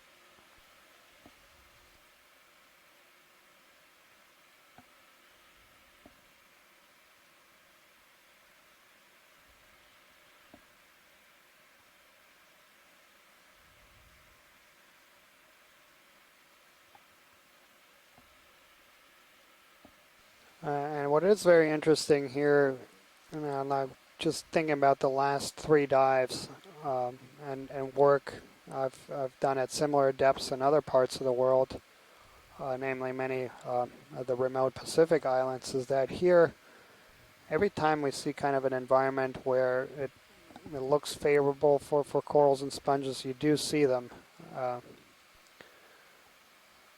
And many of the remote places in the Pacific, you would see places where there's, it looks like really favorable habitat, but you don't see the animals there. And that, a lot of times we take that as a sign that maybe there's no close population that can seed, that can bring larvae to this area. What's that in the upper right of your screen? But yeah, these last 3 dives, basically, once we start see little outcrops here and there, they're almost guaranteed that you'll see some encrusting talking about? Yeah, animal on them. Yeah, and I think if we can just add that white sponge, I think that's going to be family Hylonematidae. Quick zoom video, please.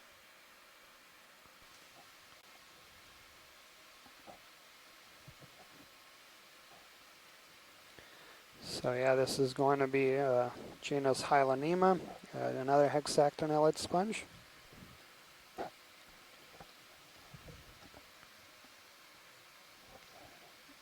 Okay, video, you're clear.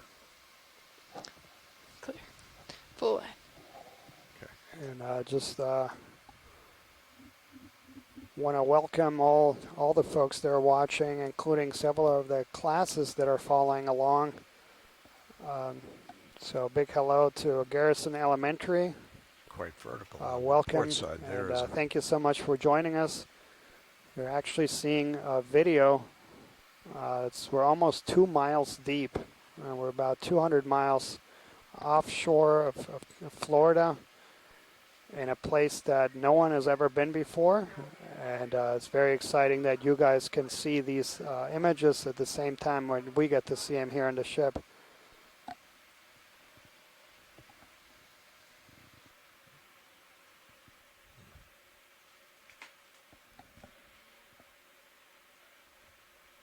And it's very wonderful that there's several classes that actually have been, we've had several professors that used this wonderful telepresence technology to incorporate this into classes, and we've had classes from different ages going from that, from the video, very Sure thing. young kids Just to looks like a different color. undergraduate and graduate courses, Partial zoom. Okay. including Boston College.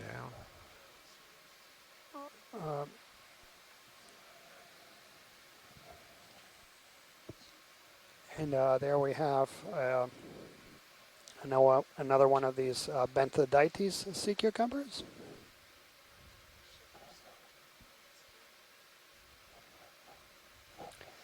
And so yeah, for all those students and classes that are following along, I do want to invite you to go and visit our expedition website. That's at oceanexplorer.noaa.gov/Okeanos. There should be a link there to the current expedition. I'll and go then back wide video. Sorry. there's also an education tab there that has wonderful resources, including lessons plans and classroom activities and background information, essays, videos, on everything related to deep sea, including different ecosystems found at these depths, also some professional development type careers in the marine sciences. I really invite all of those classes as well as their teachers to co-visit and make use of the resources. That's absolutely right, Daniel. And when we oftentimes have interactions with folks on the ship, everyone from our engineers to our officers to our crew to the participating scientists, many of them note an early passion for science or the outdoors or exploration that was sparked at a young age. So we really encourage any of those students following along in their classes, if they get excited about this, to think about ways they might participate in the future. As we say, almost every dive, very little of the ocean is explored. Almost none of the deep sea has been viewed, and even a very limited amount of it's been mapped. So there will be opportunities and careers for anyone who finds this exciting or interesting. There will be opportunities and careers into the future, and we really encourage everyone who's interested to pursue that.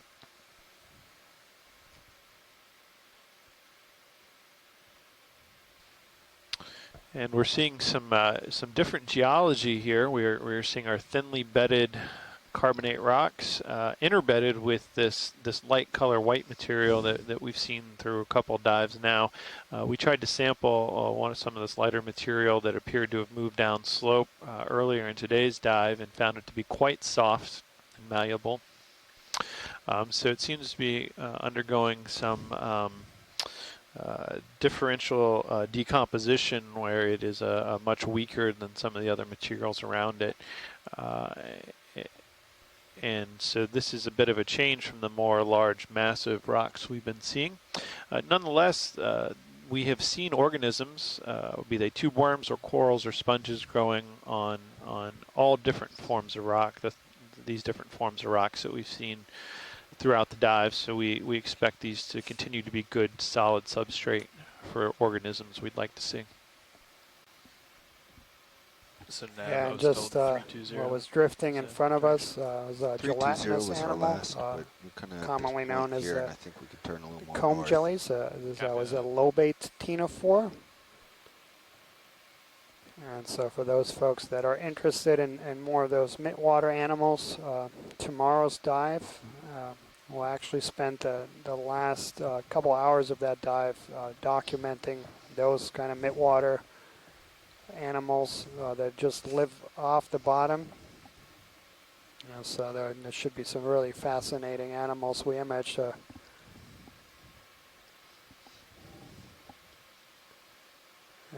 here this, while it does look exposed and hard, it's probably a lot of this crumbly material that we tried to sample earlier.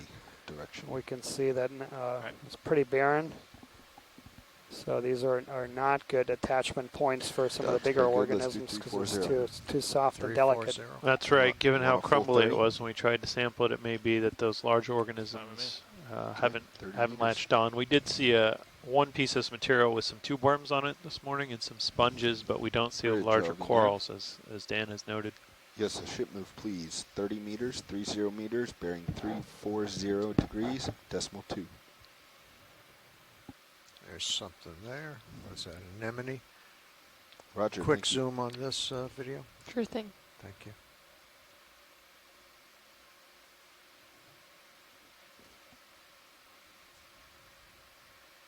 It's partial. Partial. Yeah.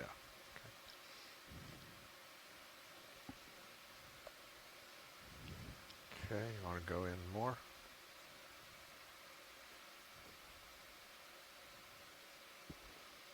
Roger, thank you. That's not. Yeah. Now go ahead, go back. Right.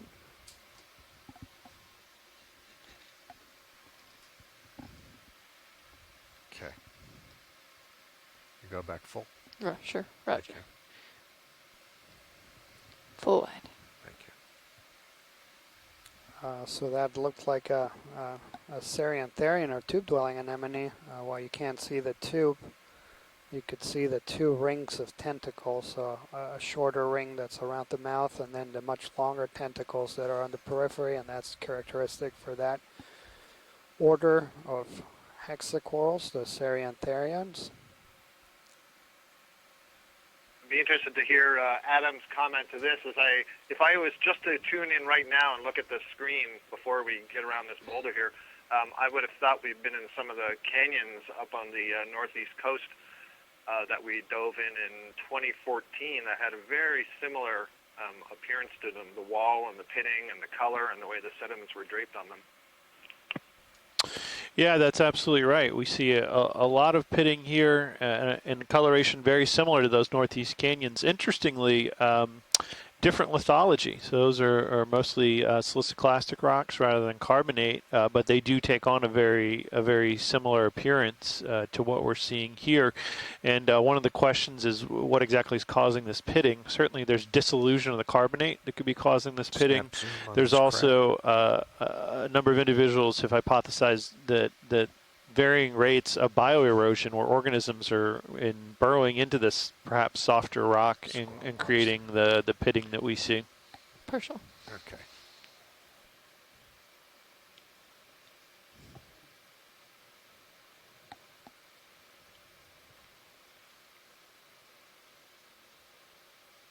Okay, let's go back wide.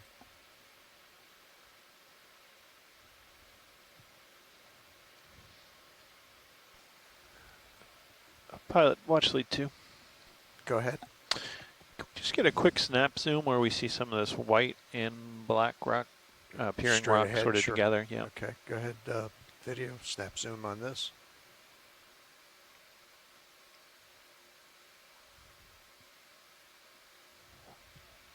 Partial.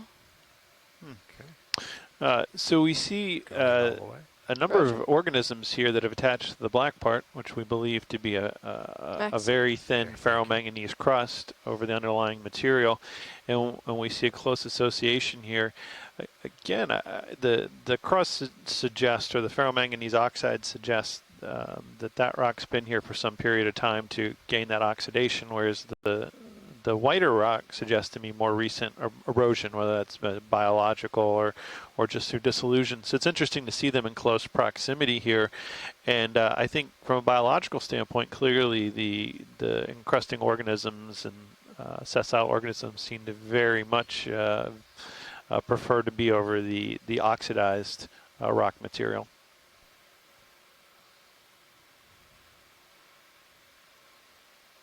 Okay, go back to partial. I think we see a sponge there and a number of dead corals, encrusting Partial. sponges. Okay. Yeah, and since you're pointing it out, that ferromanganese, so that is a precipitate that forms at these depths. It comes out of a solution, so varies by ocean and by region, typically below about 1,000 meters, and it's that precipitate is the rate it forms is one of the slowest geological processes. It creates only a few microns per millennia, and that's also something that we can use to kind of get a relative sense of how long something has been in place. That's right, and there's been a few limited samples of rocks with that crust, including we've collected one on this expedition. Previously, researchers had collected rocks on the Florida Escarpment and found that oxidation layer to be much less in some cases, but certainly in all cases less than a millimeter on their samples. And still that represents very long periods of precipitation of that oxide on the surface. And I guess it's important to note, too, that in many ways, we talk a lot about how the deep sea is unexplored in terms of the biology and understanding what organisms are here. Similarly, not many individuals have had opportunity to look at or sample the rocks here. We do have other methods, seafloor dredging and coring, that lets us bring up rocks and understand the lithology to some degree, but certainly on the geological front, this is still partial, I think. A new exploration as much as it is for the biology. Roger, thank you.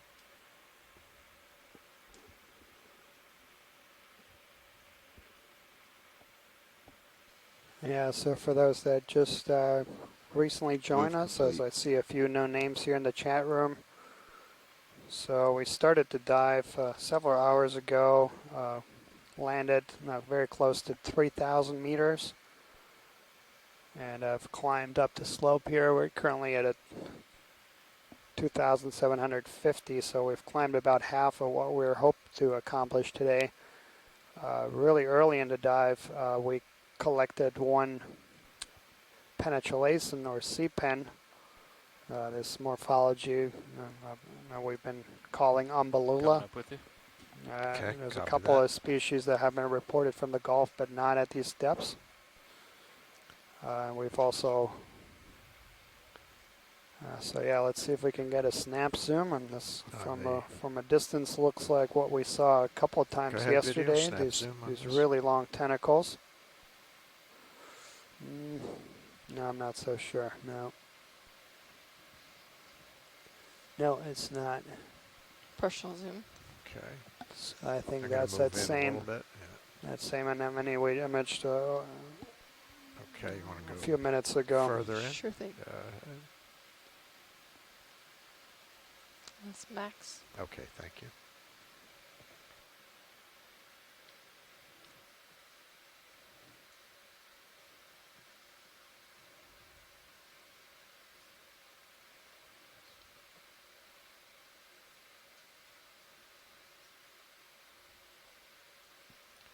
Okay, go back partial. Coming wider to frame it. Okay.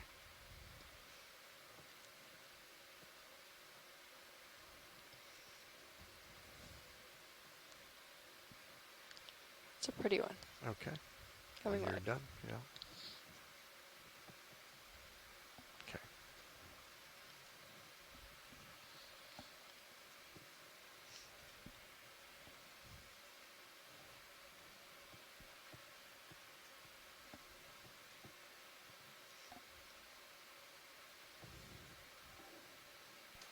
As we move up, we're seeing almost a slot canyon here. Very, very narrow, steep-sided canyon with continued rock outcrops. But I think we're also continuing to see that we do not get a lot of colonization on these whiter colored, what appear to be more recently eroded rocks.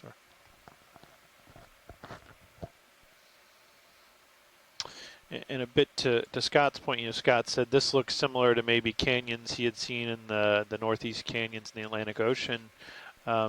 Although the underlying rock is a different type of rock, some of the processes are similar, although it's not as pronounced here in the Florida Escarpment. Downslope movement of sediment and density flows can play some role in shaping out these canyons, and so you have similar formational processes that can lend that similar morphologic appearance as well. I think we're probably looking in front of us at a that's reminiscent is what look like mini slope failures. Look, I think they were called spalling events. Yeah, so we have little scarps where it looks like we've had little failures of the rock or the soft sediment that's slipped down canyon, and I think that's absolutely right. Yeah. We're looking at slopes that are very close to unstable, and as repeat that move, please. Certainly unstable for sediments, and as these rocks, we've seen how soft these white rocks are. As they become more degraded, they can break off, and you'll have events where they run down canyon. I think we're looking in front of us at a chute where we've probably sediment as well as bits of rock have moved down the center of this canyon that we're in right now. Video, please. Roger. And you can even see some debris there down into there that suggests movement along the small valley at the center of the canyon. But yeah, I hear what you're saying there, Scott, on these events of video switching out. Okay. Rock fracturing off the canyon walls and moving down. Yeah, it reminds me, I guess that central tenet of geology that, things happen at a very small scale are similar to what's happening on a really large scale. So it's kind of neat to see small areas of rock where clearly, or not clearly, but the evidence suggests that part of that rock is broken away, and then scale that up to the size of a canyon. Exactly. Sort of, you can scale that up, and you may see a half-meter tall scarp where some sediment's fallen off the wall, and you can scale that up to a kilometer escarpment in some cases. Okay, yeah, no problem. That's absolutely right. Just wanted to see what this was. Oh, okay, it's a holothurian. Would you like me to you can go in full, yeah. From a distance, this looks like maybe an acorn worm, but maybe. Probably get close and then find out it's a sea cucumber. Yeah, and that's exactly what it is. I should have been patient. Okay, video, go back. Just to let folks know, we're going through just a little personnel change here in our front row. So we'll be back underway here in a second.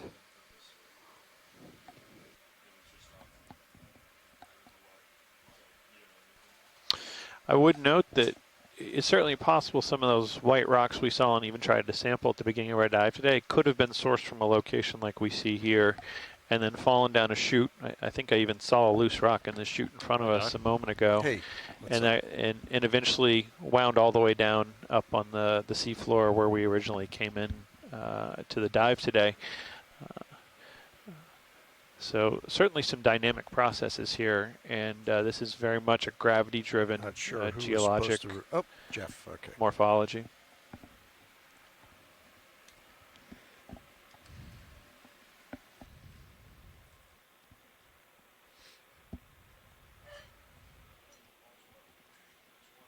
So just a little bit of a time check here.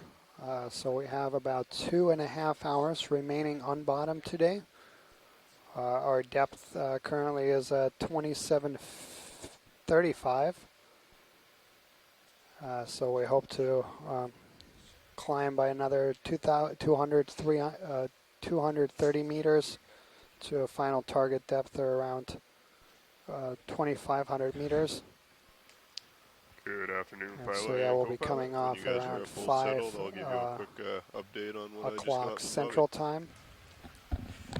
And, Ready when pilot is. So for, Yeah, I'm ready. For those folks that are interested in tomorrow's dive, currently what we're we doing will is we're have a heading planning towards call the new about waypoint 15 minutes 3, after which we you come can see off on bottom Gilligan to High discuss Side. I got tomorrow's dive, circling and that will be there isn't a shallower really dive. We'll start off on the seafloor around 600 meters. slope that they're following. We're just Sorry, I'm generally doing some surveys of some Jeff coral know real quick. We are in communities the middle of a 30-meter move, so and that was started just a little in an bit area a couple known minutes as ago, right? Long yeah, that was Mount. started at 1927. Okay.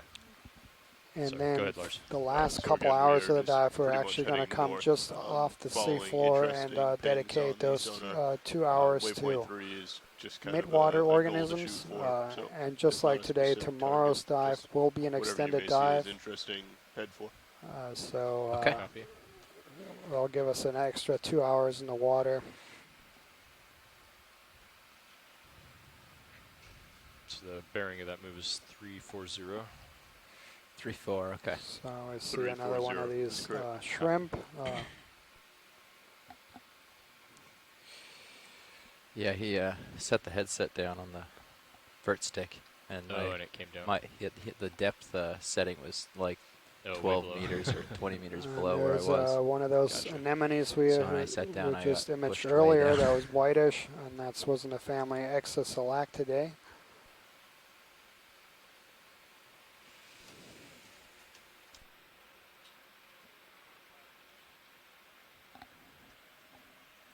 Yeah, go ahead, watch lead.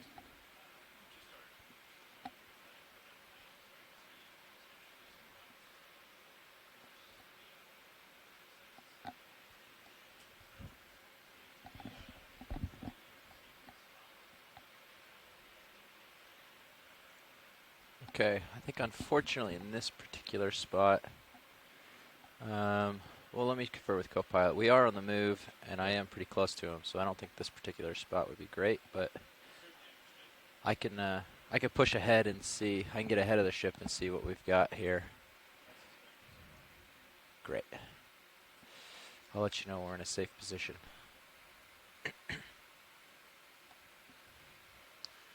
Copy that, bridge. Thank you.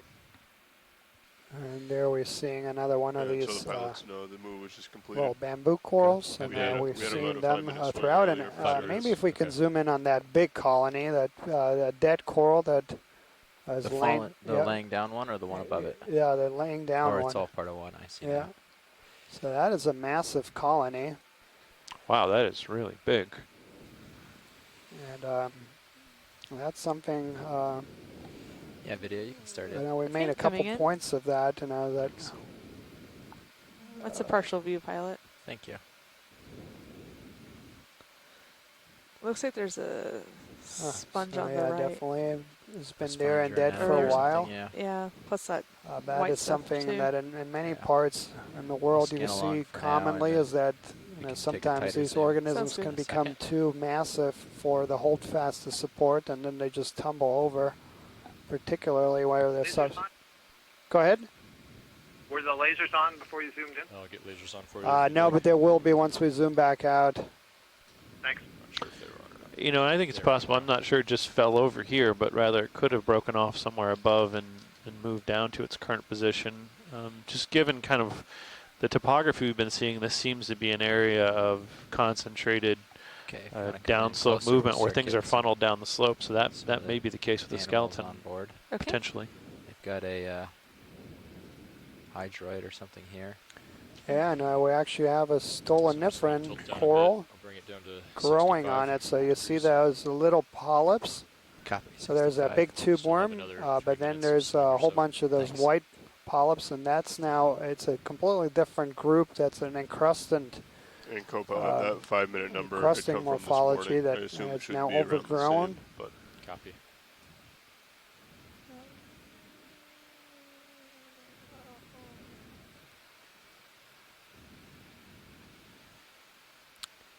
Yeah, and I don't know what's overgrowing at that kind of slimy. I mean, there are a few little sponges here and there. And tilting down to 75. Anemones. But that purple.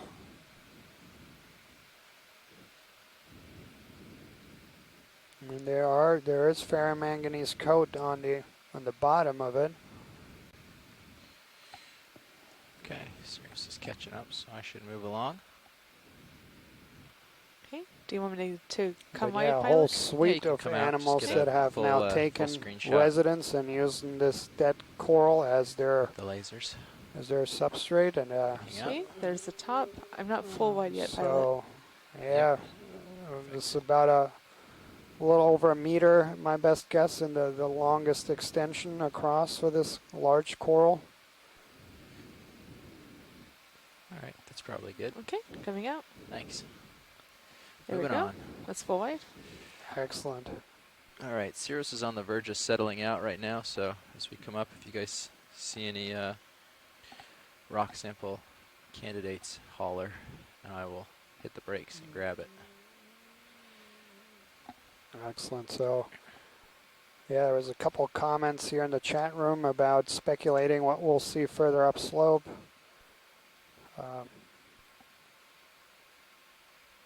And the hope is that a little shall we see different communities, and we'll start seeing denser aggregations of these animals. And that's one of the questions that we're trying to address through these 3 successive dives, where we're going to go across the entire portion of the West Florida escarpment from the very bottom to where it flattens out.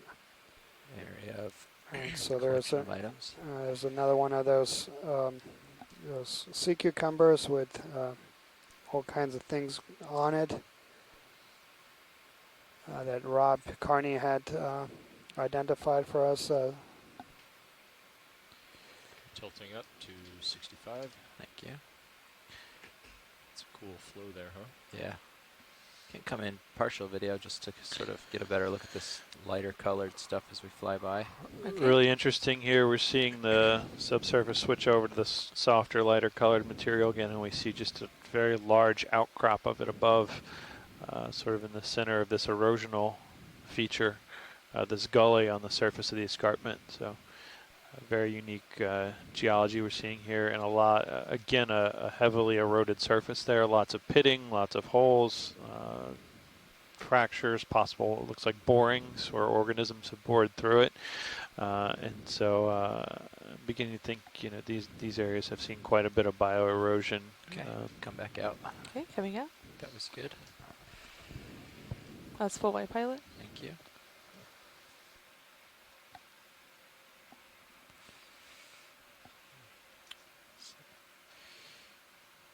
Interesting zone over here. Sirius view.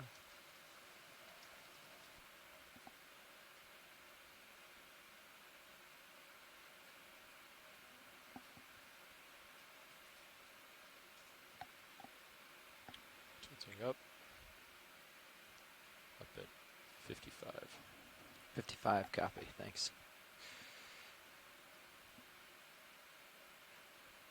I think I'm starting to settle out here. Copy that. I could get another short move underway, unless you think you're going to. I don't really see much to sample. There's another lobate ctenophore. Another 20 meters. It's just past the top of our screen. Yeah. And just about just coming underneath the lasers now is another one of these. Looks good for the sonar. I'm just Hylonemathidae glass sponges, genus Hylonemma. Playable area. Yeah, it looks like there's quite a bit in front of Sirius there, which I believe is what you're heading 3. I was looking at 330, 340. Yeah. Okay. Either of those are good for me. Let's do a 340 then. Okay. 20 meters at 340. Copy. I will call it in. Thanks. Bridge, this is ROV nav. Coming up a bit. Thanks. Would like to make a move of 20 meters at 340 degrees, a speed of 0.2 knots, please. Good copy, Bridge. Thank you. And Chuck Messing has noted this is at least superficially similar to some of the topography and the substrate that they observed when they were diving during EX1711, and there were a number of dives in the Florida escarpment during that expedition. So certainly we'd expect that they'd see similar Oh gosh. Similar type I lost outcrops. it. Yeah. Where'd the it go? Smutty bottom makes it difficult to see. Oh, it's coming Copy that, Bridge. Thank you. center. It's right of lasers right now. Sorry, You're good. Gated through the mud a little there. It's like lower right of lasers. Yeah, and it was Chuck who. Oh, I see it. Yep. Who kind of proposed this general area Can come for in further partial just to get an exploration, idea. and it Coming noted in? that this part of the escarpment there's It just very, looked very few different. dives. In fact, you have to go Hydroid. close to 40 kilometers away to Some find stuff on a it. dive. You can go in That further. was a dive that coming was in. done much shallower than we are today. So It blends in yeah, well. we are in a portion of the Yeah. Gulf where we have very little They to get no excited, I'll stop historical for a more data. stable shot. So this is still a Yeah. place where exploration Looks like one of those is tube worms. Okay.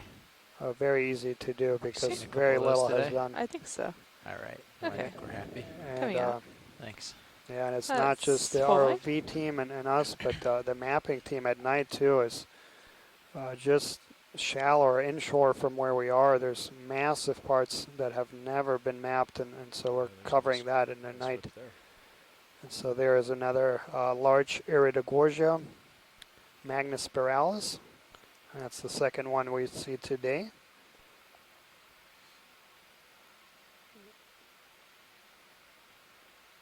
So yeah, this is one of the most conspicuous species of octocorals. They can acquire massive, massive heights. And yeah, truly beautiful animals. So we've seen a couple of these today. Yeah, this is our second one. Okay. If we want to get a little bit of it video, we can. We've got some time. Otherwise, I'll keep running. Only But as if I science is up noted for it, earlier, but the previous deepest Be nice to record get of shots. this species in the Black? Gulf of Mexico Can we try the was black, around 2,200 black meters. background So with the still today camera? we extended that depth range for that pretty steep. species here in the Gulf by I can another come 600 to 700 Skid meters. in the mud. See how that goes. Yeah. Yesterday it was very soft. And that's not surprising. The limit of those previous depth records is because not because not those very dark species for the are Zeus, but I think it might be are for the still. not found Turn off deeper. It's lasers. just because we haven't really looked, and that's the real value of these observations. We noted earlier in the dive that based on an inventory compiled of previous scientific submersible dives of various vehicles, various federal and academic programs, going back to the mid-'80s. There was about 2,200 dives here in the Gulf of Mexico, and only 4 of those exceeded depths of 3,000 meters. What time is that move called in? And so today is only the 5th time we're going to these extreme That depths. move was called in at 13:39. Okay. I'm going to try to scooch in a So little yeah, closer. I there's guess. still a lot to be explored, Since even we've in got it. places that are thought to be experiment. Got a couple well shots at explored, that like the Gulf of Mexico. Actually, only about half of the Gulf of Mexico has been mapped in detail with multi-beam systems. This is getting the polyps in the dark at the top of it here. Nice.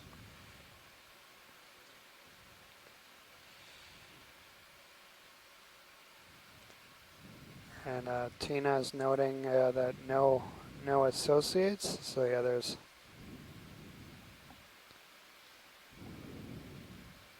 That's between the skids.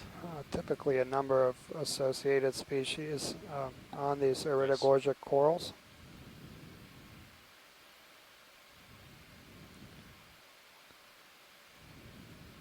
Yeah, but it's a beautiful Got a view couple of, good of ones how here. each one of those Cool. kind of I'm gonna turn off rosettes the lights is video. Okay. spiraled and offset slightly.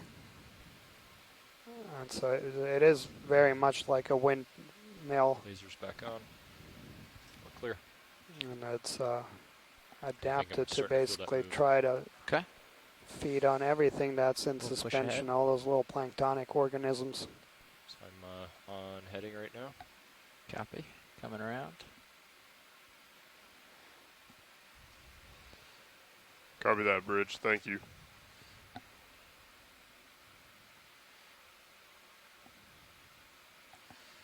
I'm going to check that motor comp. Sounds good.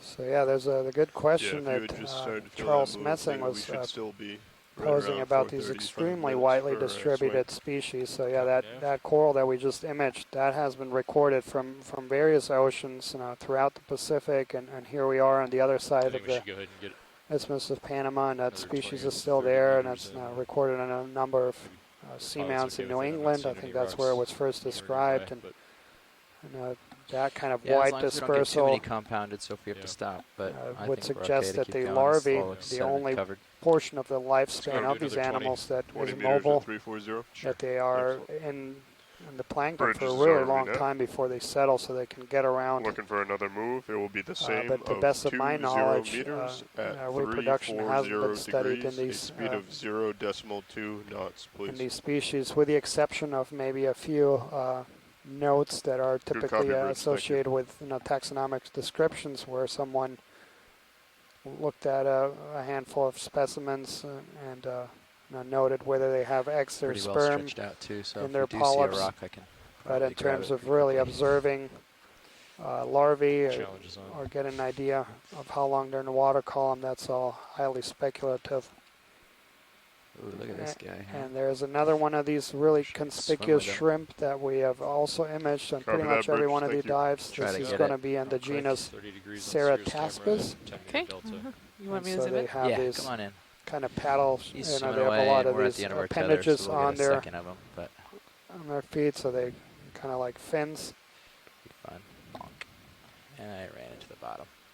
All right, that's good. Thanks. That's full white pilot. Worth a shot. Yeah. He started to come down the hill. I thought I had more room to chase. Should be moving your way.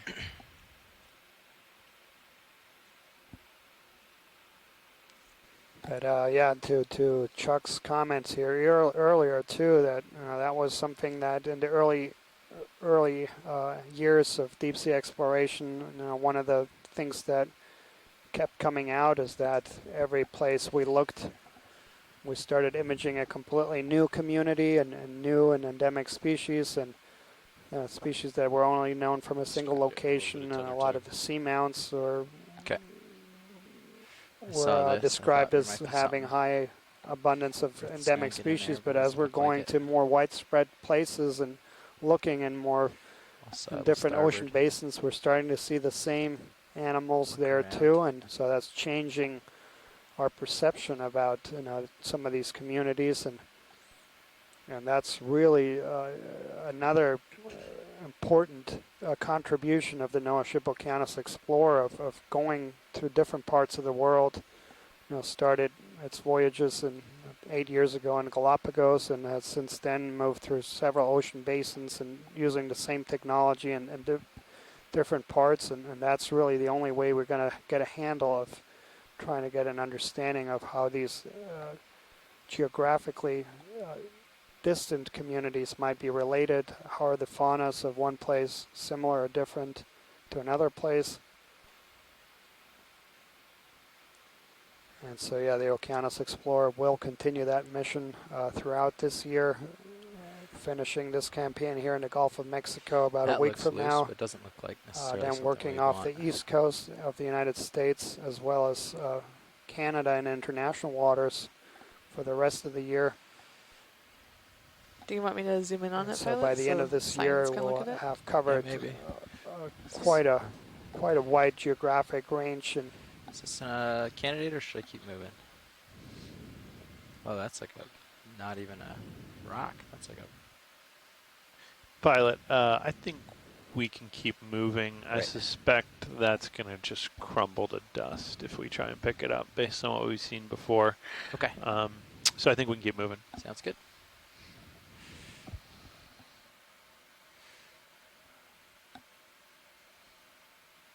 And that last move is called in at like 45. The last move was called in at 1946. Yeah, 1946. 1946. Okay. So we should have another 20 meters coming up. It is really remarkable to look at the porosity of this rock face and just see how much it has been opened up through boring and dissolution. not surprising that we have really soft rocks here with that degree of decomposition in the material we're seeing.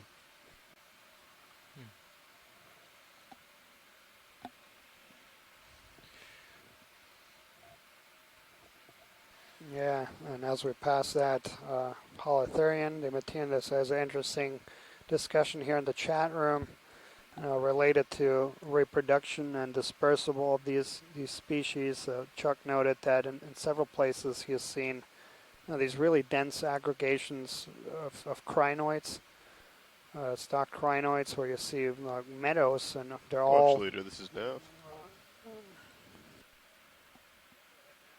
I just noticed here that we have a bio sample in the port outer. Would you happen to know what that was? Is it a coral, an animal?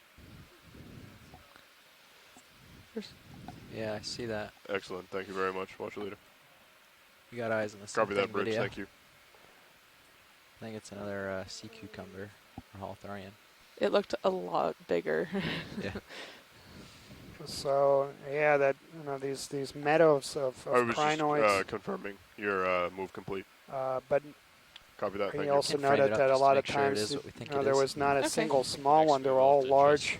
And Tina pointed out, that's been what's called year class phenomena.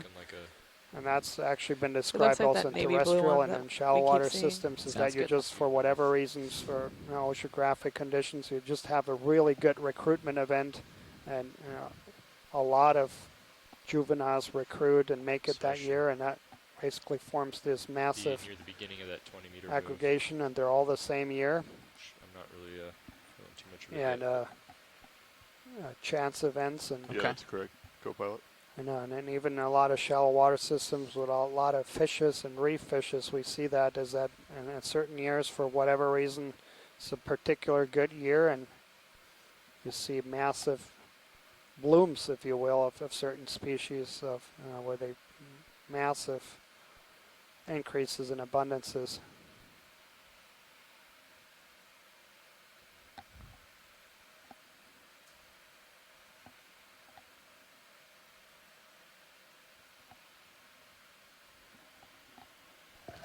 So we're seeing a series of terraces here of rock layers stacked on top of each other, and it is this white soft rock carbonate rock we've been seeing. Clearly a lot of dissolution. This rock is being broken down through dissolution, it appears.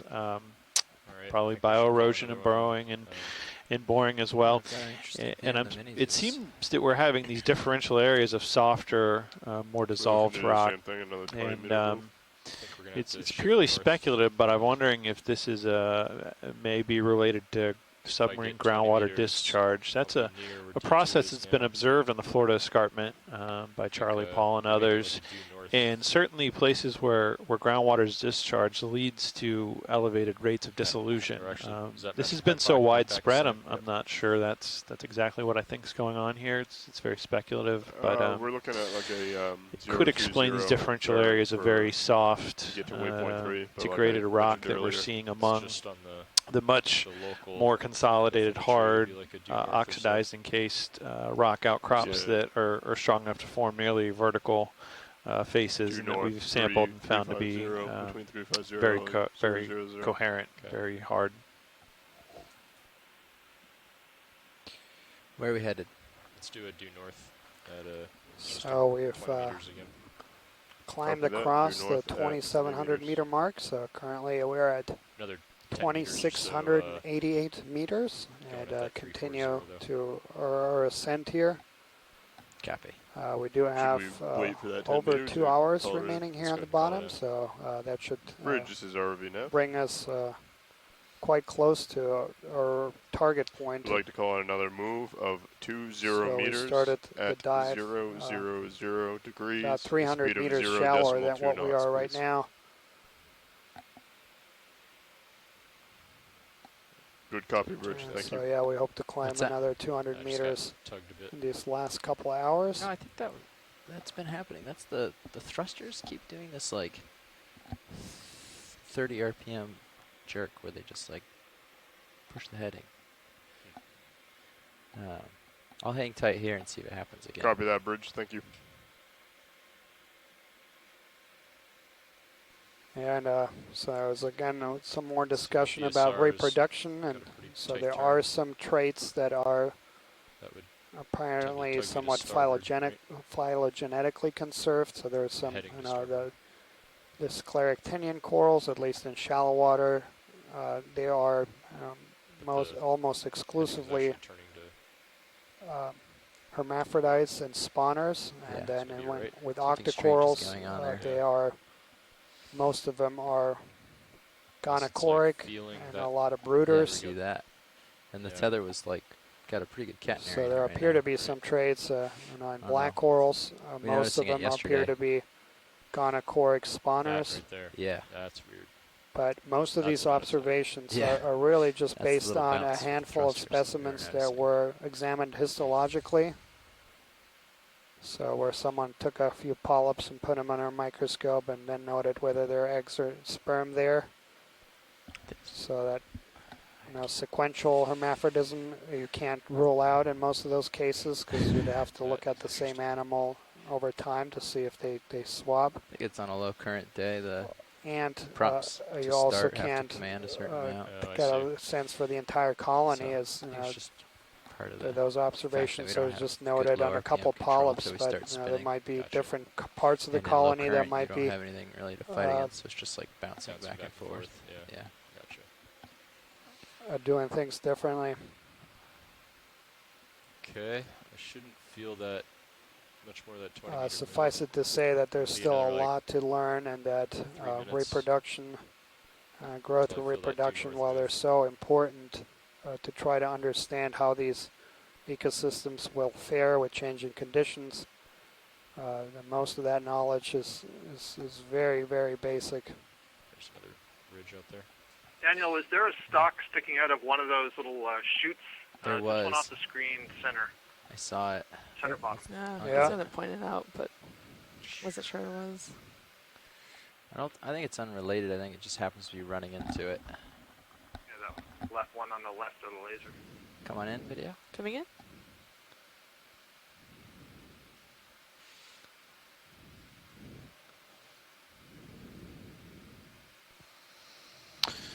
So we see what appears to be an excavation burrow there with a run out of excavated sediment down slope and a stock emerging from it. They may be unrelated. Maybe that the stock just happening below where the burrow took place. Can I zoom in more, Yeah, pilot? it's interesting. I don't actually see a hole to the burrow. Okay. That's Go ahead. exactly what it looks like. Going in.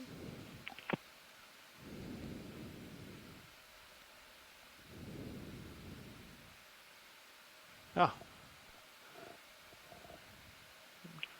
I think that's probably a fanworm tube with maybe hydrozoans growing on it.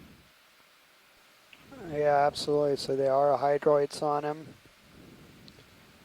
That's going to be the hydroid dolina.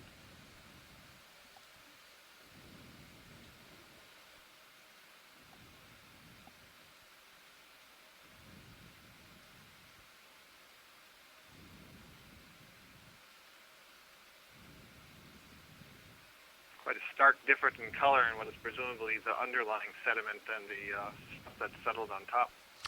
Yeah, that's what I was thinking about. You know, I think this may be an example of bioerosion where whatever organism this is kind of chewing through that white rock and bringing it up, that soft white rock. And what we're seeing otherwise immediately on the surface is more pelagic sediments that have fallen down and maybe have a little bit of oxidation to them, that giving them that little darker tan color as opposed to that closer to white excavated material. But potentially some evidence of bioerosion here, which could be playing an active role in the erosion of the Florida escarpment.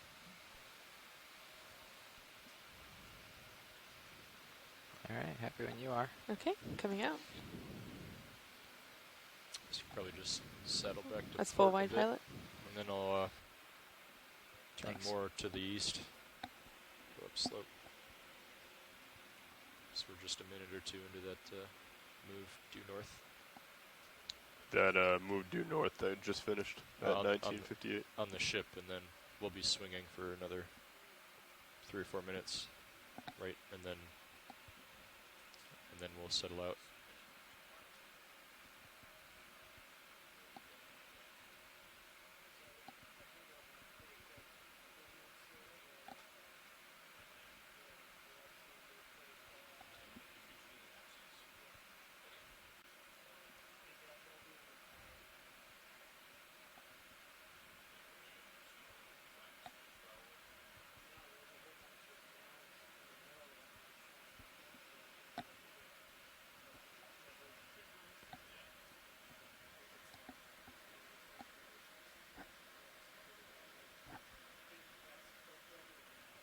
tilting up 40 degrees.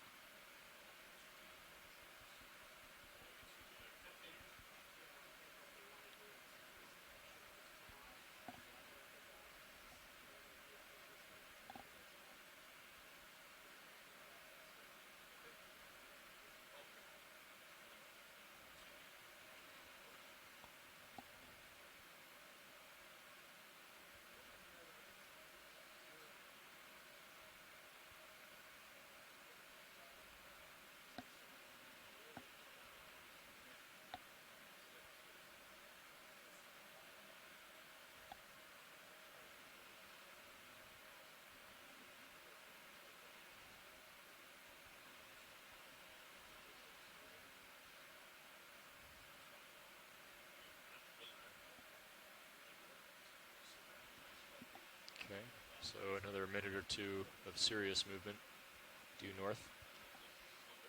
I'll go ahead and call in another move in. I guess we're going to turn more to the east to face up slope.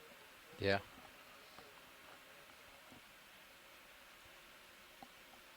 Turn my head.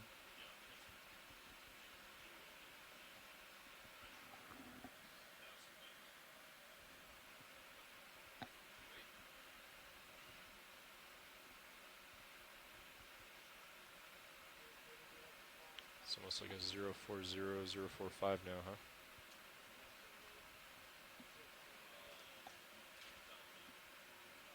Yeah, at least a hop to get back on the ridge. Top of the ridge, yeah. I'll see what the ridge strike is. Maybe you want to, do a little longer move and split the difference, or you can do a short move and get over top.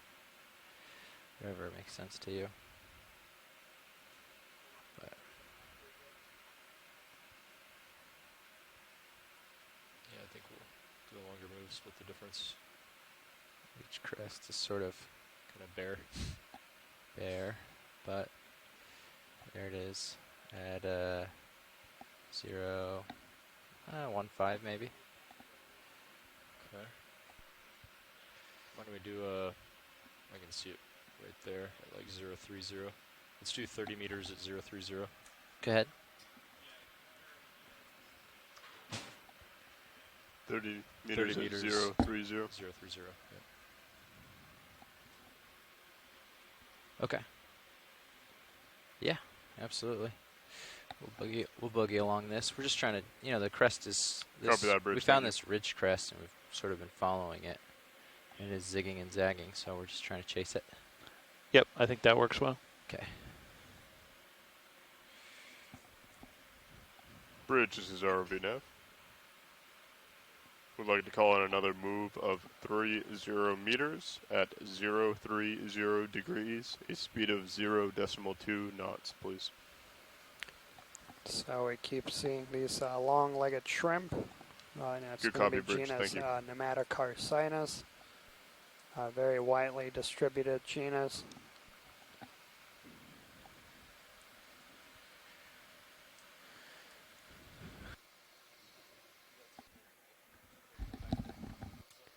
And again, just wanted to let our shore-based science team know. So we'll have an extended dive today. So we still have about 2 hours remaining of bottom time today. We'll have a planning call after that, about 50 minutes after we come off bottom. That should be pretty close to 5:30. And that will serve to discuss tomorrow's dive. And tomorrow's dive is going to be a split dive, if you will.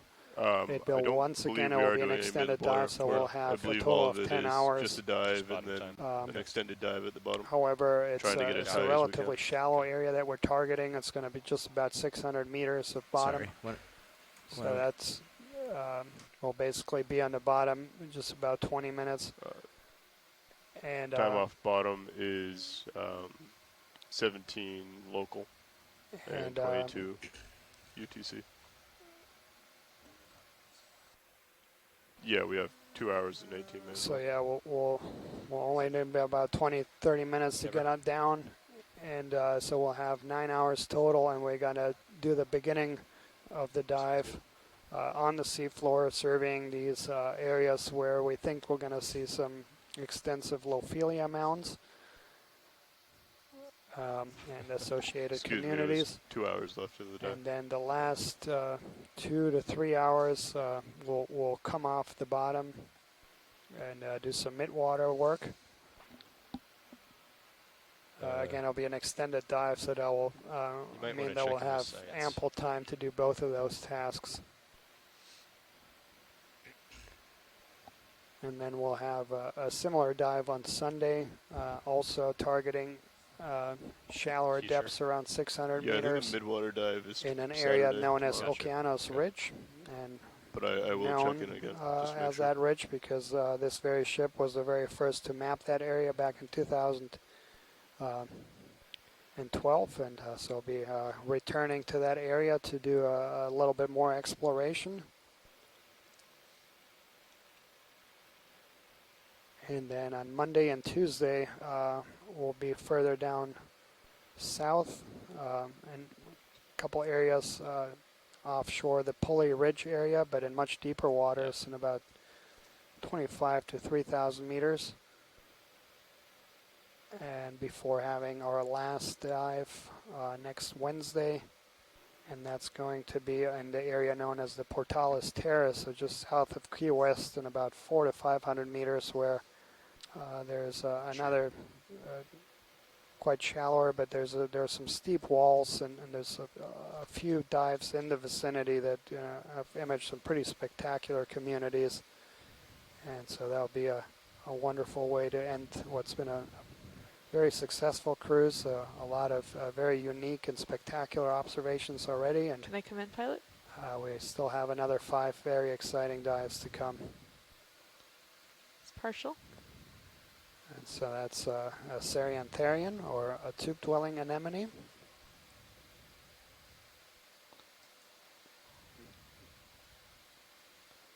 Watch lead, this is Nav. Just to be sure, we're not doing any mid-water work today, correct? We're staying on the bottom for as long as we can, trying to get as high as we can. Okay. Excellent, thank you very much, watch lead. So we will stay on the bottom as long as we can today. Copy.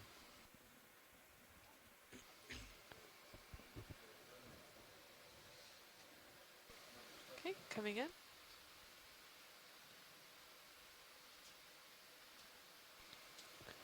So again, this is in a different order than the anemones that most people are more familiar with, known as Ceriantherians, or tube-dwelling anemones. So you can see that very distinct tube, and you can also see 2 rings of tentacles, if you will. So there's those really long ones, but then if you look closely in the center of the animal, there's some short ones. And so those 2 different things are characteristic for this whole order. Those tentacles with different lengths have different functions. Those really long ones are their primary fishing poles, if you will. That's what they use to capture the prey. And then those shorter tentacles around the mouth is what's used to manipulate.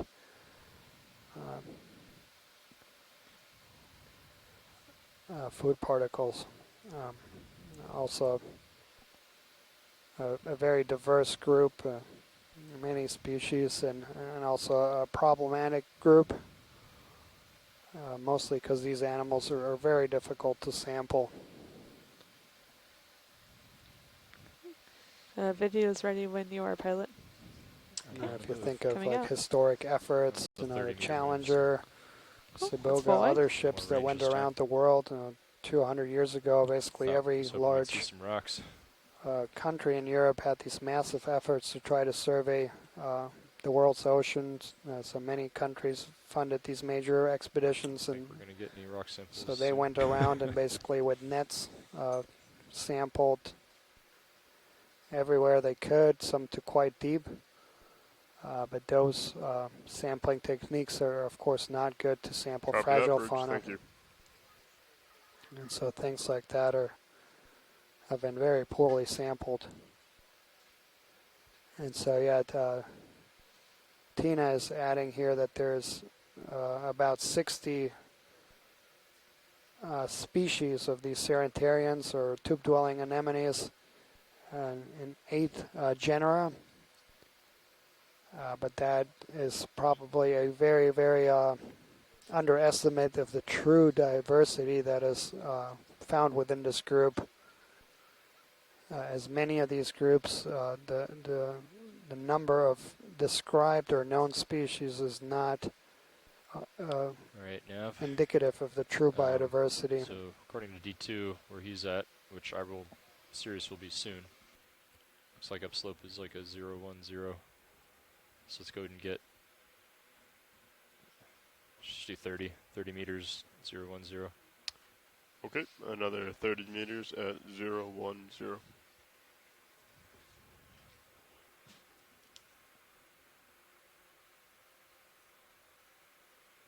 Bridge, this is ROV Nav. Do you see that little ball right ahead?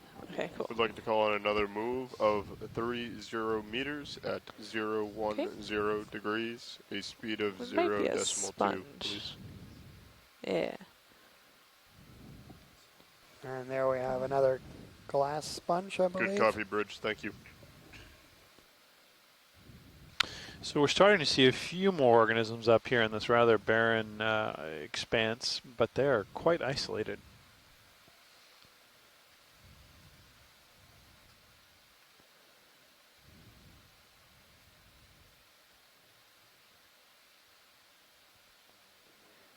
Okay, coming in. Copy that, Bridge.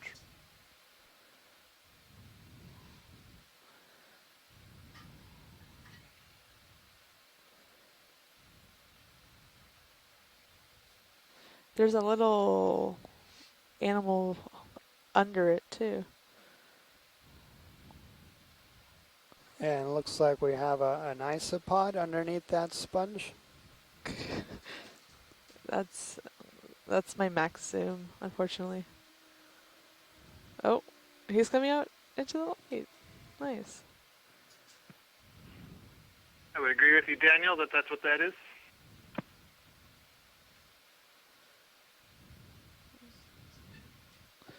Oh, we might have scared him. Yeah, there it goes.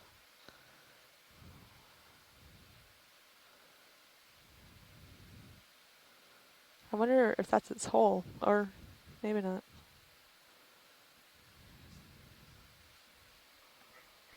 Excellent.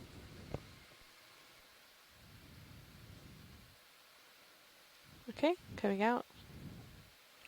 So I've got another minute or so going in this direction, 030, and then we just started a move a minute or two ago that'll put us 30 meters at 010. So you can continue uphill and we'll be there shortly. Looking down 50 degrees, so plenty of time.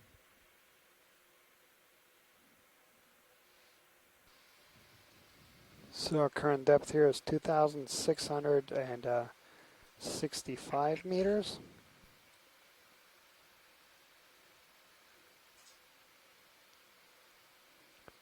Yeah, interesting thing about today's dive too is that we have not really seen, with the exception of that one species of tripod fishes, we really haven't seen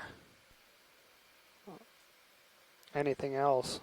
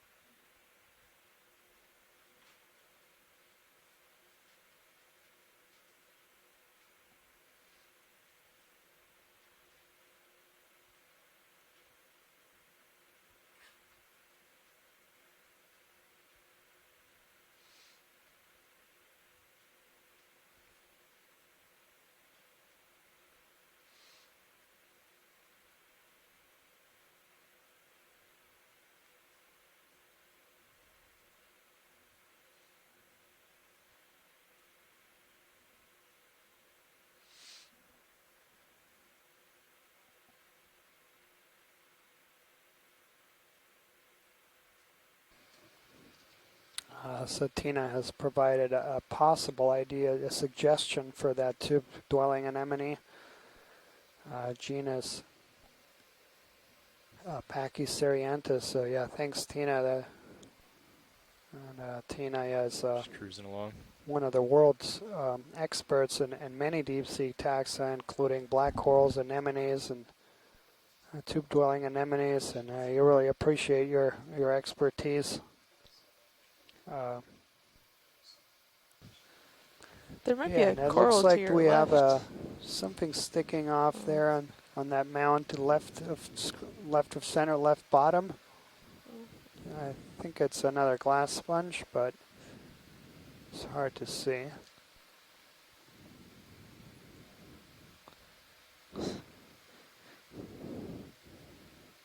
So that's right in front of that shrimp.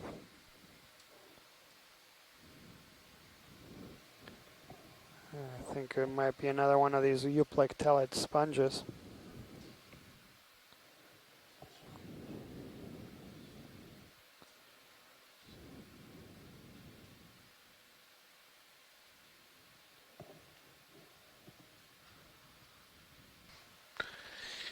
Yeah. I'll mention it after we zoom in. Okay, coming in. Sorry, pilot. There we go. Yeah, excellent. Thanks, pilot. Yeah, so indeed another one of these euplectellidae glass sponges. Okay. And we've started to notice, you can see in camera 2 right now, that the burrows the large burrows we're seeing in the seafloor are aligned almost in a linear fashion. We've seen this in a couple different places as we've moved up the slope here, which is kind of surprising to see.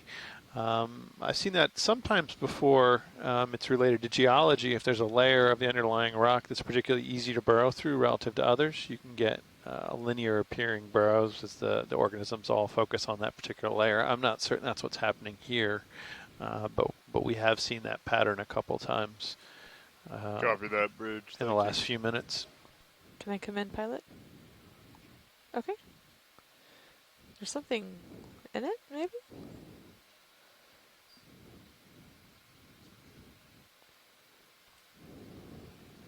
Move completed, co-pilot. Expect 4 to 5 minutes to swing. Copy. Thank you.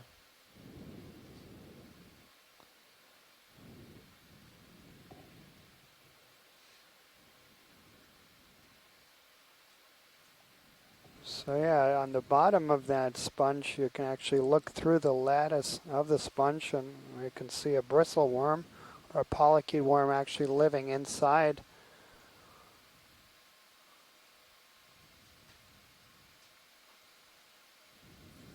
And then it looks like we have a few amphipods.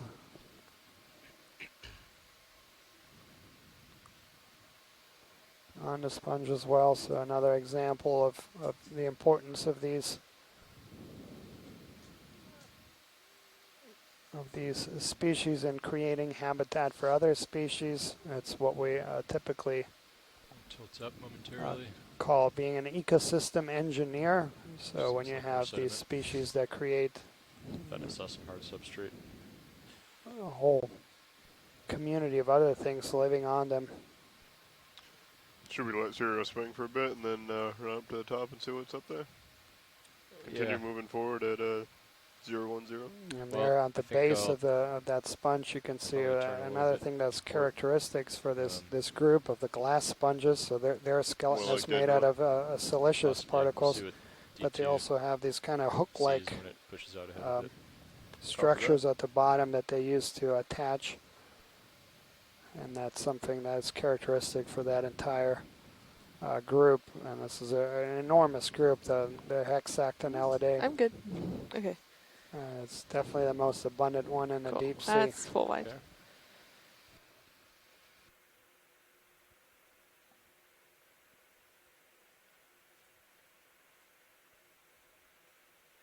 Looks like the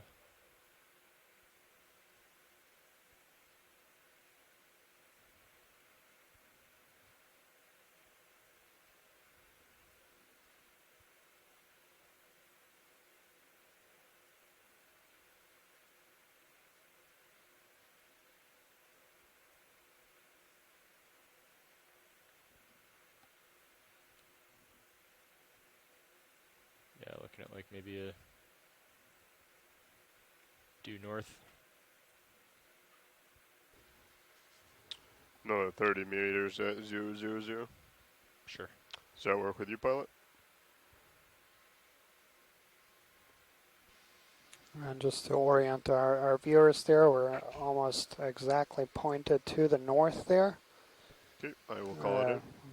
Appears to be a really very slight movement, almost no current, just ever so slightly, maybe going from east to west. But yeah, current has been almost non-existent on today's dive.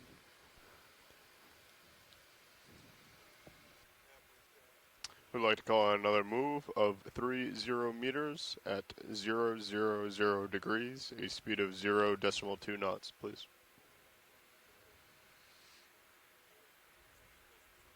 Good copy, Bridge. Thank you.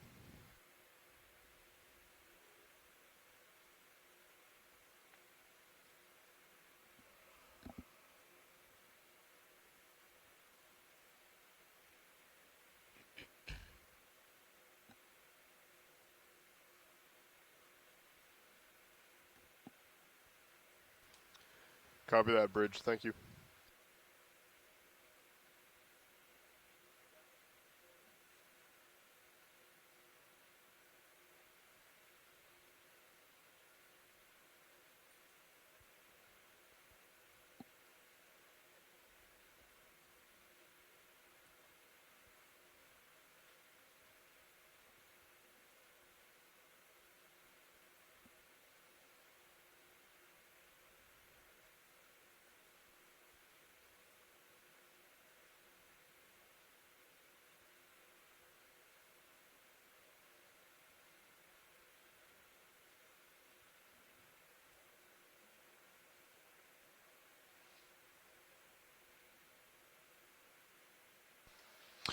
And as we continue to move upslope towards the conclusion of our dive here in about an hour and 40 minutes, I will note that overnight mapping indicated some higher backscatter returns towards the top of our original dive track. So it is possible as we continue to move up, we may be coming into a steeper terrain and observing more exposed rocks. Something off to your port.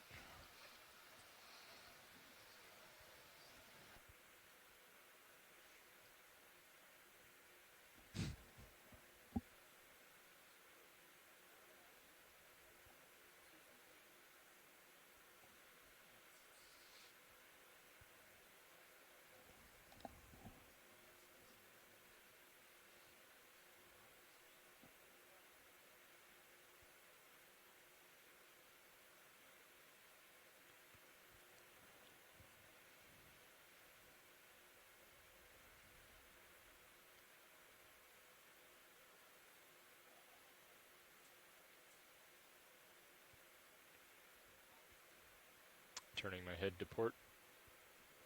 Follow you over.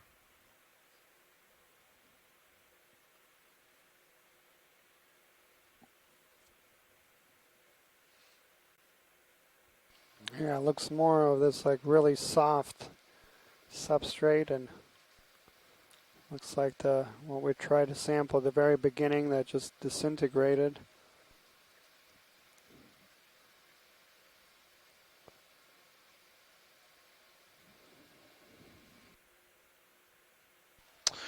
That's right, Daniel. These white rocks are particularly soft, but we see a little bit of a maybe more resistant rock here in these brown, thinly bedded layers that seem to have be sort of sticking up as if everything around it has eroded away and left it behind, almost sort of a resistant cap protecting the underlying white material from erosion. And we do see some rock that's probably fallen right off of that surface right there. So we see some active weathering and erosion going on right here. It would be good to have a sample, but again, I think these rocks aren't going to stand up to sampling.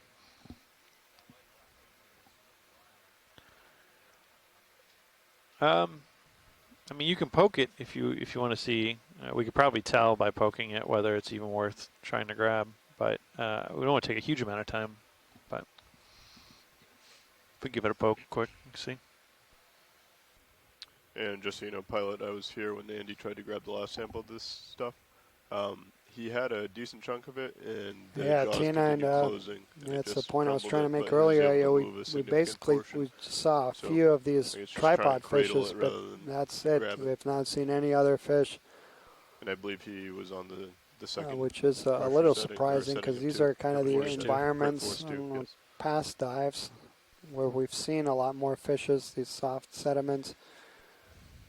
Of course, we are quite a bit deeper than we have been on all previous dives. You're spun up.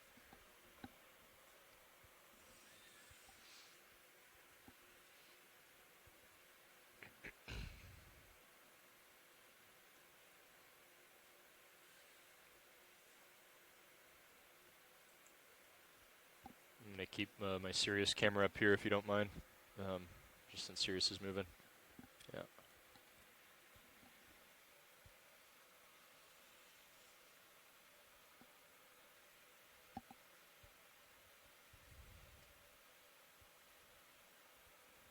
What boxes do we have open?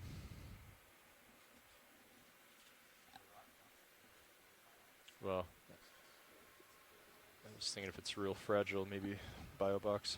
Currently, all rock boxes are open, and BioBox of the port outer BioBox has a coral in it. Okay. All other boxes are open, so port inner and both starboards. Copy. Thanks.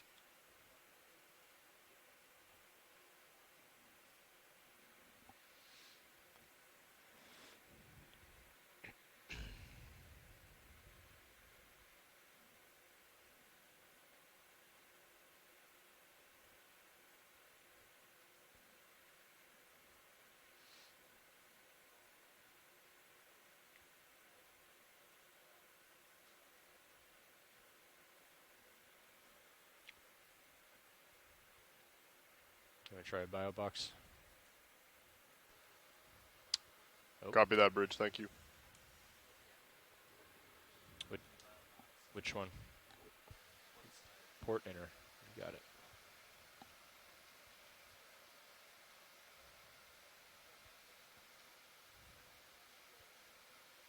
Oh, there it goes.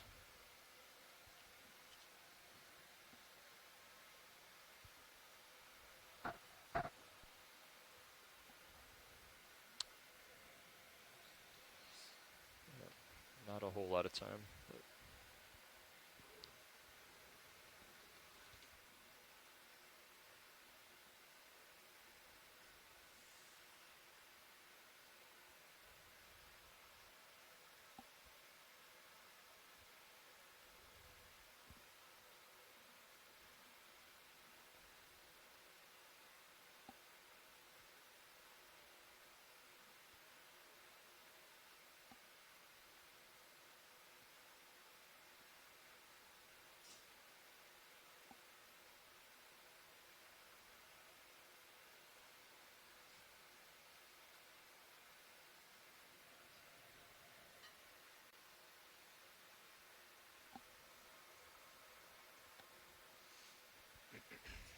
yeah. Sirius looking down 90. All right. Yeah, it looks like there's more of that white debris up ahead, so could try to scoop up there.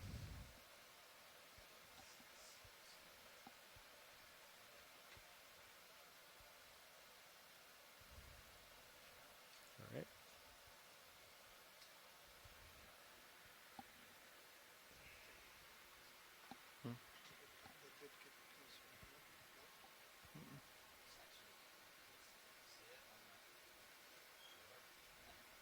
Oh yeah, in the scoop holster. Oh, on the inside, yeah. Yeah, you're right. Yep.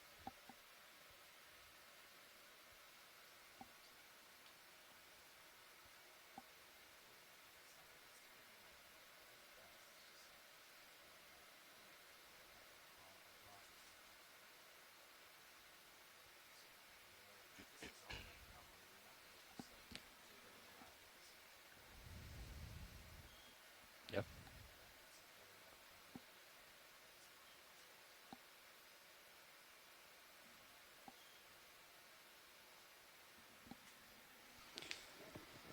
They called in at 228. And there's a couple of these pilots, these kind of sticks sticking out at me. If we can, just if we can get a close up.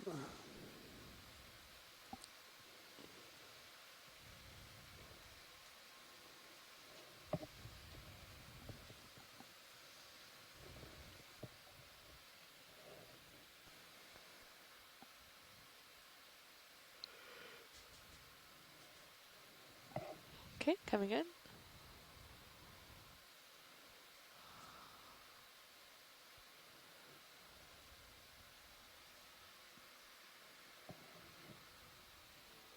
Okay, coming in.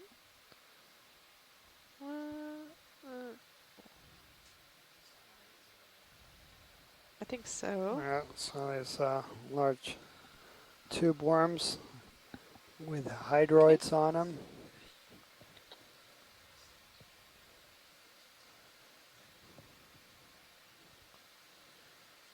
Okay, coming in.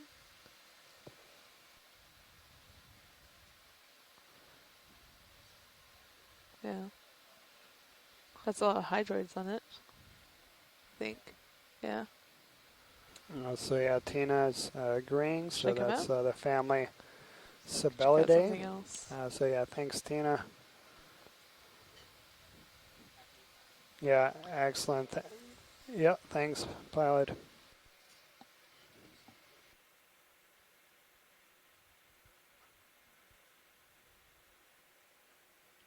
That move's settled out, so you got some time.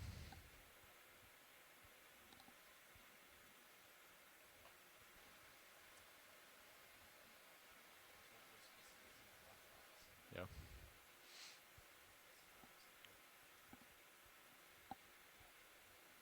Why don't we just maybe we should just call in 20 meters at due north in case in case we don't find anything. Unless you want to try to dig into the side of one of those banks.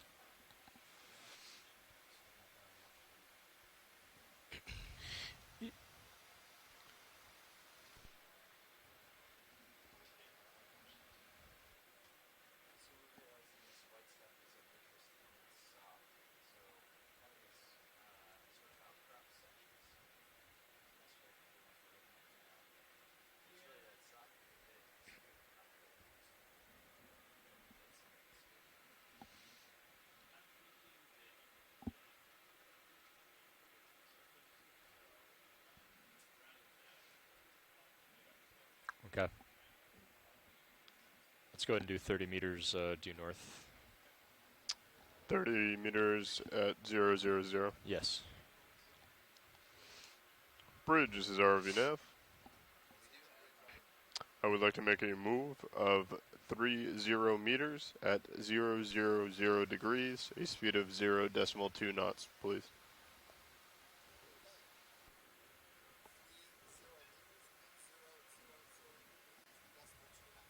Good copy, Bridge. Thank you.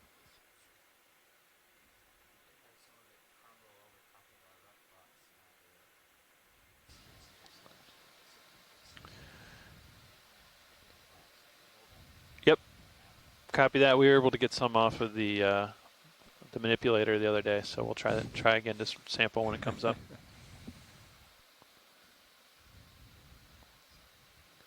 You're good. It looks different. Not sure what I'm looking at. Is that the arm of a sea Copy star that, Bridge. or something Thank you. protruding up from the bottom? Or is it a tube? Do you want me to I don't come know out either, and, Scott. and get closer, pilot? At first I thought it was the Okay. siphon of some gastropod, but I don't really believe that. It's just zooming out just a little. Barnacle, maybe? Okay. Can I come in, pilot? I've got a lot of phyla still to go through. Okay. I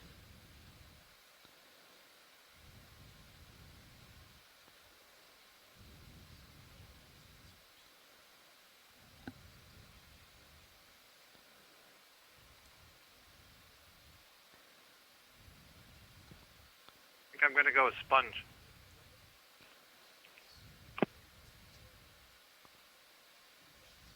I think a few more phyla and we got them all covered. Just the major ones. There's a lot of weird ones. Yeah, that's right. All that.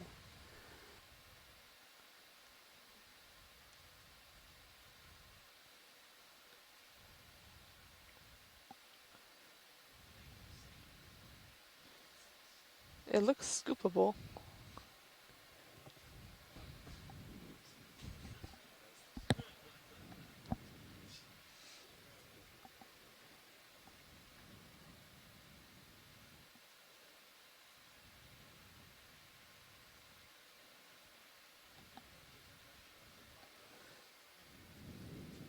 Don't know.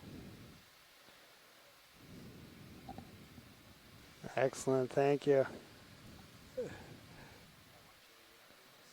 Yeah, excellent, thank you. Okay, coming out.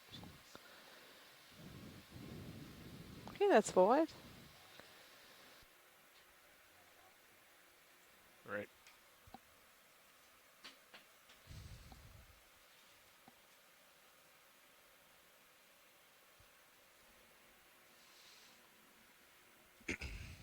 Should be moving north in a minute and a half to 2 minutes.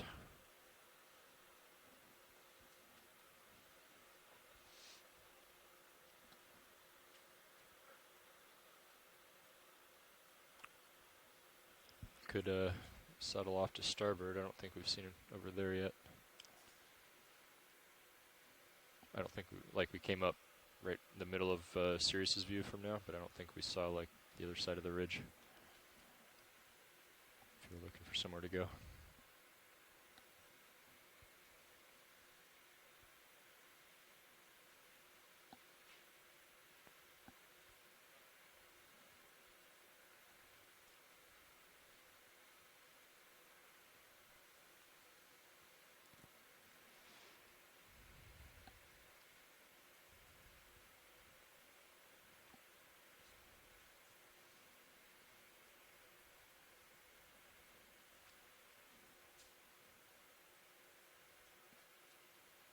Yeah, and that's a good point there. Scott was noting this in the chat room.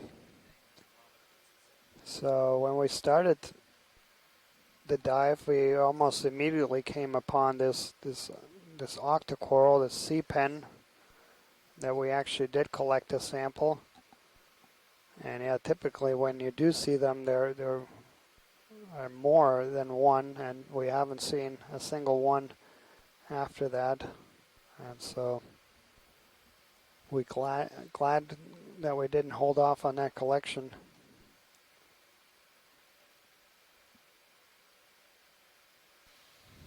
There's a white thing in the upper left, Pilot. It's like, maybe it's like a little sponge or something.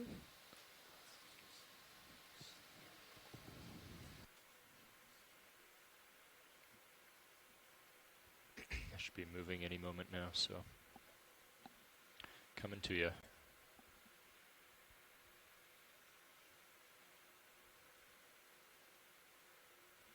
Yeah, so this is going to be another one of these glass sponges, family. Okay, coming in.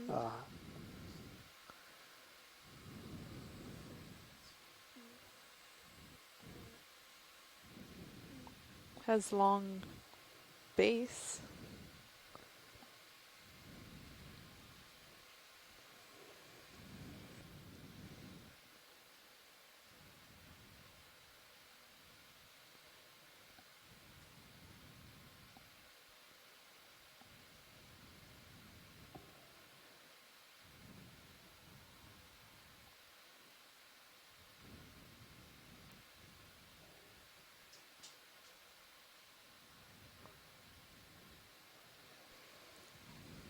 So I believe this is a family Highland I'm at today.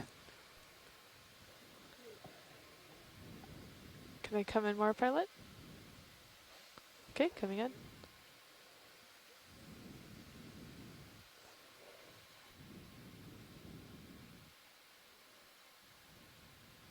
Looks like that ship move is done. Yeah, I think there's a sea star in the base. Maybe just about. Might just be settling out, huh?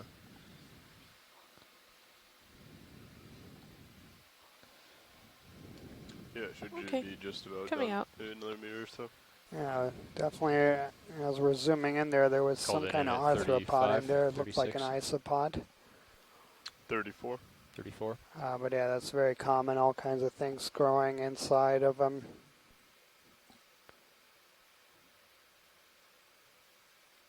Oh, and Tina is suggesting that was a chitin. Yeah, I didn't get a good view. There was definitely something segmented in there. Yeah, let's go ahead and call another one in. Let's just do another 30 due north. And Sounds good. Another 30 meters at 000. or stand by. Why don't we make it 350? 350 then. Yeah, 30 meters, 350.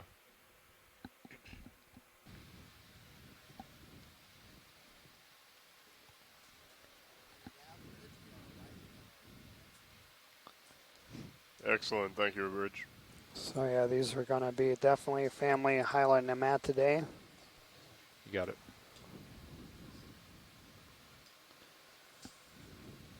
Okay, coming in. Bridge, this is RVNAV. Looking to make another move of 30 meters at 350 degrees, a speed of And 0 so there's a decimal squat 2 lobster knots. at the base of this, and on the other one we have either anemones or zoanthids on them. Yeah, some zoanthids. Good copy, Bridge. Thank you. And yeah, that's a common association on on this particular family.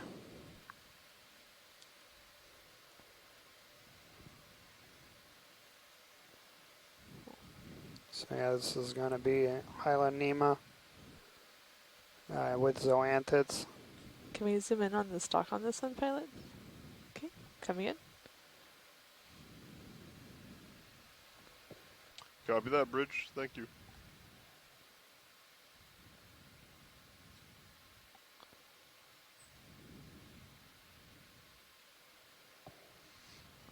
Does that make sense, Nev? So just. Yeah, when you first said it, I thought you said 050. Oh no. Okay, gotcha. Which was why I had a confused That face. that would warrant a confusion. And we have a segmented warp on there as well. You got it. Yeah. Or you want to try the forward ones? Let's try it. Let's see how it works. We're going to turn on the forward lights video. Okay. Do you need me to zoom out at all? No? Okay. Nice. That was a bright Makes it idea, look more co-pilot. pink. Let me So play just with as the a time blacks check, a little bit. we have about an hour and 15 minutes remaining of bottom time. So coming off the bottom at a little after 5 o'clock local central time.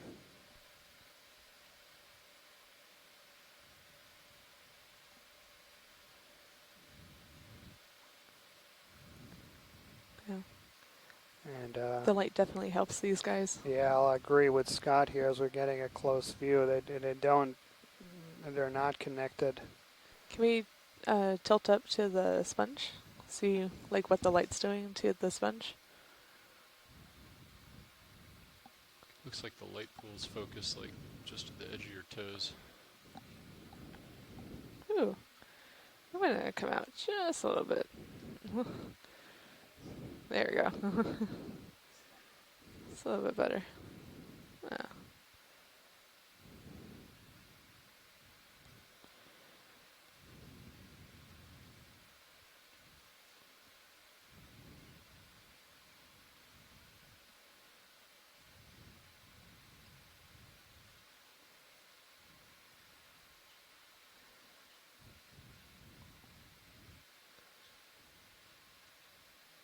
Cool. I think we're good, Pilot. Coming out. So I'm settling out from that due let's north pull wide. move, and in another minute, 2 minutes, we should start moving at 350, which I'm facing now. Daniel, like I'd say some that's texture why on the other these side of the close-ups ridge. are important, even when we think we know what we're seeing from a Turn off distance, the light bar. usually we do see zoanthids growing on the stalk, and that sure looked like anemones in the close-up. Yeah, absolutely, Scott. And there's a few animals that we would never have imaged if we didn't get the close-ups, including some bigger ones at the. Sure.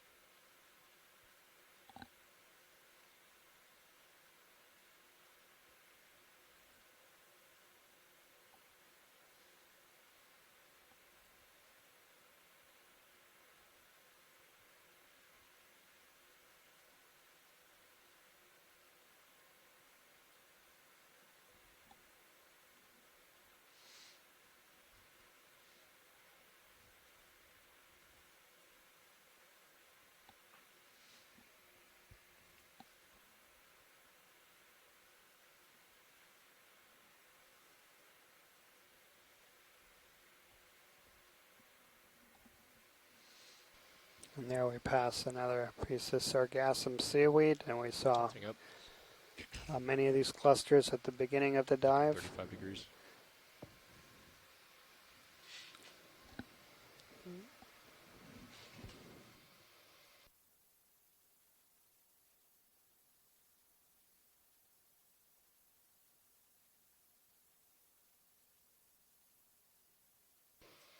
And we're going through a little personnel change here, so we'll just hang tight for a few minutes before continuing on.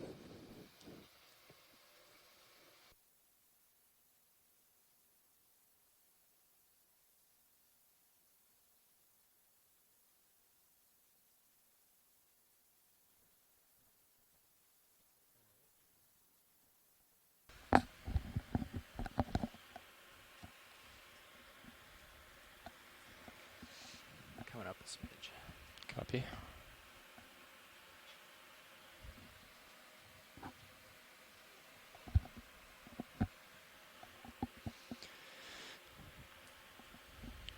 So we should just be like a minute, 2 minutes into 350, 30-meter move.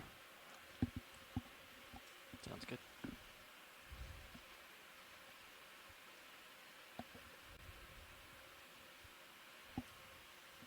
Copy that, Bridge. Thank you.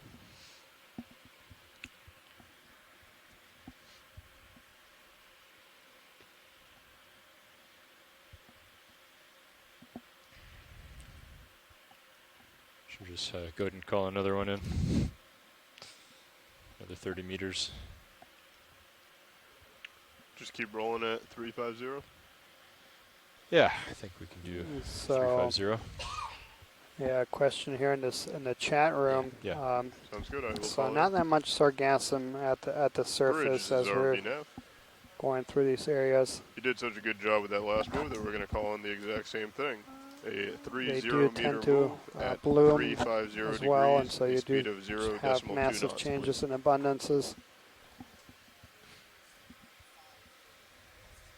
But yeah, I think we've seen the sargassum on every single one of the dives. Thanks, Bridge.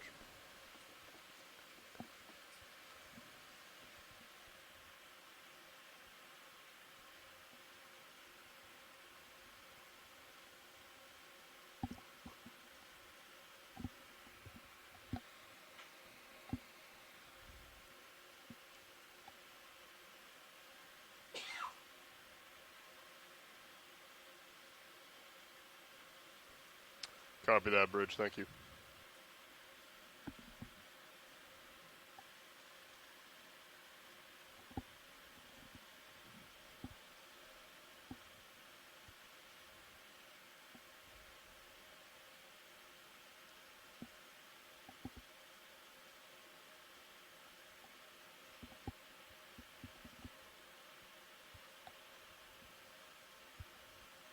You can feel free to lose the skid anytime, Caitlin. Just let me know. Okay, I can. Can I lose it now? Yep. Go ahead. Cool. How's that? Sounds good. Thank you.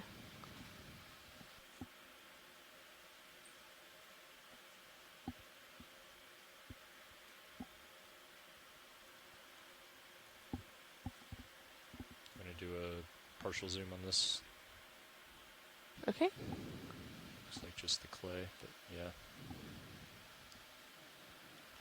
Little sponge. Shrimp. Okay, you can come out. Okay, coming out. Losing skids. Thanks. There we go. Perfect.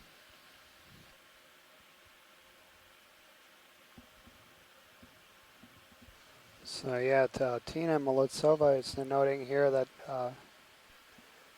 she's been as a part of an expedition to survey the Mid-Atlantic Ridge. That's at about a 13 degree latitude north. I was looking at the toe. Noted that even at those extreme depths, they saw a lot of clay sargassum. sample on the front, but maybe it just might be the light. And yeah, not so much here. Yeah, on the inside of the box. Right next to it. Yep. But we have seen it on every single dive. Extra kicking off of it.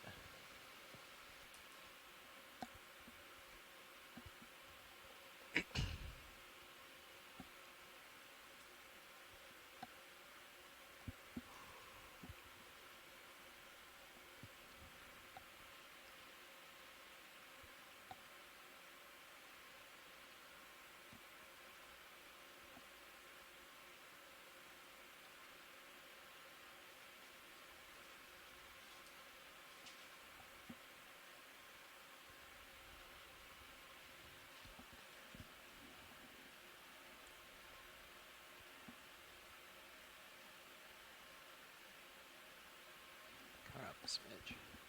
Copy.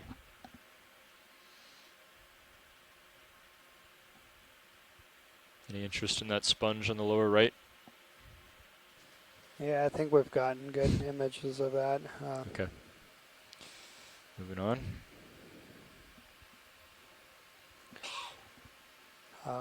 Couple of things here for those who joined recently, like looking back on the expedition so far. So this is our 10th dive. So we've had 10 very successful dives, and these have covered a wide depth range. I've gone as shallow as 800 meters and as deep as 3,000 meters, and that's today. And through those 10 dives, we've surveyed very, very diverse environments.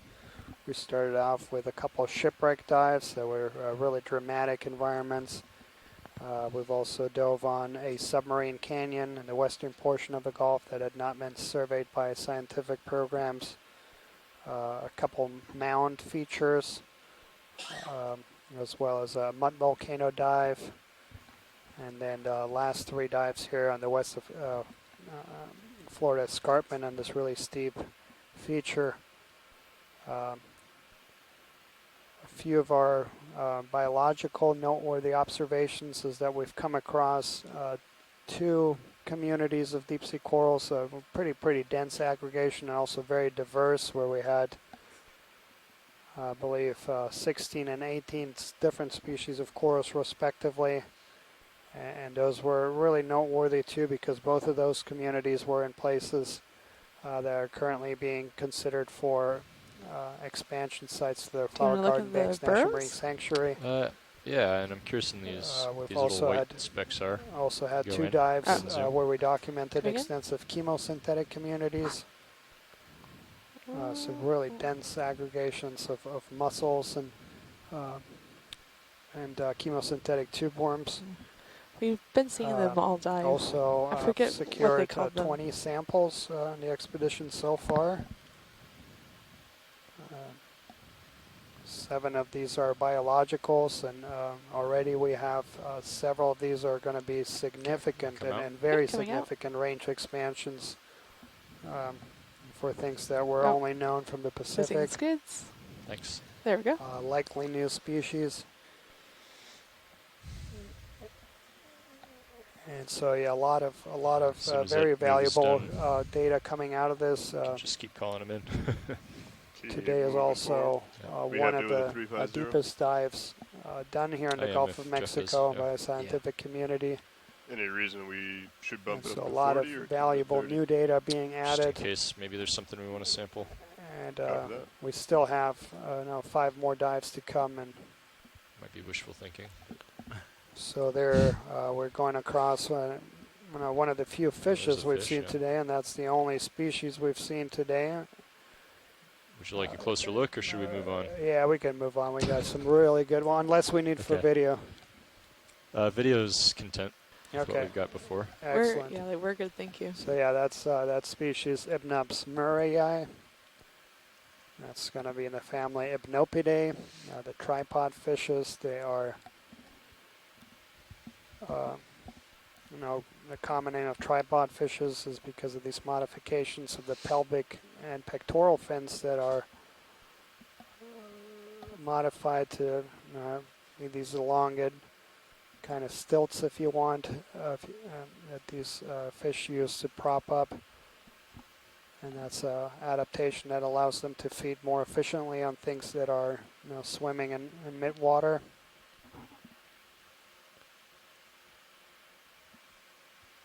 It's a fairly widely distributed species and also fairly common and abundant in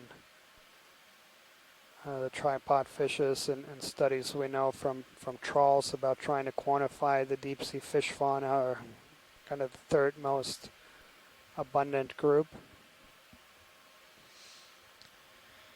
Following the synapobranchid eels and the brochulas. Thank you very much.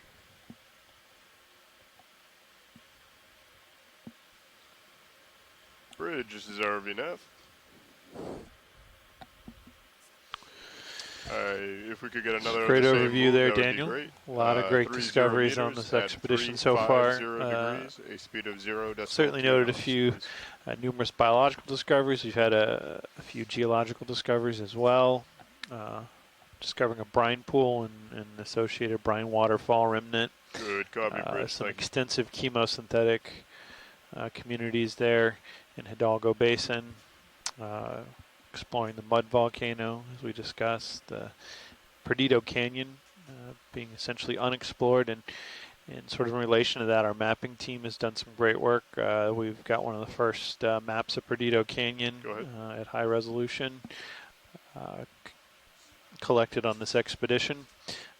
Mapping teams also identified both at the mud volcano site and at Whiting Dome, 2 large gas heap fields of methane gas that had previously never were not recognized by science and were not in any existing databases of gas seeps, and so there's likely chemosynthetic communities associated with those. So again, on a lot of fronts, a lot of great exploration done so far on this expedition, and a lot of great exploration remaining in the next 5 dives.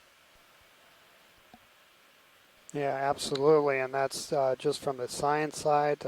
Our engagement team and education and outreach efforts associated with the mission have been just absolutely wonderful. A very hardworking team, shore-based, that have arranged for a whole suite of live interactions with different schools and different groups.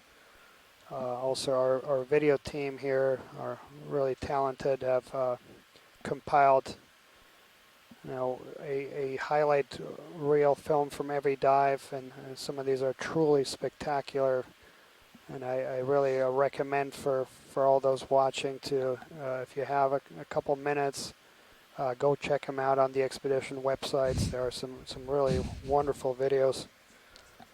And then we actually have several classes following the expedition too, and throughout the course of expedition, and using this as a learning opportunity, and it includes classes from different age groups, going all the way from elementary school kids to university level.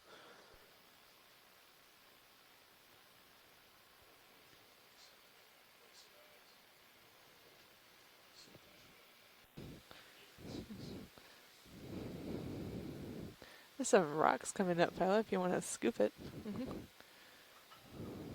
No? Okay. Oh, gotcha. Okay. What I was going for is that you could feel it slamming the transom. As so we you move could up almost slope just- here, we're seeing a little bit and more you can see it on the wire cam. exposed hard surface and some pieces of definitely a broken swell off rock, coming from which that suggests direction. there might be an outcrop directly above us. The scanning sonars are also showing potentially some harder outcrop above the vehicle as well, perhaps off to the port side. So we'll continue to move up slope. And I see a sea star there that we're passing over. I thought you were feeling. Oh yeah, if we down can there, take a and quick look at that sea star bottom right, if we have time. It just went off Can screen, you Dan. repeat watch lead? Yeah, sea star. It's off frame now, but it's to the right and below us. Should Copy. come. It's orangey I color. think this is something new for today's dive, at least. Do you see it? There it is, coming down.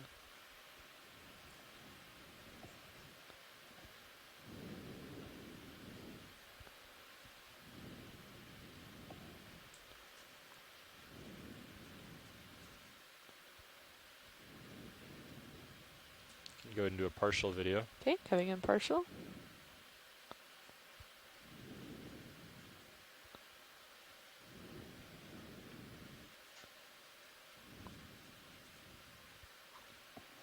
Going tighter. Okay, coming in.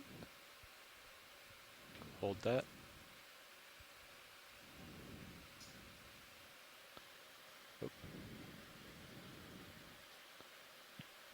Appears to be raised up above something. I wonder if it's feeding. Yeah.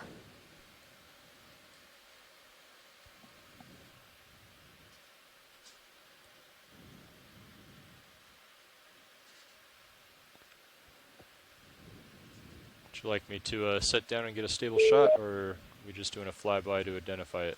Yeah, I think. Is that you, Chris? It is. Hey, Chris. I'm just eagerly waiting to see what it is. Should I go in? Do we need a more? closer view, Chris? Just slightly, if we could just. Okay. Why don't we come out, Caitlin, and I'll, Okay. I'll just down. get a little tighter. Got it. Yeah, coming right up.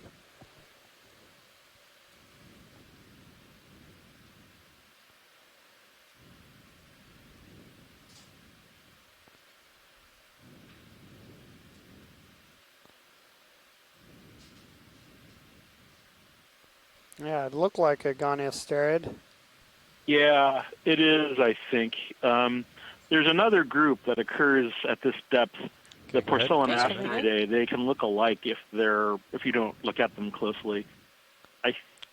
It looks like a goniasterid. It might be either Sabogaster, which is that one that I described a few years ago, or possibly Latonataster, which is another deep-sea goniasterid that is known from this area. The difference is something that's hard to tell without sort of closer examination. So I guess it really depends on how much time you have. Either one of those species is really poorly known, so I don't know. Oh, good, you're sitting down and taking a closer Maybe we look. should Okay. stop the ship. Oh. Okay. Chrisma. Yeah. I think this is the one that I described from a few years ago. This would be a new record for the Gulf. This is something called that I called Sabogaster nisoni. It's a strange goniasterid in that it's cosmopolitan, or at least occurs in at least two oceans. It was originally described from the Pacific, and I've seen it in the Atlantic from sort of the coast, the Atlantic coast off Africa. This would be the first record that I've seen it in the Gulf of Mexico. Hey, watch lead, this it's is Pilot. possible, I suppose, that this could be just a small Circeaster, but Circeaster doesn't usually get this deep, or at least Circeaster americanus, because we're at around 2,500 meters right now, right? Can we tilt down just slightly, Dan? Yeah. Just so that's more centered. Yeah, 2,600 Perfect. meters. Excellent. So, Chris, let me just ask, since we're right in the middle of a ship move, is this something that is worthy of a collection? I think it is, but I'd leave it to you guys. Have another 2 hours? Just about an hour left, so let me ask the rest of our science team to see. I'll have to make a decision. How big is it? Is it going to be a real hassle to collect? Looks like about 10 Are lasers centimeters, on? I think, from when the... Okay, so it's moderately sized. Oh, yeah, less I think than it would be a new record, definitely.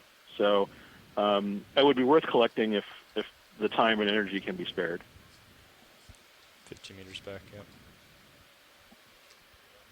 15 meters at 170. Bridge, this is RV nav. We were wondering if we could make another ship move. We'd like to go 15 Please meters punch in J-lock, Jeff. 170. Speed of 0.2.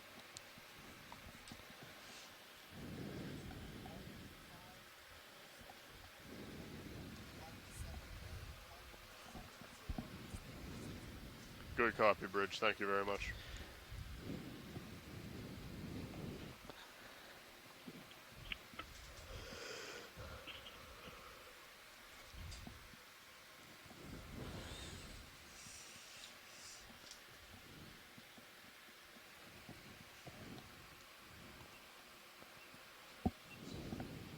I think I'm gonna try to might just try to feather it in. Copy that, Bridge. Thank you. Try it.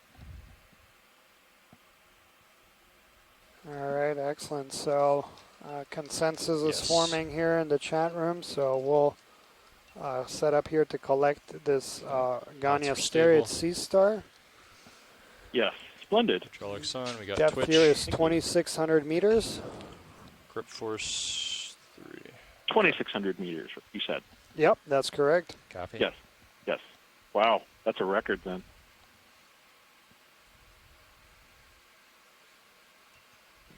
Come on, 2597. Let's not exaggerate.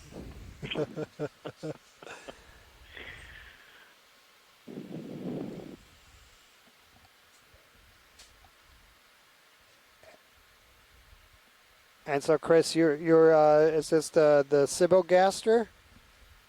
Yeah, this is a sea star that's named for the historic deep sea research vessel, the Siboga. It was described in 1935, and it originally from Indonesia. And in 2015, I found another species of it that was present not only in the North Pacific, but also in the tropical Atlantic off the coast of Africa. And it turns out that it was the same, or at least morphologically they were similar. I suppose one could argue there's still, you could still look at molecular evidence and determine that there's cryptic species, but it turns out that the species is quite widely occurring, and a lot of deep sea asteroids show this pattern, where the same species, or at least two individuals that are very similar to one another, can occur in different ocean basins, and so being able to examine this would allow me to, at least make a determination as to whether or not this is the same species or one that is simply superficially similar to it from the surface. I mean, the side of it that we're seeing from the top may simply be identical, and then upon examination of the underside, which is where a lot of times a lot of important diagnostic characters are found, the two might just be very different. So but even if it's the same species, it could easily be this would be a rather a significant range extension, because it's now something that could be found not just across widely across one ocean basin, but across two, maybe even three ocean basins. So we'll see.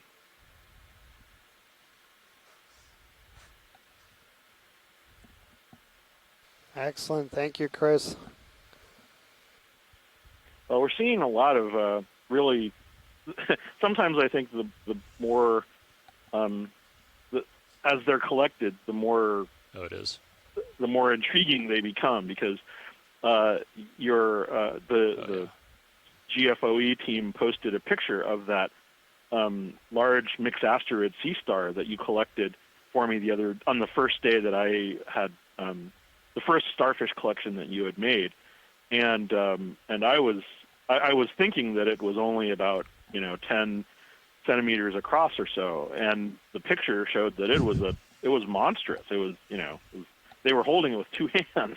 So that's definitely something that I haven't seen before. So and of course further examination is the key to being able to distinguish species in a lot of these animals, and of course further analysis, including DNA and so forth. All but right. I think a lot of the animals, once we've collected them and have them in hand, they give us more data, and they allow us to make a determination, of accurately what we're seeing. And its pictures can be very telling, but what really I'll pick up and really get do ahead need here. a specimen sometimes to give us a good idea of what what's down there. And in Hawaii and the North Pacific, we had a great example of that, because there were several sea stars we saw that I thought were immediately recognizable. But as soon as we collected them and looked at them closely, we suddenly discovered that they were very different. And some of them turned out to be exactly what we thought, but there were definitely very significant examples of species that specimen collection was essential to figuring out accurately what we were looking at and what kind of diversity was in that area. Chris, that one looked posed in position such that it might be feeding, so I'll be interested to hear what you have to say you find in the gut. Yeah, well, the others were all vacated. The other specimens of that species that I've looked at are all vacated. A lot of times during collections from trawls, the stress on the animal causes the gut to evacuate. And so hopefully any kind of relatively low impact collection like this will retain that kind of data. And if when you recover the animal from the box, any observations you have of it while it's still alive, anything significant Is it a crinoid? would be worth noting. So Excellent, yeah, and thanks so much. So yeah, if we can take a look at it, I believe this is a sea pen, but we'll get it good. yeah, hopefully we won't find out that it eats sea pens. That would be unfortunate. Almost touched there. Excellent, yeah, thanks, Chris, and yeah, that was an absolute stupendous collection event. That's a really small sea star. That's only about 2 inches, and just another wonderful example of the great talent we have here on board. Oh, I am a huge glowing fan of GFOE and their talented acrobatic manipulator arm and the pilots and the associates who collect them. So thanks very much. Thank you, Chris. Have a good night. You too. Sure. So here we have a back view of a sea pen, and you want to go in a little tighter on the polyps? Yeah, so it's funny, we're looking at Umbellula, and just a short time ago we were expressing some surprise that we had seen an Umbellula shortly after reaching the bottom, but then we hadn't seen another one on the dive, and here we go. So I guess we just have to ask nicely. This one looks a little bit bigger, I think, than the one we collected. It looks like perhaps more polyps. And one of the things I find fascinating about Umbellula, you noted it's a sea pen. You can just see transparently there through the tissue. There's this very thin beige-colored stalk. But the thing that I find fascinating about this particular species is how big those polyps are and how big the polyps are relative to the rest of the colony. I might have more zoom if you want to go in on the polyps. You see those purple lines that basically represent the throat or the pharynx leading from the gotcha. mouth, which is that purple dot in the center of the tentacles, and then that opens up into the digestive cavity, which you would see below there. It's kind of cool, actually, huh? Yeah. Really nice indication of the pinnate tentacles. That's the little side branches that are on the main tentacles, and I'm going to the zoom out. presumption Oh, is okay, with cool. the side That branches, works too. you increase more surface area with which to catch things that are flowing by in the water column, so you're creating more of a net.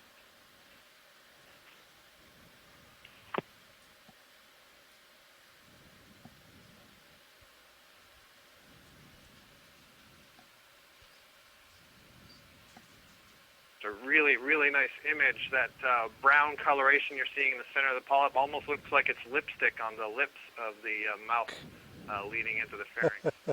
You can see at the base of the pharynx, it's dark purple, and then it gets somewhat pinkish color. It almost looks frilly. And those are the edges of what are called mesenteries. So if you imagined you had an enclosed space, and then you had a series of curtains I want to come that out just a kind of little bit. subdivide that space, that's what the mesenteries are. It's basically the tissue that lines the gastrovascular cavity being folded inwards, and it parallels the tentacles, and that there are 8 of those mesenteries, one between each of the tentacles, that are subdividing that chamber up, Almost and there. perhaps allowing for more efficient digestion. There you go. Can we lose lasers? Yeah. It's nice. Yeah, no, it's symmetrical star absolutely shape there. It's pretty. spectacular imagery, and Scott is pointing out that a lot of the things that we typically require microscopes to be able to determine, just because of the high level magnification we get from these high definition cameras, you actually can see some of these things, and it's truly remarkable that we're a mile and a half deep, and can get better resolution than sometimes looking at this very same guy under a microscope or thereabouts. Yeah. Did you want to try the light on this one, or have we done that already?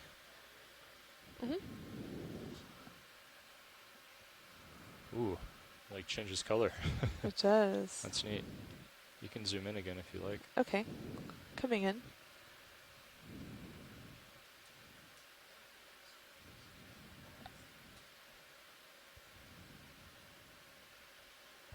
It brings out the color in them, yeah.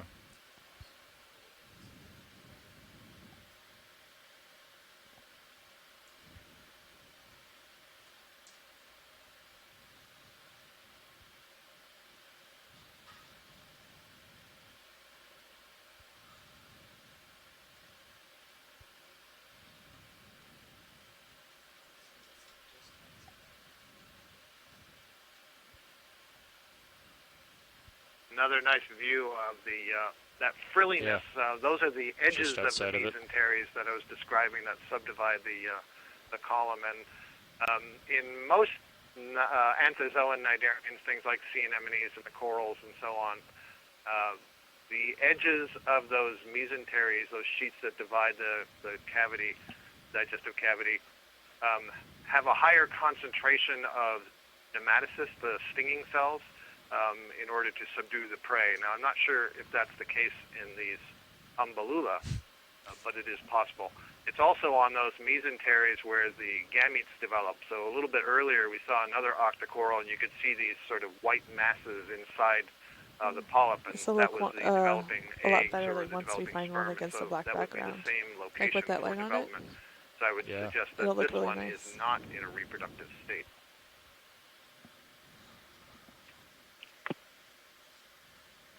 Excellent. Yeah, beautiful. Wanna try Absolutely it? beautiful view.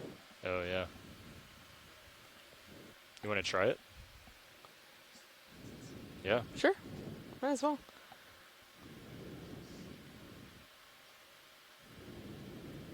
Oh, Ooh, yeah. Makes it glow a little bit. That's cool. Watch late, this is now. Just so you know, the pilots are playing around with the lights right now to try and get a black background to enhance the coral in front of us.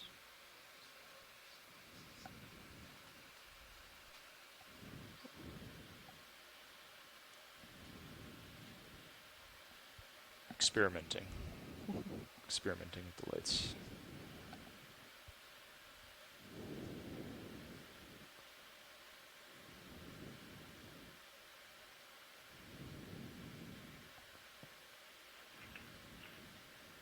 Tina is noting in the chat room that some of the umbellula may be bioluminescent, which means they have a metabolism that is able to produce light.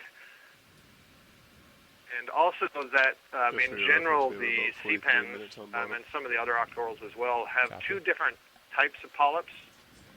One that are called autozoid. That's basically what we're looking at now. These would be the sort of typical feeding polyps. 350 Then they also have something called siphonozoids. Caitlin, you want to get a full specimen? Siphonozoids are coming out for reduced full polyps. specimen. They Can we lack keep the tentacles. same lighting though? They often don't look much more like swellings or warts just a on the little colony. And they can funnel water How's that? into and out of the colony, Nice. perhaps to help change the shape and It's kind of size. nice to get the shadow, And a in little bit some of shadow in the species, background. may Yeah, also that's be really a place cool. where the gametes It's different. are We stored. haven't had a shot like this yet. It's neat. Bridge, this is ROV nav. I'd like to go ahead and make another move of 3 So yeah, there's a request maybe if we can zoom in at the very center of that, in between all the polyps. The bumpy part? The particulate in the water's Good kind of nice coffee, too. Bridge. Yeah, it's pretty. Okay. When you're happy, video, we can zoom in on the Okay. center. It's bending down right now. Okay, go but ahead. I can come in. Hold that. Holding.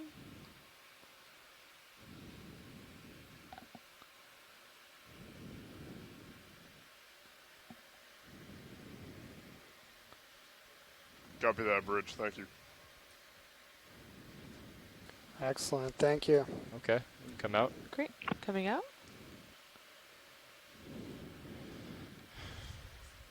Yeah, go for it.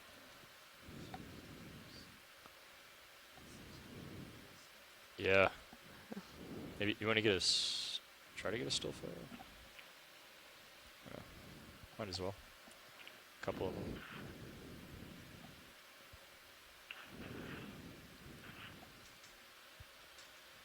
Really quite beautiful. It looks somewhat lonely out there alone on that slope.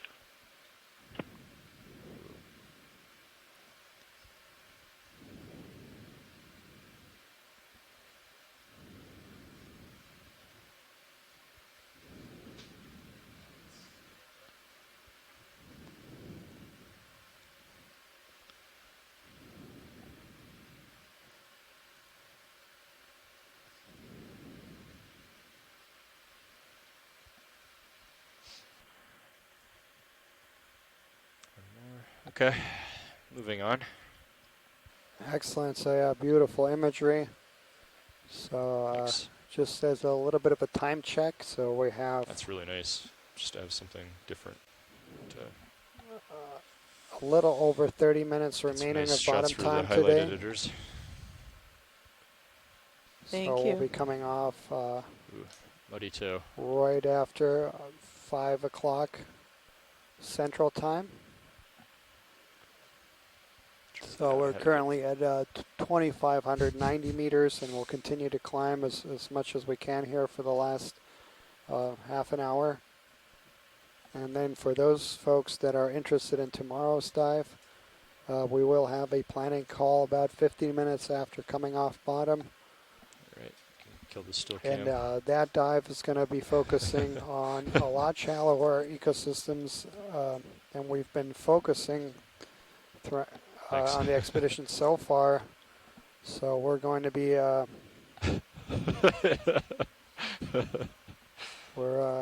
diving on some Lophelia pertusa habitats. Might be good. Because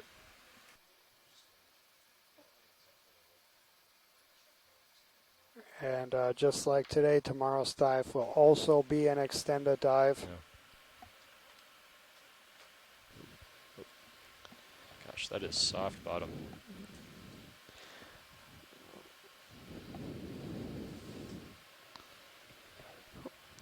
Zoom past is good, Caitlin.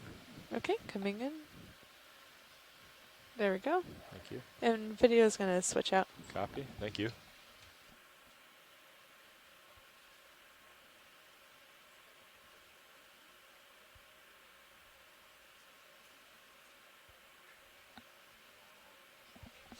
Oh, yeah.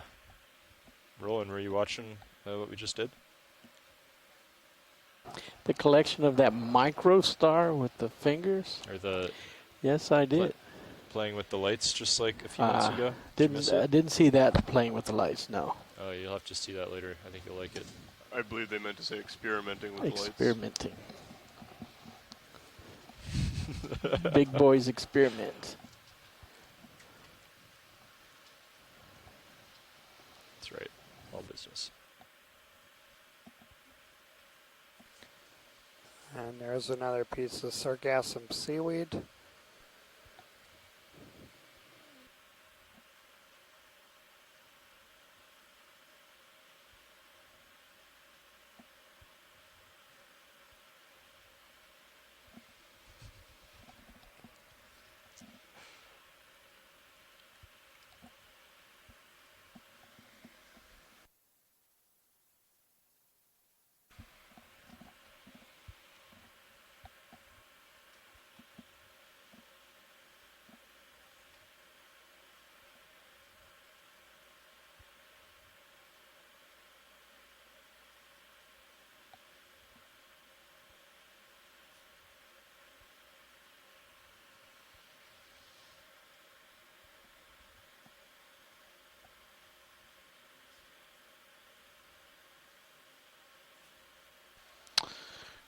Picking up on a little bit more marine snow there than we'd previously seen. I think that's... Is that from the thrusters? D2, previously. Copy that.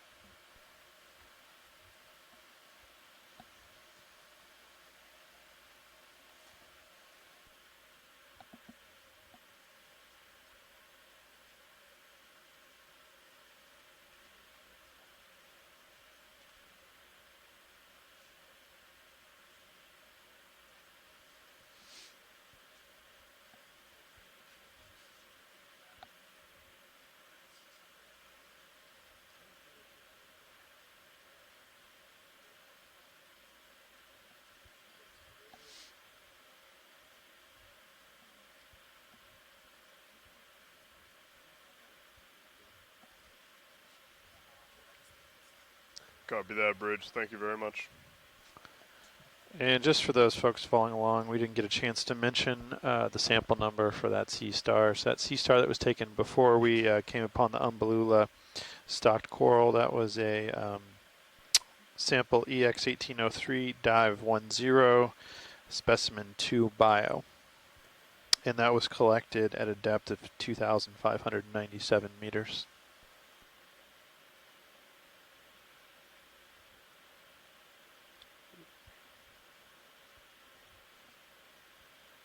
And current ID is Sibogaster.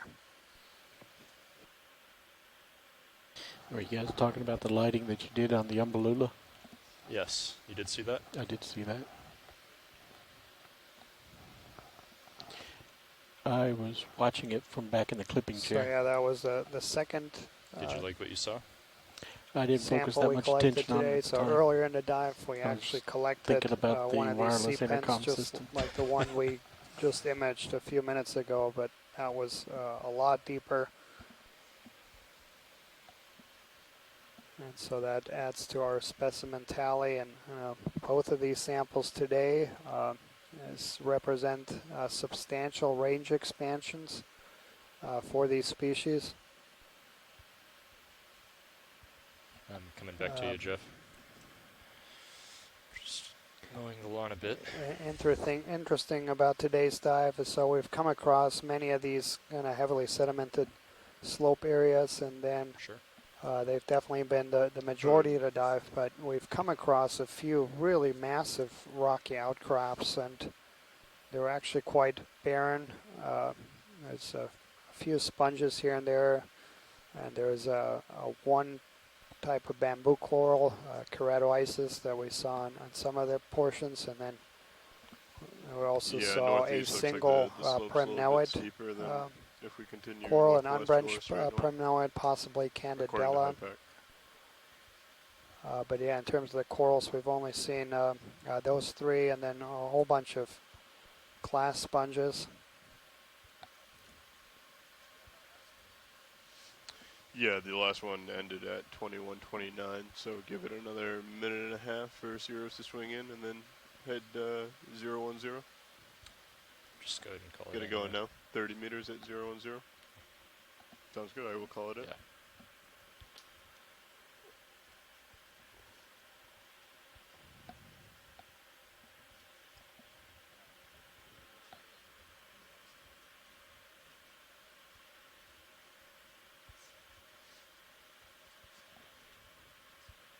Copy that. Bridge, this is ROV nav. We're looking to make another move, 30 meters at 010 Also, in addition degrees, to those a speed of collections, 0.2 knots. of course, we imaged a bunch of animals, including Iridogorgia, and that was Good copy, Bridge. Thank you. about 600 meters deeper than the previous deepest record for that species in the Gulf of Mexico, and that's something that we have also on a few of these dives, not just today, but on a few previous dives, is because we are starting these dives quite a bit deeper in some cases than previous records. We are extending the known ranges of some of these species. Wow. Looks like it's swimming away, though.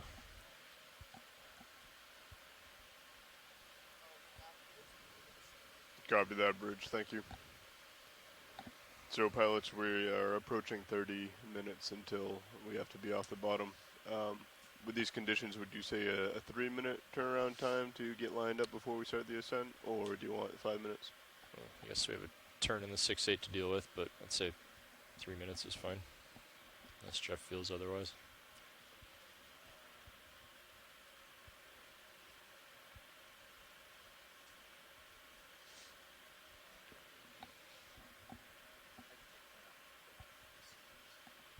Sounds good. I will alert you when we have 5 minutes, and then again at 3. Copy, thank you.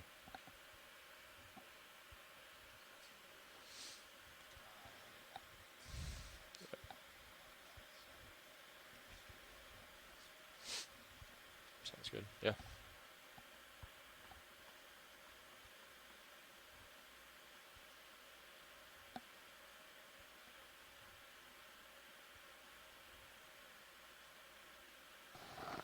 FYI, I clipped out 10 minutes worth of clip for... So we continue to move across the sedimented bottom. I will point out one of the things we've been bringing up throughout our expedition is that a majority of the surface of the Earth is not only ocean, but is deep sea. And what's important to also remember is that a majority of that deep sea is a flat sedimented bottom. Did You know, you just have oftentimes on mini-Zeus, or our do you have expeditions, the we use our mapping abilities and our other tools to seek out high slope areas, areas of exposed rock, because there's very interesting communities and organisms there we want to study. Or we may seek out features like mud volcanoes or canyons. But when taken as a whole, we think about the deep sea. A vast majority of it may look something like what we're seeing right now in terms of a flat sedimented bottom. It's something to keep in mind as we continue our explorations. We always want to find new and interesting things, but every time we get to open a window into the deep, what we do find, do a partial zoom roll whether it's flat sediment or striking vertical cliffs with coral, tell us something we didn't previously know, and it's part of the magic of the Okeanos Explorer. Yeah, another one, a little smaller, not as many arms. It's got one arm folded and behind. another one, and there was a couple comments earlier that first one that we actually sampled was so lonely, and yeah, we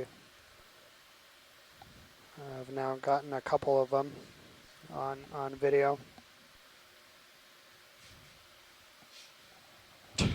Wow, that is pretty terrible.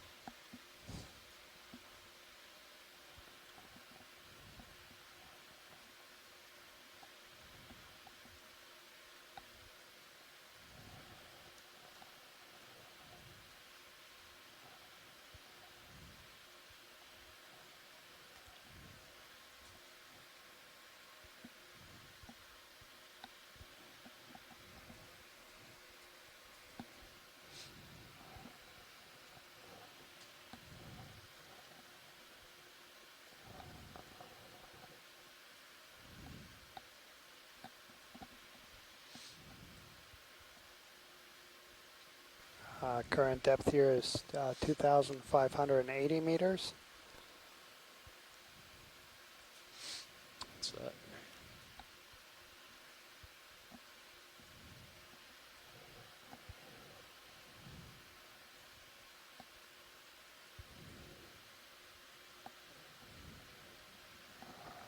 Looks like a rock. Well, actually, this is nav. So it looks like we have about 25 minutes left of exploration, and that's not including the 3 minutes it will take to turn around and prepare for the ascent.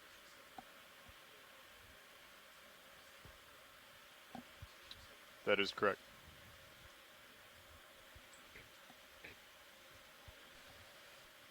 Might just be the swells. On. Go ahead, watch 2. Go ahead, watch 2. Yeah. Let's go ahead and, well, he wants to sample this rock, Jeff. Trying to get an idea of the size if you can put lasers on. Looks big it's to pretty me. Big. Yeah. Okay. Coming from starboard to port. Just give it a little bump and make sure it's one piece.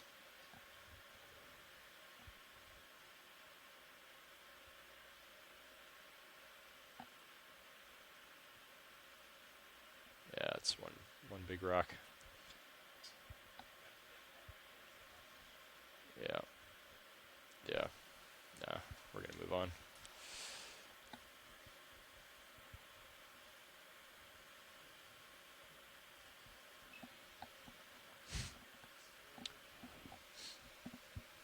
Wow.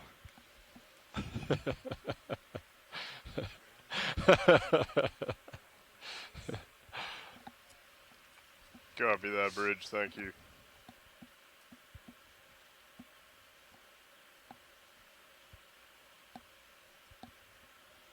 Guess not.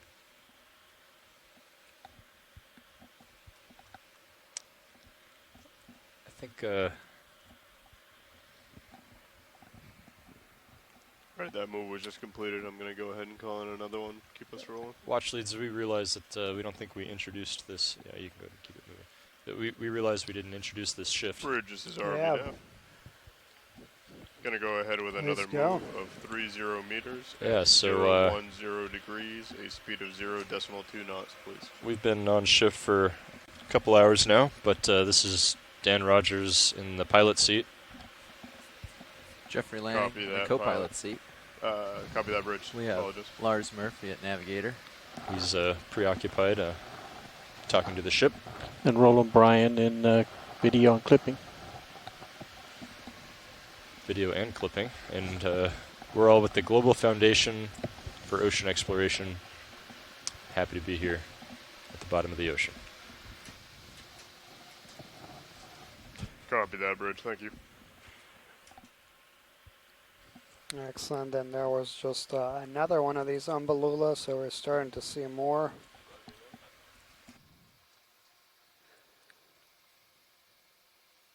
And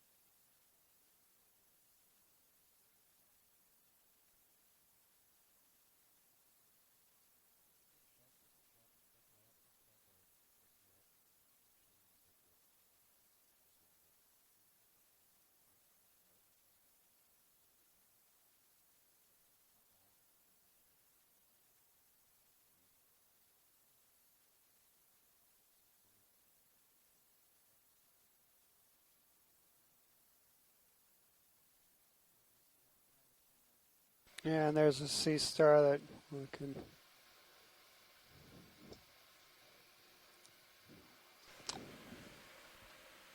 That's okay. Yeah, I see a new, well, new for this shift, brittle star. Yeah, yeah. You want to take a closer look? Yeah, yeah. Okay. Yeah, it is a brittle star. That's good. Definitely new for this dive. Yes. About 15 centimeters across from arm to arm.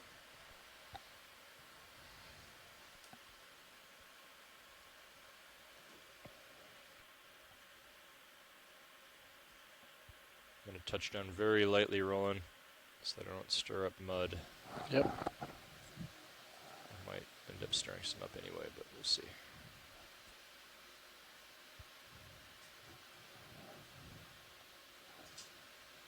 Okay, go ahead and zoom in.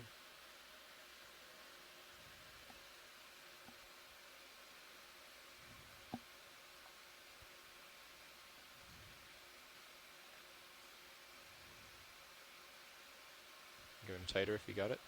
Okay.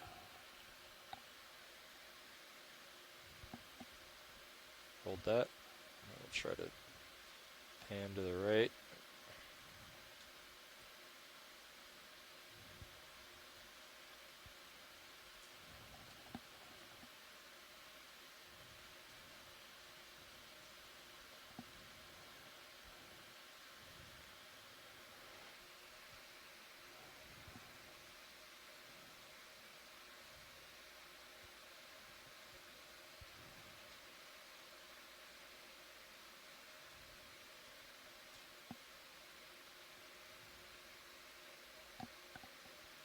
Sliding around a little bit in the mud.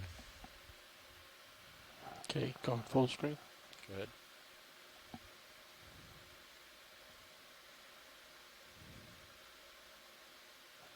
Did we laser it yet? Yeah, we did. Okay. Video's clear. Okay. Right when I got stable, do you want to go back in on the center disc? Sure. Copy. Hold that. Excellent.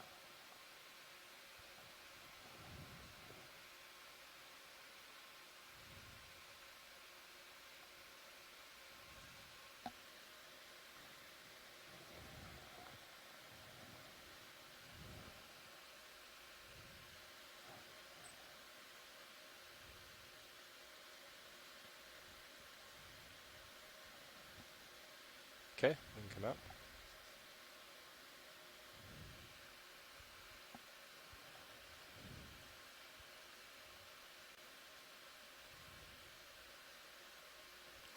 Okay, and feel free to go past the skid anytime you want, Roland. Just call it out. Yep. Usually I'll wait until you guys get back in your flying position. Thank you. Perfect.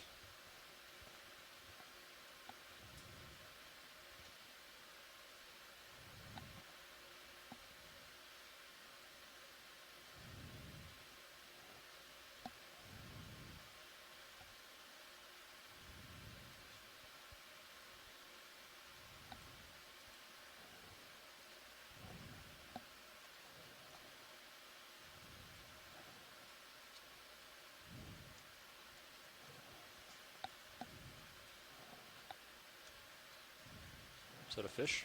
Yeah, and I think that's yes, it is. First time.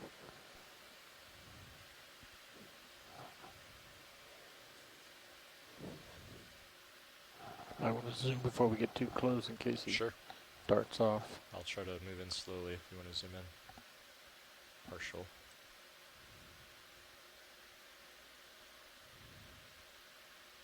That's an interesting looking one. Hold that.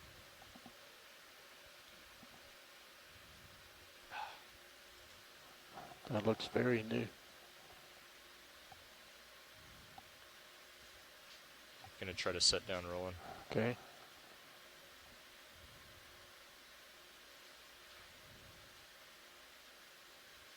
Nice and gentle. So I actually don't recognize this one. I'm not seeing any gill movement. Copy. I don't see any of our fish experts here in the chat room.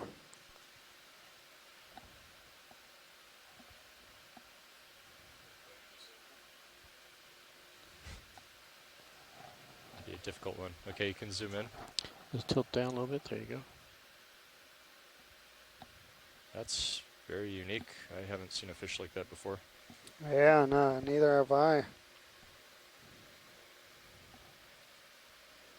So yeah, this is definitely, we'll have a few very interested people on shore right now.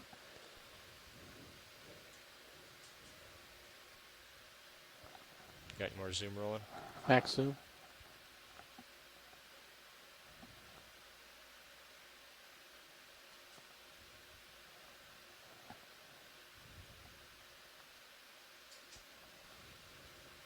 Nice work, Jeff. Yeah, they know. Well, it's Want to pick up here in a second and get it closest from the I side. have here is Sure. Why don't we come out? a tripod fish, and so same family, the Milpidae and the Get a slightly Bathy wider view. Typhlops. Okay, hold that. Let's try that.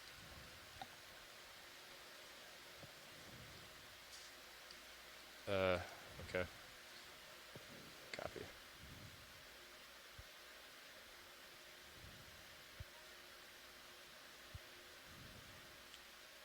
Okay, do you want to get a full specimen? Yep. And then I'll try to move. Hold that. Try to move without scaring it. Yeah, let's get it with lasers before we move from this location too. I'm going to get lasers, Jeff. You can come out for lasers. And good, tilt the camera. For ID purposes, the side view would be ideal. Okay. Okay, I'm going to lift up, try to come on the side of him.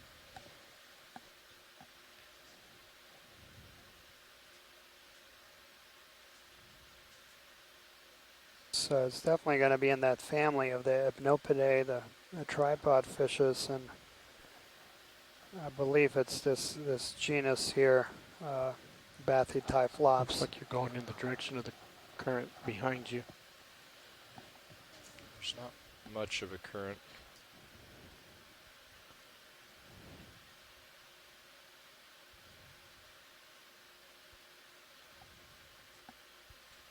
Copy that, Bridge. Thank you. Okay, let's get lasers off and zoom in.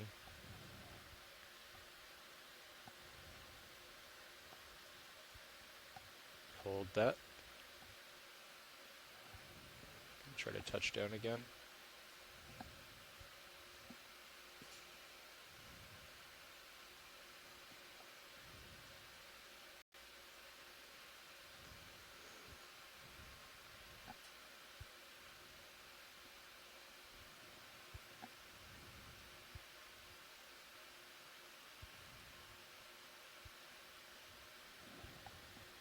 Okay, why don't you come wide a touch. Hold that. Okay. Okay, let's zoom in on the head.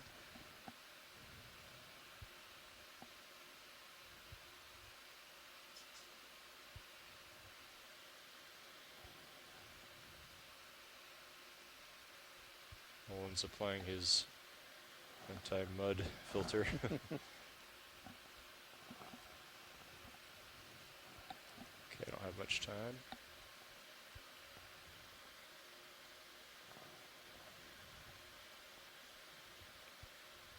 That's very unique.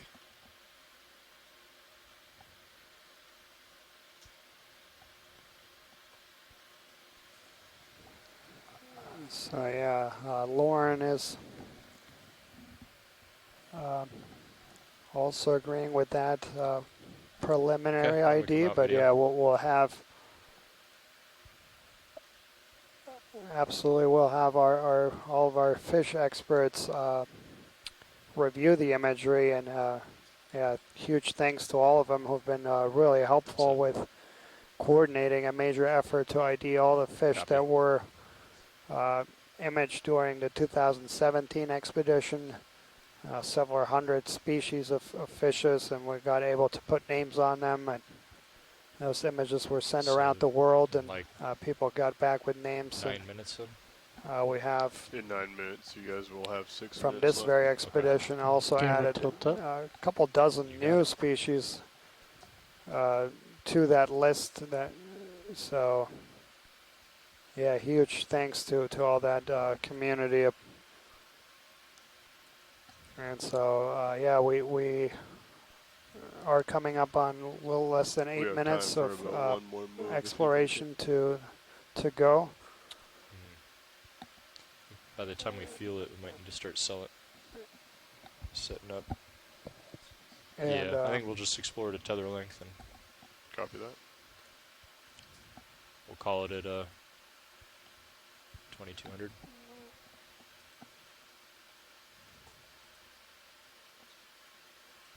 Yeah. Another one of these ophiuroids or brittle stars that we mentioned earlier. Came around while I explore, like we could both come to starboard.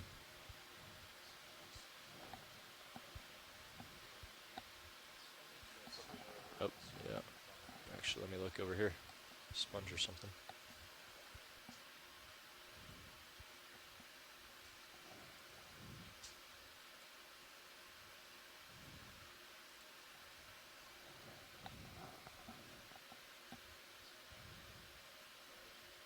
Yep. So yeah, we see a large hexactinellid euplectellid sponge, and then next to it a hormethiid anemone, a Venus flytrap. It's going to be in the family Hormethiidae. How's that rock? Did you just see that little mound to the left? Something just either pulled in or it pulled out some dust. Seaweed. Yeah. Hey, watch lead. What do you think about collecting this rock with the associates there? Is that something you're interested in? Can we get lasers on? And we'll measure it up.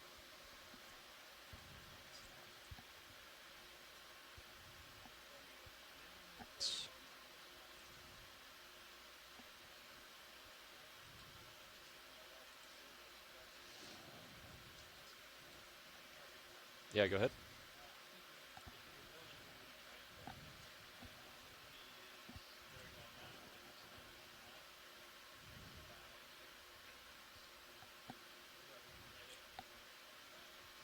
Think all that would fit in the bio box? Think so? It's got to be starboard. Yeah, starboard. Yeah, either one. Yeah, probably outer.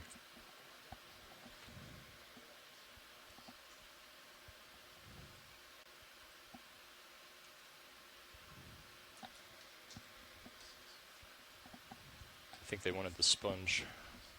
Yeah. Yeah. Will that fit, you think? Probably. So yeah, this is we've seen quite a few of these sponges today, but it's a very difficult group, and it's the first collectible rock we've seen. All the others were either too crumbly or too store the rock in the rock box if we have to. Yeah.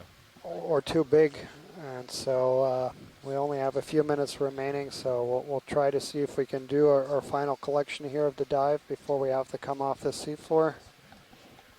Yeah. And then I can go perpendicular with it and orient it easier. Yep.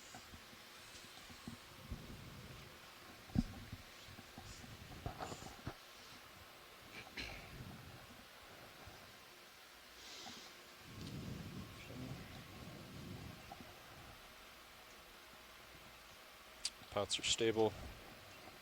Force feedback on. Hydraulics on. Grip force 4.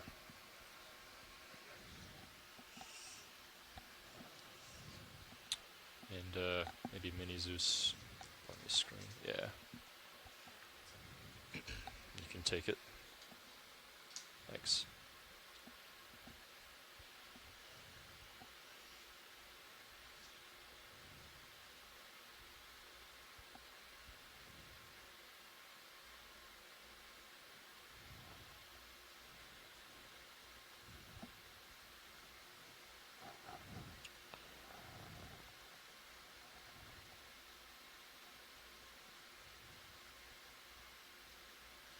That's pretty big.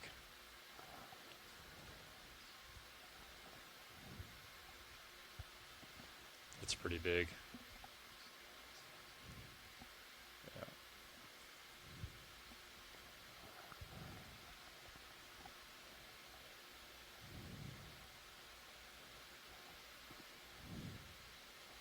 That's a pretty big rock.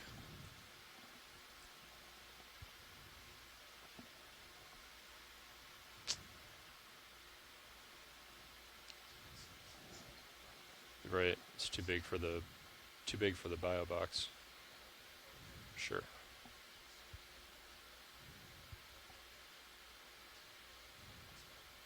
Yeah.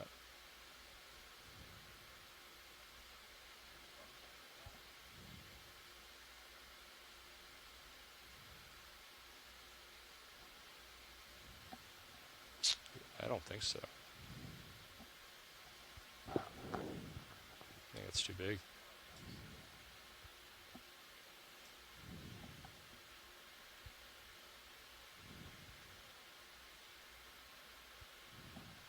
You want to tilt HD2 over and zoom into that area?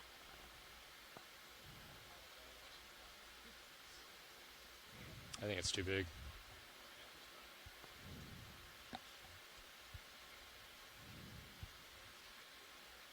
I think so.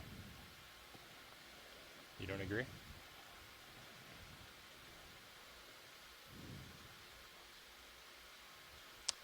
Yeah. I don't want to risk like putting it in there and then not being able to close the drawer, you know? Let's see, watch lead? Yeah. Yeah, so as far as I understand, you're not as interested in the anemone, but you are interested in the sponge. I think this is going to be too big for our bio box, but I could try to take the sponge off the rock, put that in the bio box, and then, or I could put everything into the rock box and hopefully it'll make it to the top. Yeah. Okay. I think, should we just go ahead and put it in the rock box? And I think so. We're out of time here. So I'd have to set it down, grab the sponge, put it in. Yeah. Okay.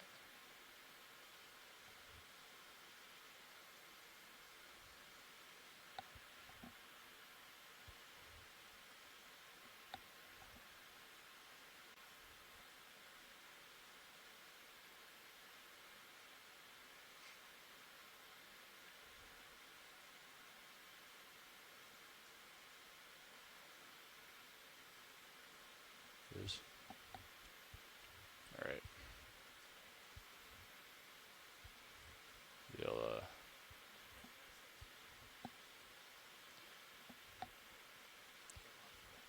yeah, I'm just gonna.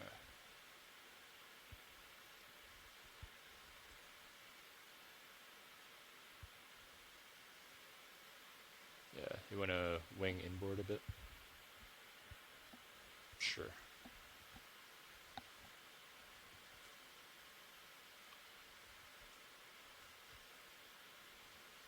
Yep.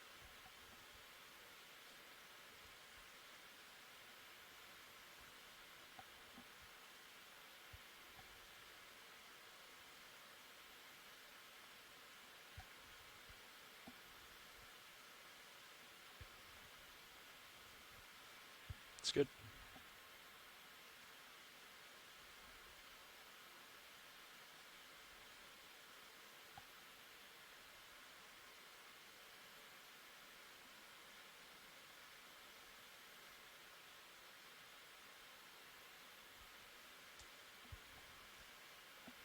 All right. And yet another wonderful collection event here by our very talented team. So this is Dive 10 Spec 03 Geo. So we just completed a rock sample here. Depth is 2,574 meters. And got a great end of today's dive. So it's been a really great dive today.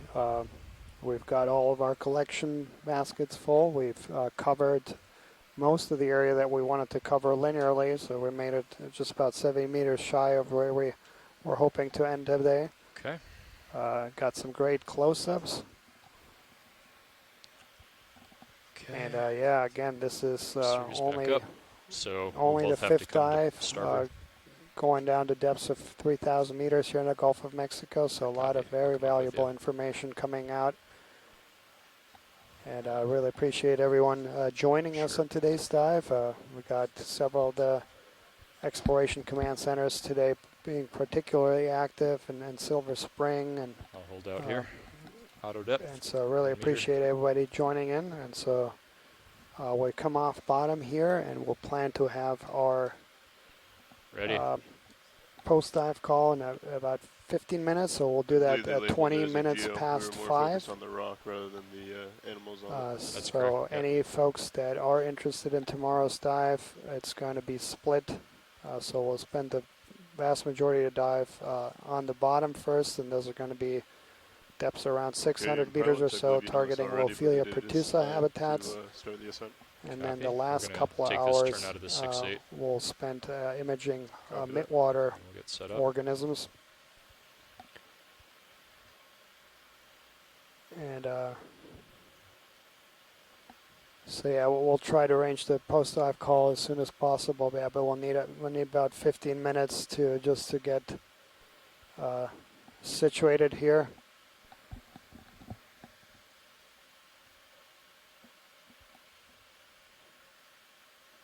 And yeah, huge thanks to our pilots. Just tremendous work once again, and of course our video team, and absolutely spectacular collections. I'll keep coming. Beautiful imagery. Just great dive. Yeah, fantastic dive. Saw a real range of habitats today. Real range of substrates, all the way from the soft sediment to exposed rock. Real variety, and fantastic extended dive. Copy. I'm going to come up off bottom a little more.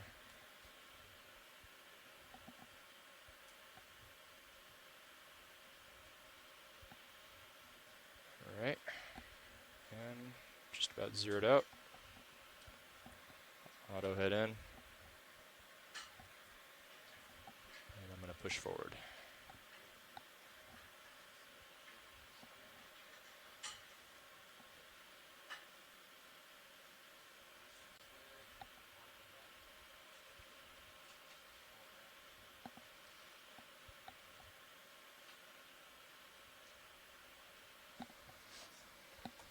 Video, would you mind opening the iris a bit?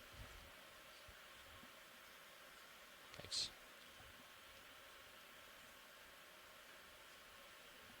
Okay, I'm pushing. Right.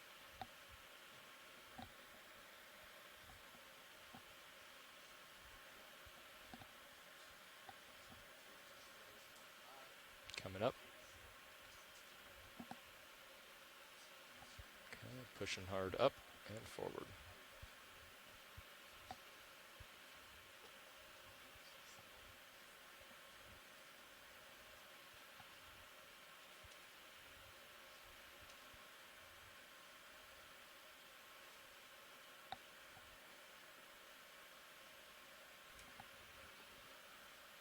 Bridge, this is ROV nav.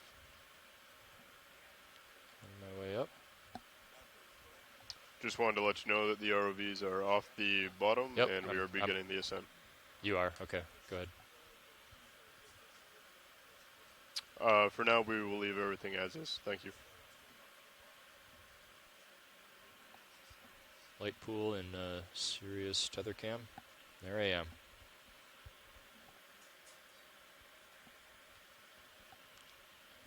All right, so I'm gonna push forward a bit on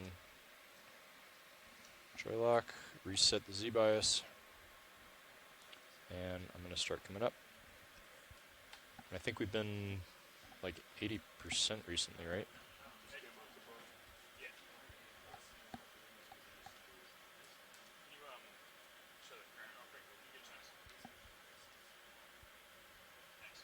Try 85.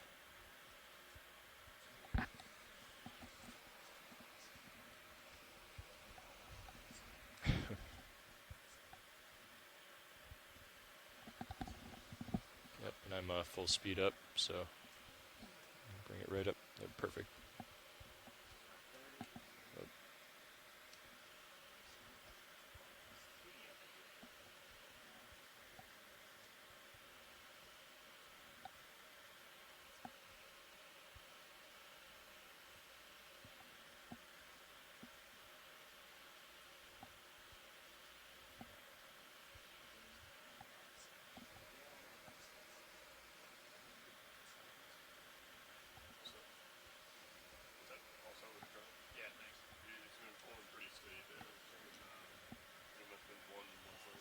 Copy.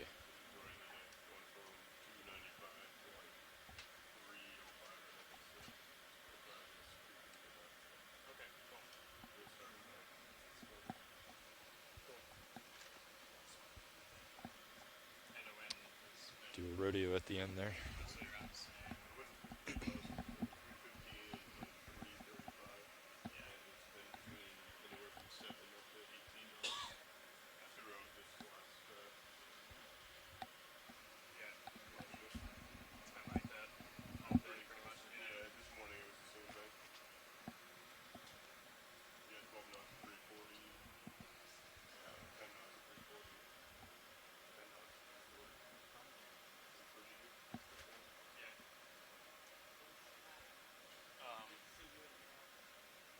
I think your sample's on there, Jeff.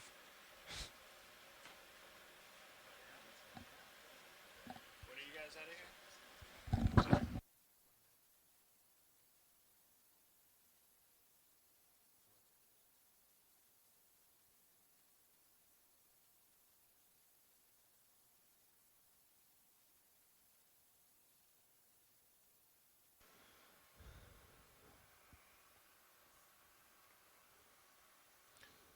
Pilots, would we like to bring the ship to half a knot over ground? We're pretty deep. If we wanted to prevent like a lot of layback, I mean, we could bring it forward like 0.2 or 0.3 to start. But that's maybe Dive Super's call. I don't know if he wants to like recover at this heading or adjust heading or